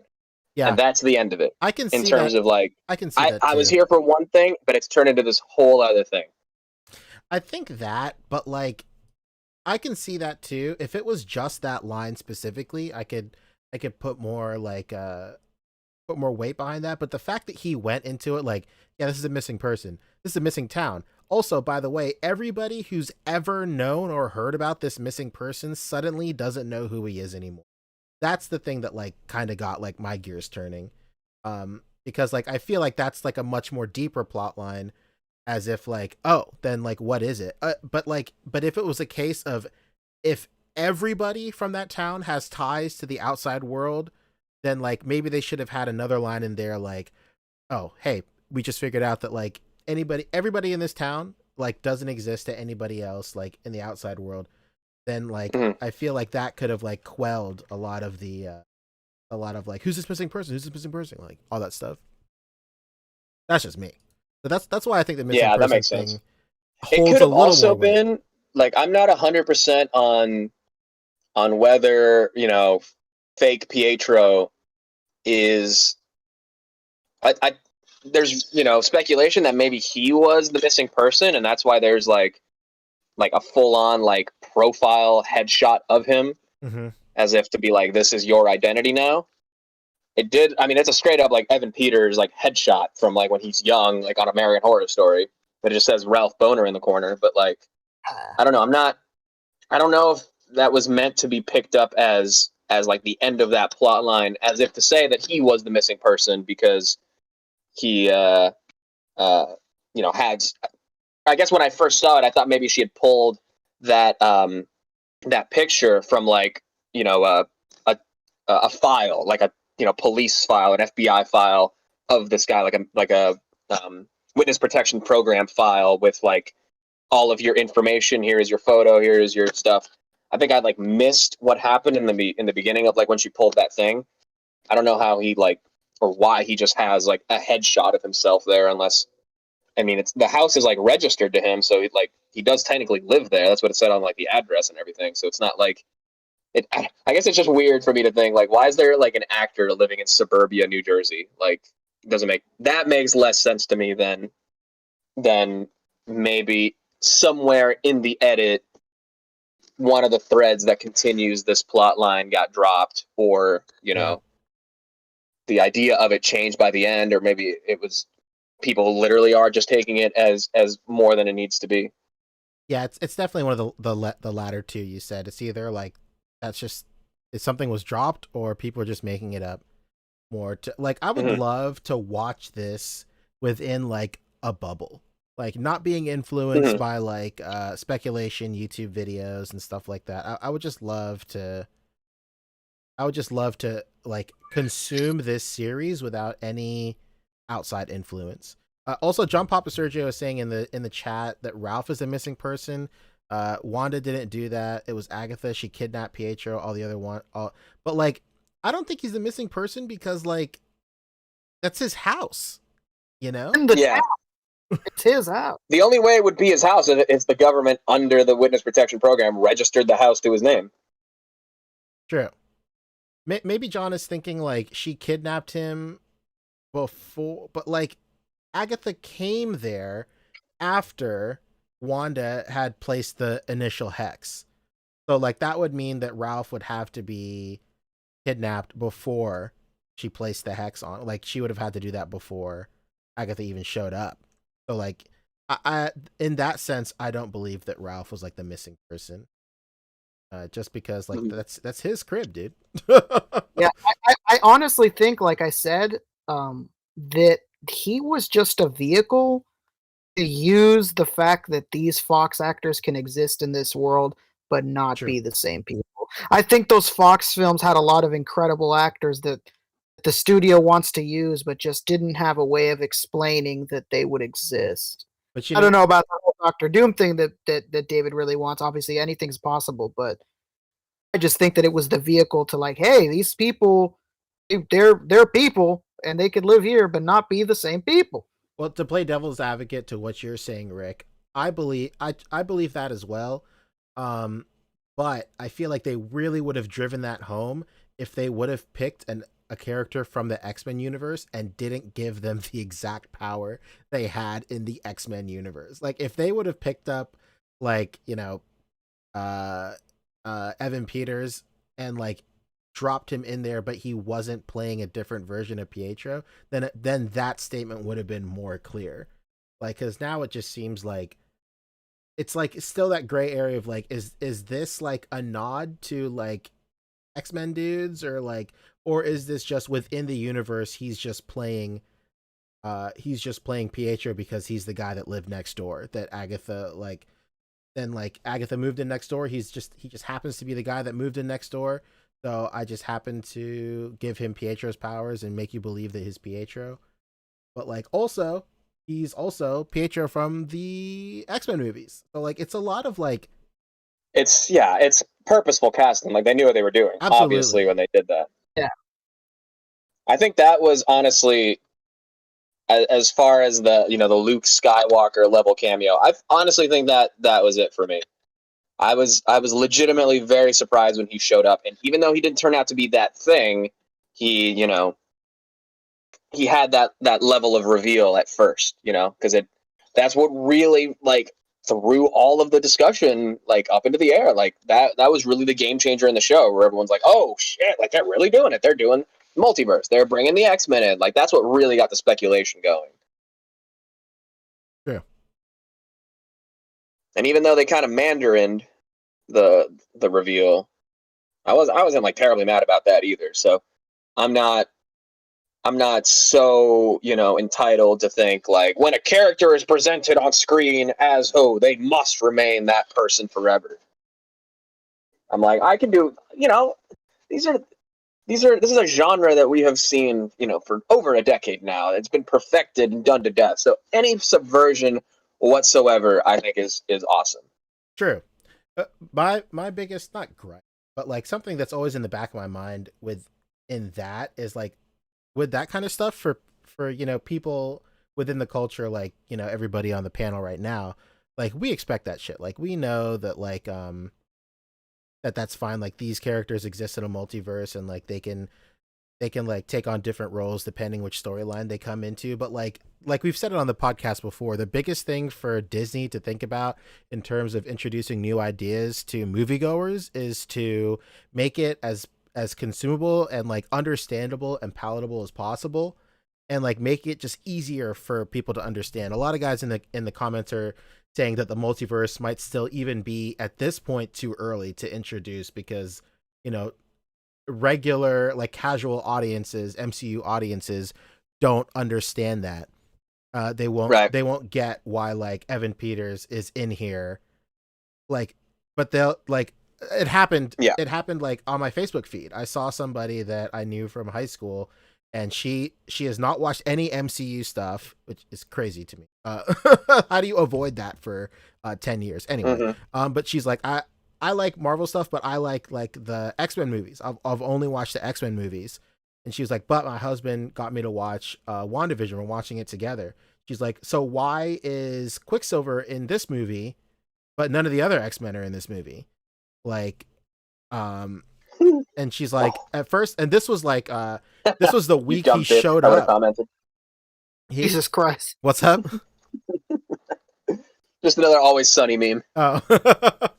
And she was, she said that the week he showed up, before he even like revealed that he was like Pietro, or he was Quicksilver, or he had powers or whatever. And people in their comments were all like, oh, well, they were trying to explain it. And they're all like, well, maybe he doesn't even have powers. Like maybe that's just like some dude or whatever. And the next week she was like, no, that's Quicksilver from the X-Men movies. Like, why is he here? Like, why isn't Magneto here, or why isn't like Beast here? Like, I want to see them. And everybody was like, yeah, well, that's from like a different studio. He was like, well, they're all like Marvel characters. Like, what does it matter? And I think that like that is the demographic that Marvel wants to make, that Disney wants to make it as easy to understand as possible. And I think like, and that's why I think it was weird that they casted him again as, I don't think it's weird. I think it's great for me and for like, fans of the genre and stuff, but like for casual fans, it's like strange. And it does do what Rick was saying, but like this being their first time foraying into that idea that, people from the X-Men universe can come in and play different characters within that story. Like that's cool, but then starting off with Evan Peters and Quicksilver is a little counterintuitive because, like, yes, he is playing like Ralph, who is not, Pietro, but he was also given the powers of Pietro, so it's just like a little confusing to casual viewers. To the casuals. True. That was wild. Imagine never watching an MCU film. Jesus Christ. That's crazy to me, huh? I was like, that's so crazy. Like it's such a huge part of like pop culture, and not be in that loop is crazy. At least one, like, geez, that's crazy. Yeah, what were you doing for the last 10 years? No, like, what are you, like, none of your friends are like giving you shit about it? Nobody's like, bro, you not watch Spider-Man? Get the fuck out of here. You're not watching Iron Man, bro? Also, nobody was giving. Also, to echo what somebody said in the comments earlier, was that I think the reason we didn't get any like crazy reveals and stuff is because I think Disney is worried that since this isn't a movie, people are going to skip it, and they don't want to like throw any like huge reveals in like a TV show or like a series or something like that. Like when they started doing after credit scenes, I had to tell all my friends because none of them knew they were going to do it again. True. We're just like, oh fuck, there's an after credit scene. Like, yes, man. I thought you're an MCU fan. You're not ready to watch every damn piece of credits they give you. That's it. And yeah, so that point, it does make a lot of sense. Like, I swear to God, man, I think I had like 4 or 5 friends that I had to tell, like, yo, did you watch the after credit scene? And they all said the same thing. After credit scenes now? Oh my God. Right. And so, that is another thing, like leaving something big when after credit scene like that would suck for like 30% of the viewership to see and nobody else. Very true. Nightwalker in chat. You're talking about the credit scene where she's in the cabin, right? I mean, there's 2. Yeah, there's that one. Well, yeah. There's a mid credits and an after credits. Exactly. Well, I mean, the mid credits was when the Skrull chick talks to Monica and is like, someone up there wants to talk to you. Yep. Probably talking about Nick Fury, right? Because this is supposed to be, pre Far From Home. Oh yeah, that's true. So, yeah, it is pretty Far From Home. So presumably, when we see Nick Fury in the ship at the end of Far From Home, after it's revealed the Skrulls have been impersonating him and Maria, the assumption is maybe that Monica will have joined him by that point as well. And she's up there. Because she does say, a friend of your mom's, and, they knew each other in the Captain Marvel movie. I think it's pretty safe to assume it's Nick Fury. I don't see why not. I thought that was pretty clear. Another interesting thing to note, I don't know if this popped up on anybody else's screen when watching the film, but on my Disney Plus, it started telling me like skip to the after credit scene. Oh, interesting. Does it tell your guys' screen that? I made a big mistake trying to watch it like at drop because I spent literally 45 minutes refreshing trying to get it to work. What? Did the same shit, brother. Yeah. I don't know about 45. It dropped like a few minutes early too. Yeah, it did. It dropped a few minutes early. And then like after it was 5 minutes in, it started stuttering on me. And I was like, fuck! And I was refreshing for like 10, 15 minutes and then it finally started working. Disney Plus now, when the thing was over, started telling me skip the credits, and I was like, skip the credits? And then I clicked it and it took me to Monica. And then after Monica, it said skip the credits, and I clicked it again, and then it took me to the cabin. Yeah, it was pretty crazy. I was like, oh shit! Like, there's a good way to let people know that this is happening now. Because, like Pancho said, there were so many friends I had that were like, oh no, I didn't watch it. I didn't watch no after credits. There's after credits. I'd be like, damn it, come on. What do you think we are? And then the Bach or the after credits, the actual after credits is when she's in the cabin studying what we now know is the Darkhold, which completely throws Agents of S.H.I.E.L.D. under the bus, of course. Yeah, for sure. Finally, the last nail in the coffin. Hanging on by a thread. Nope, that's it. No more. Well, unless they go like full multiverse with it. So that's Nightwalker was saying that in the chat, which is what I believe as well. I think that they're going to explain the multiverse, and once the multiverse is explained, they'll officially be all like, "Hey, every movie you've seen from any Marvel property, that is technically canon. It just happens in a different universe, and now that's just up for grabs. Now we can just go to it." Yep. And I think that's the way to go, man. Like I feel like the DCEU is basically that right now. Like they just haven't said that. Like with especially with Michael Caine reprising his Batman role in Flashpoint. I think it's like sorry, not Michael Caine. God damn, I'm an idiot. Whatever his fucking name is. Michael Keaton? Michael Keaton.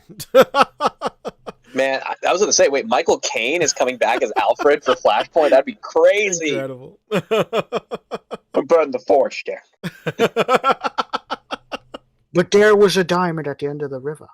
That's true. I'm bloody Michael Caine.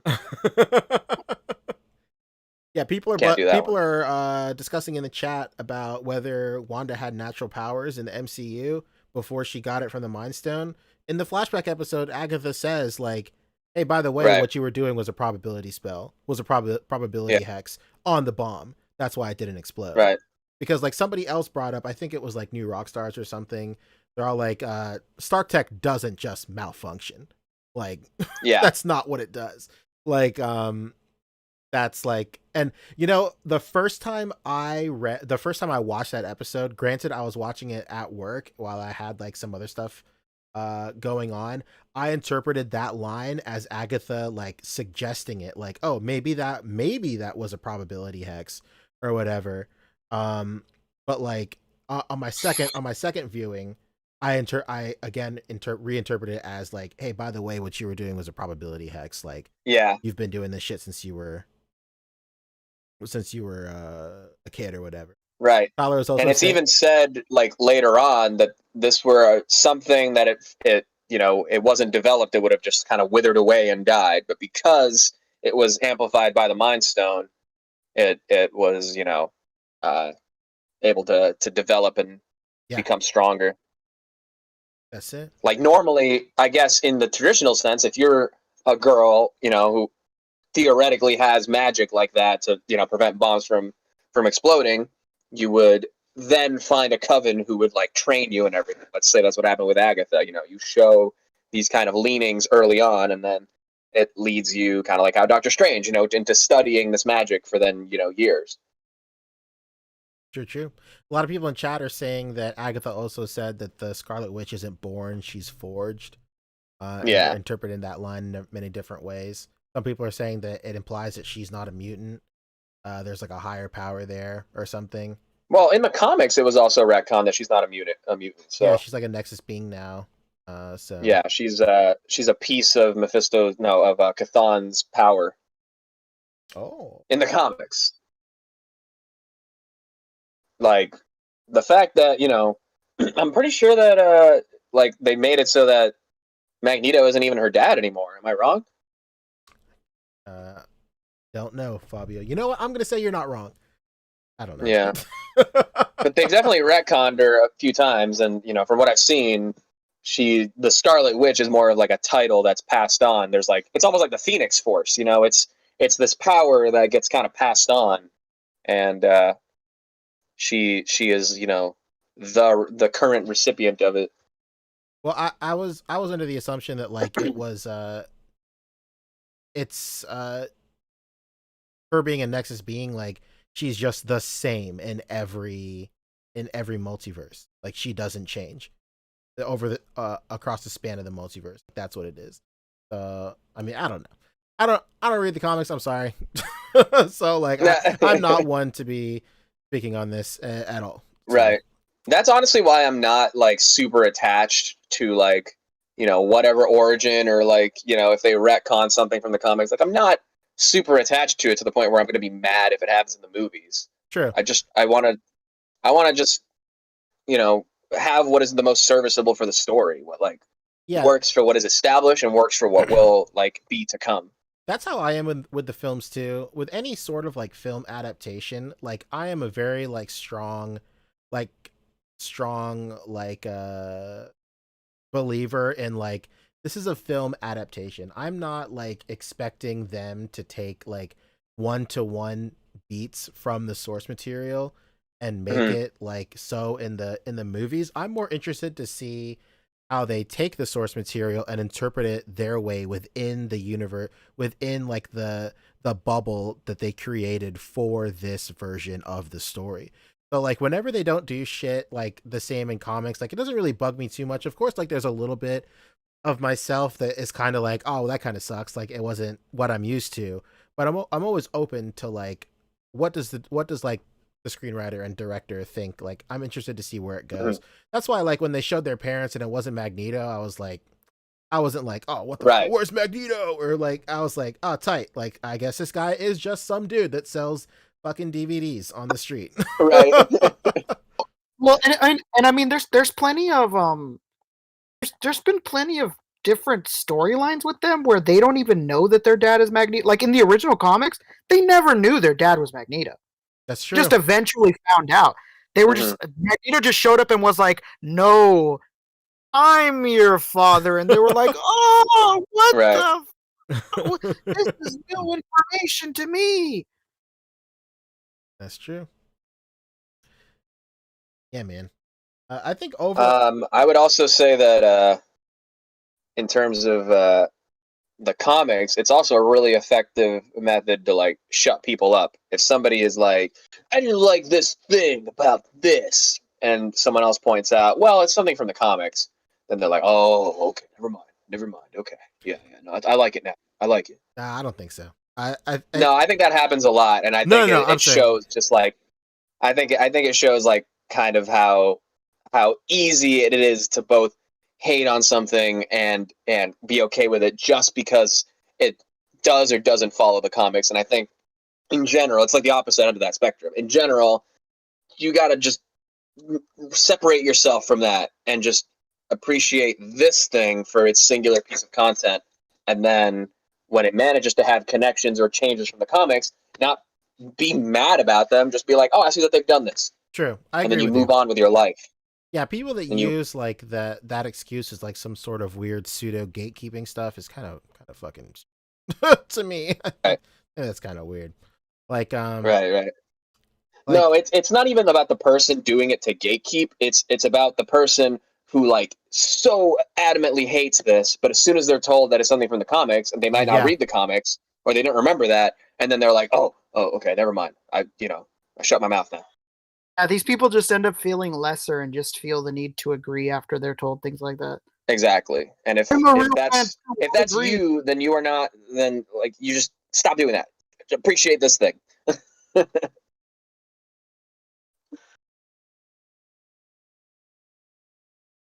I think the last thing I wanted to mention is when she's in the cabin, right? Mm-hmm. I've seen speculation that she might be in Wundagore Mountain, or like at the foot of Wundagore Mountain, because there's that big snowy mountain behind her in the cabin. Well, just to touch back on what you just said, I don't know, obviously, because I'm not some comic encyclopedia. I wish we still had Jonathan on here because he would be able to say it. Oh yeah, but that's from a scene in a comic, like where she's at the foot of a mountain in a cabin. I don't like I said, I don't fucking know. Like I don't know what that's from, but yeah, that's from a scene. I've seen it floating around. Like somebody was like, "Oh shit, it's that scene from." So you might actually be right for like that might be the foot of Wundagore for all I know. Mm-hmm. Might be it. A lot of people were saying that Nightwalker is saying House of M. A lot of people are also saying that that's the same cabin that Bruce Banner was in as well. I mean, I definitely got those vibes. It definitely feels like the same shots, and maybe they were shot in the same location, but I doubt that. If it was Wundagore, it would make sense that Hulk would be there too. He has ties to there, I believe. That's right. Honestly, I think that's about it for WandaVision as far as my thoughts. I mean, it's mostly I liked the show overall. Like the show itself was amazing as an exploration of like different genres and everything. I thought it was really good, and obviously it was a good journey and like a lot of great development for Wanda, which we haven't really had too much of across all these movies. It's always kind of been the Captain America and Iron Man show. So it's nice to like really develop some of these characters. and then set up a bunch of new stuff for what's to come, which can't be mad about that. Biggest complaint, like I said, is really just the nature of superhero CGI fights in Act 3 of any superhero piece of content. I think it really kicked off on Avengers with the Battle of New York, and it was badass when we saw it then. But then we've seen it in like Suicide Squad and in some sort of Suicide Squad. Yeah, in some sort of Suicide Squad. It's the classic trope, like it's definitely a thing, and you kind of had to figure it would get to that point just because it is a superhero show, but I would have liked that to have been subverted a little bit better. But other than that, I think it's still the emotional notes of it still ended strong for me. Same. I feel the same way too. I think it's just a really nice series for exploring the emotions behind grief and like acceptance of all that shit too. I think that's really cool.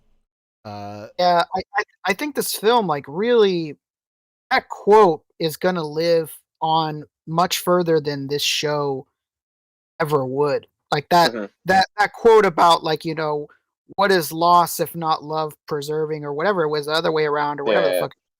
Like, that quote is going around everywhere. Like, guaranteed, you're gonna see that quote on the wall of many a housewife. Yeah, no, that's the new Live, Laugh, Love for sure. Laugh, love. Yeah, you're gonna see Live, Laugh, Love. You're gonna see that quote from WandaVision on people's walls. Absolutely. But on that note, Vision had like a lot of really, really good quotes throughout this whole thing, and one of my favorites is in his final scene with Wanda, he's like, "I've been a voice without a body. I've been a body without a soul. Now I'm a memory made real. Like, who knows what I might be next." Like, that is such, like, that was great. Yeah. That was a beautiful send off for Vision, because at the end of the day, he's still just like this curious, kind of optimistic, naive, but very powerful and very smart character, So for him to kind of chalk up this existential crisis as like, well, we said goodbye before. Guess that means we'll be able to say it again, like all that stuff is just, it fits so well with him. And like Paul Bettany is like great. I think he's fantastic actor. And and we did call it last week, by the way, about whether the secret cameo was going to be him or not.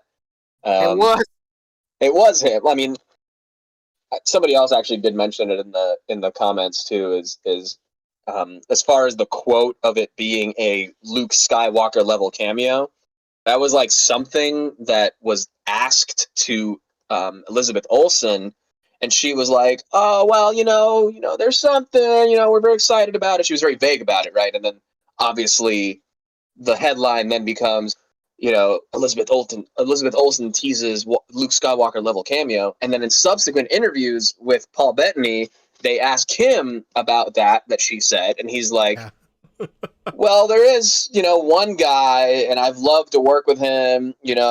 I admire him very much. Got a huge dick. Can't wait for you guys to see it on screen." Like, he just like put himself over like so super, like, or he put that person over so hard that to me, I was thinking like, oh, it would be like really funny and like the most British sense of humor type of thing to just say this about yourself and like dig yourself this hole, which everybody acknowledged he completely did. Absolutely. And I mean, at the end of the day, we did get, it's nice to know that he is coming back. I mean, obviously Vision is still alive. He's doing who knows what, finding himself, he wants to know where love is. He wants you to show him. He was like, "I must go. My people need me." Whoever, like the writing team, they must have just really loved Vision, because they gave him like literally all the best lines in this show. They really did. Oh yeah. Said goodbye so many times, so it stands to be that we'll say hello again. The preserving shit, the what'll I be next? Like, God, whoever writes this show is just like really loves Vision. Yeah, that's another thing I loved about the show in general, is the writing, especially in like the first half of the episodes where there was still kind of the mystery going on. Every piece of dialogue in the sitcom is like complete double speak, double entendre. Like almost every piece of dialogue that anybody says means one thing, but also another that like hints to the true nature of what's actually going on.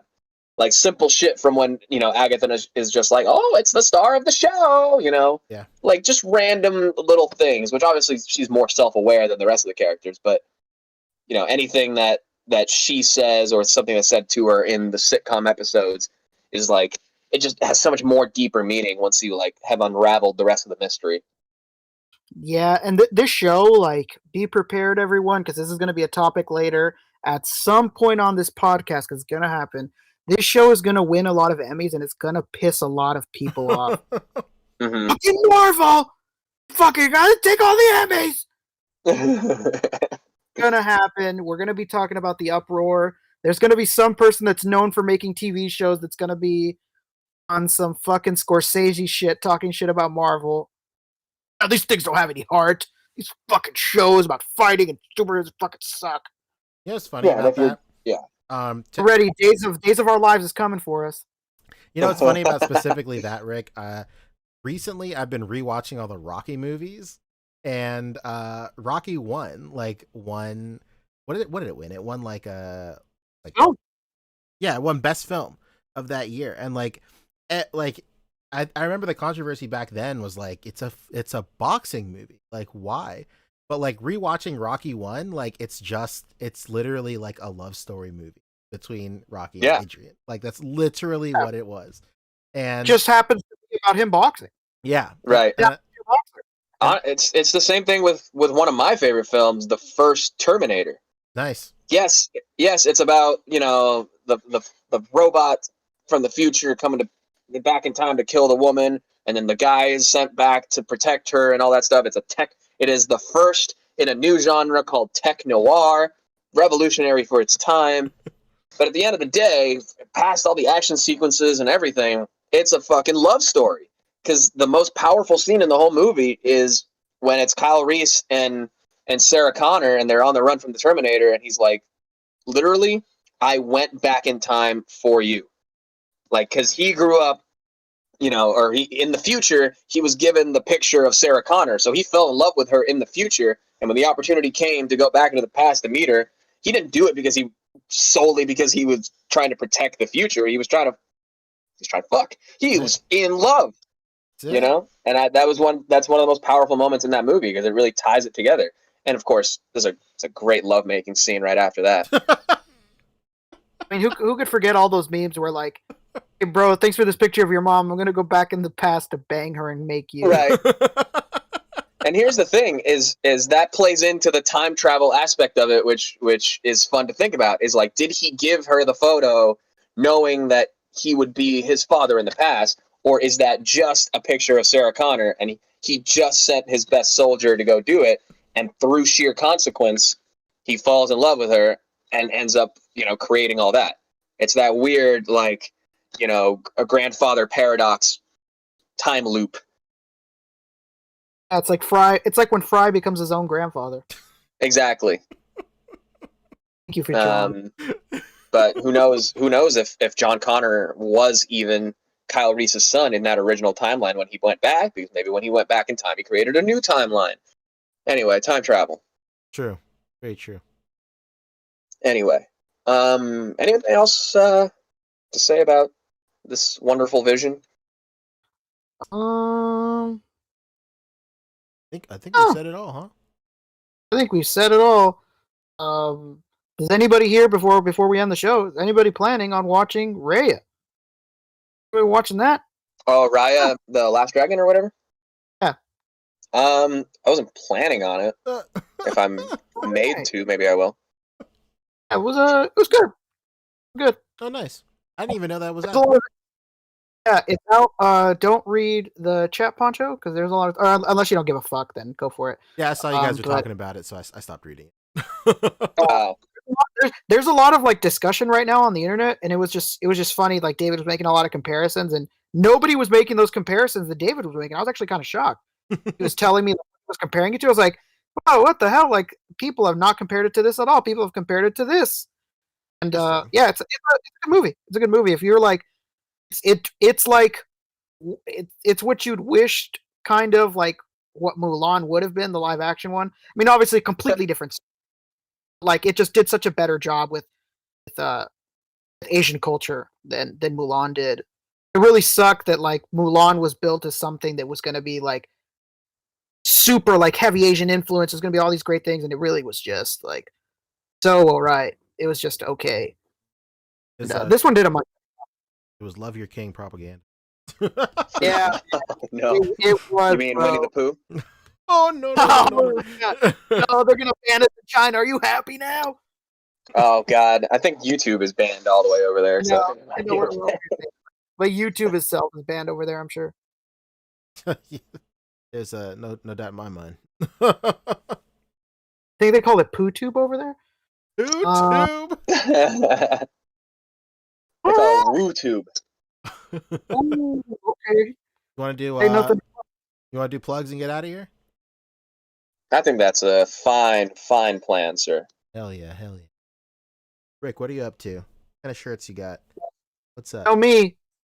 I'm doing the same old two-step. Oh, Fabio, he didn't want to. Said, "Fuck this! I'm not promoting myself." No, my bad. I was switching back to my computer. Is it good? Yeah, you're better now. Yeah. All right, cool. Yeah, what's going on with me? Nothing special. Just still selling clothes. You like vintage clothing? Hit me up. Yeah, and I'm here, buying toys, and I'm talking shit. Hell yeah! I like that. What about you, Fabio? What's going on with you? Oh, the usual.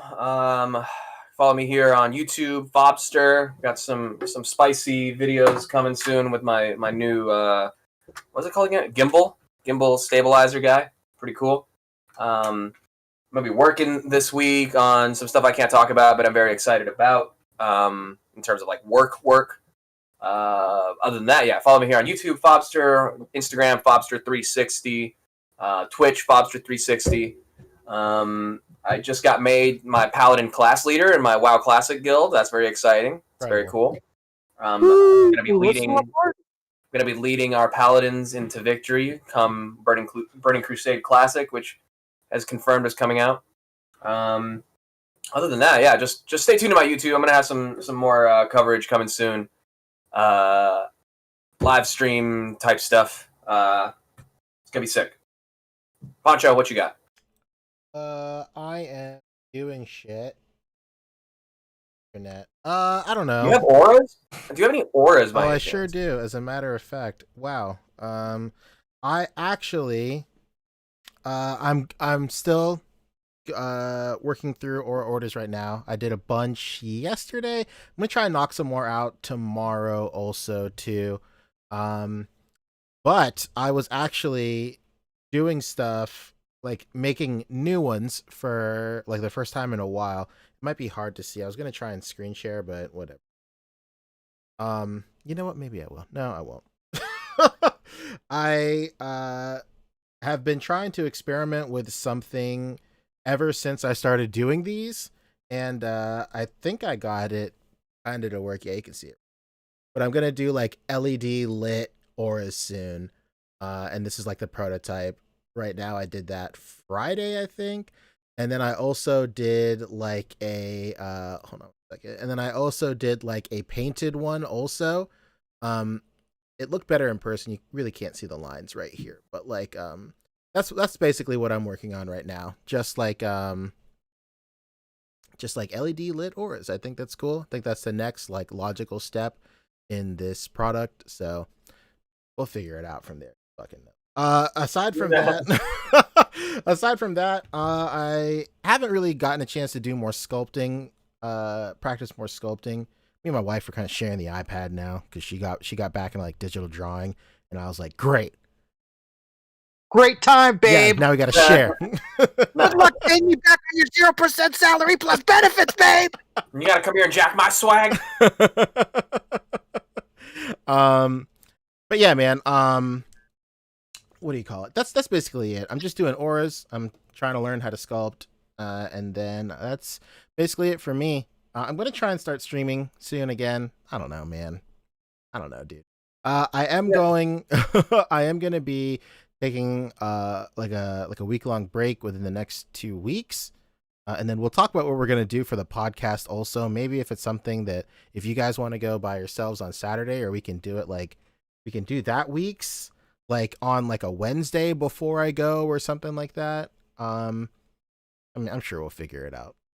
I mean, hey, he took off a whole damn year. If we were to miss a day, God forbid. I like the streak that we're having now, though. I think it's nice. Yeah. I don't mind doing it on a Wednesday. I'm always pretty free, so.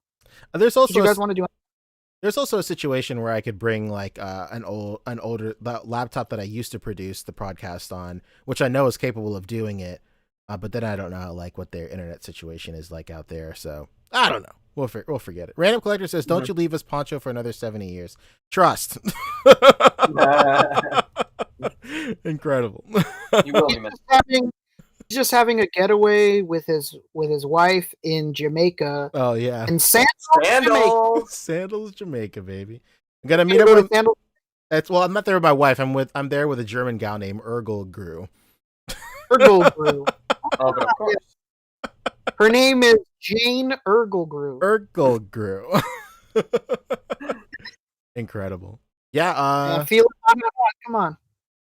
I guess that's it. We'll see you next week. Same bat time, same bat channel, I guess. Yeah. Well, that's not the proper outro. That's not the outro, baby. You want to take us out, Fabio? Let's go.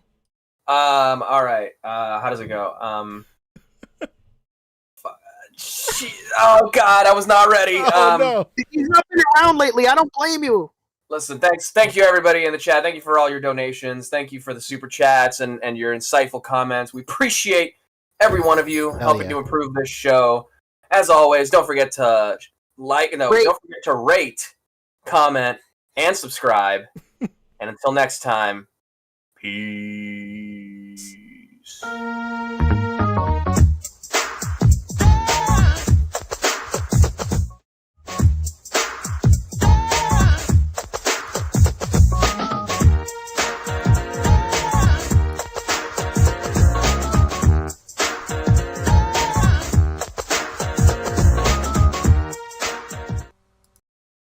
Okay, bye.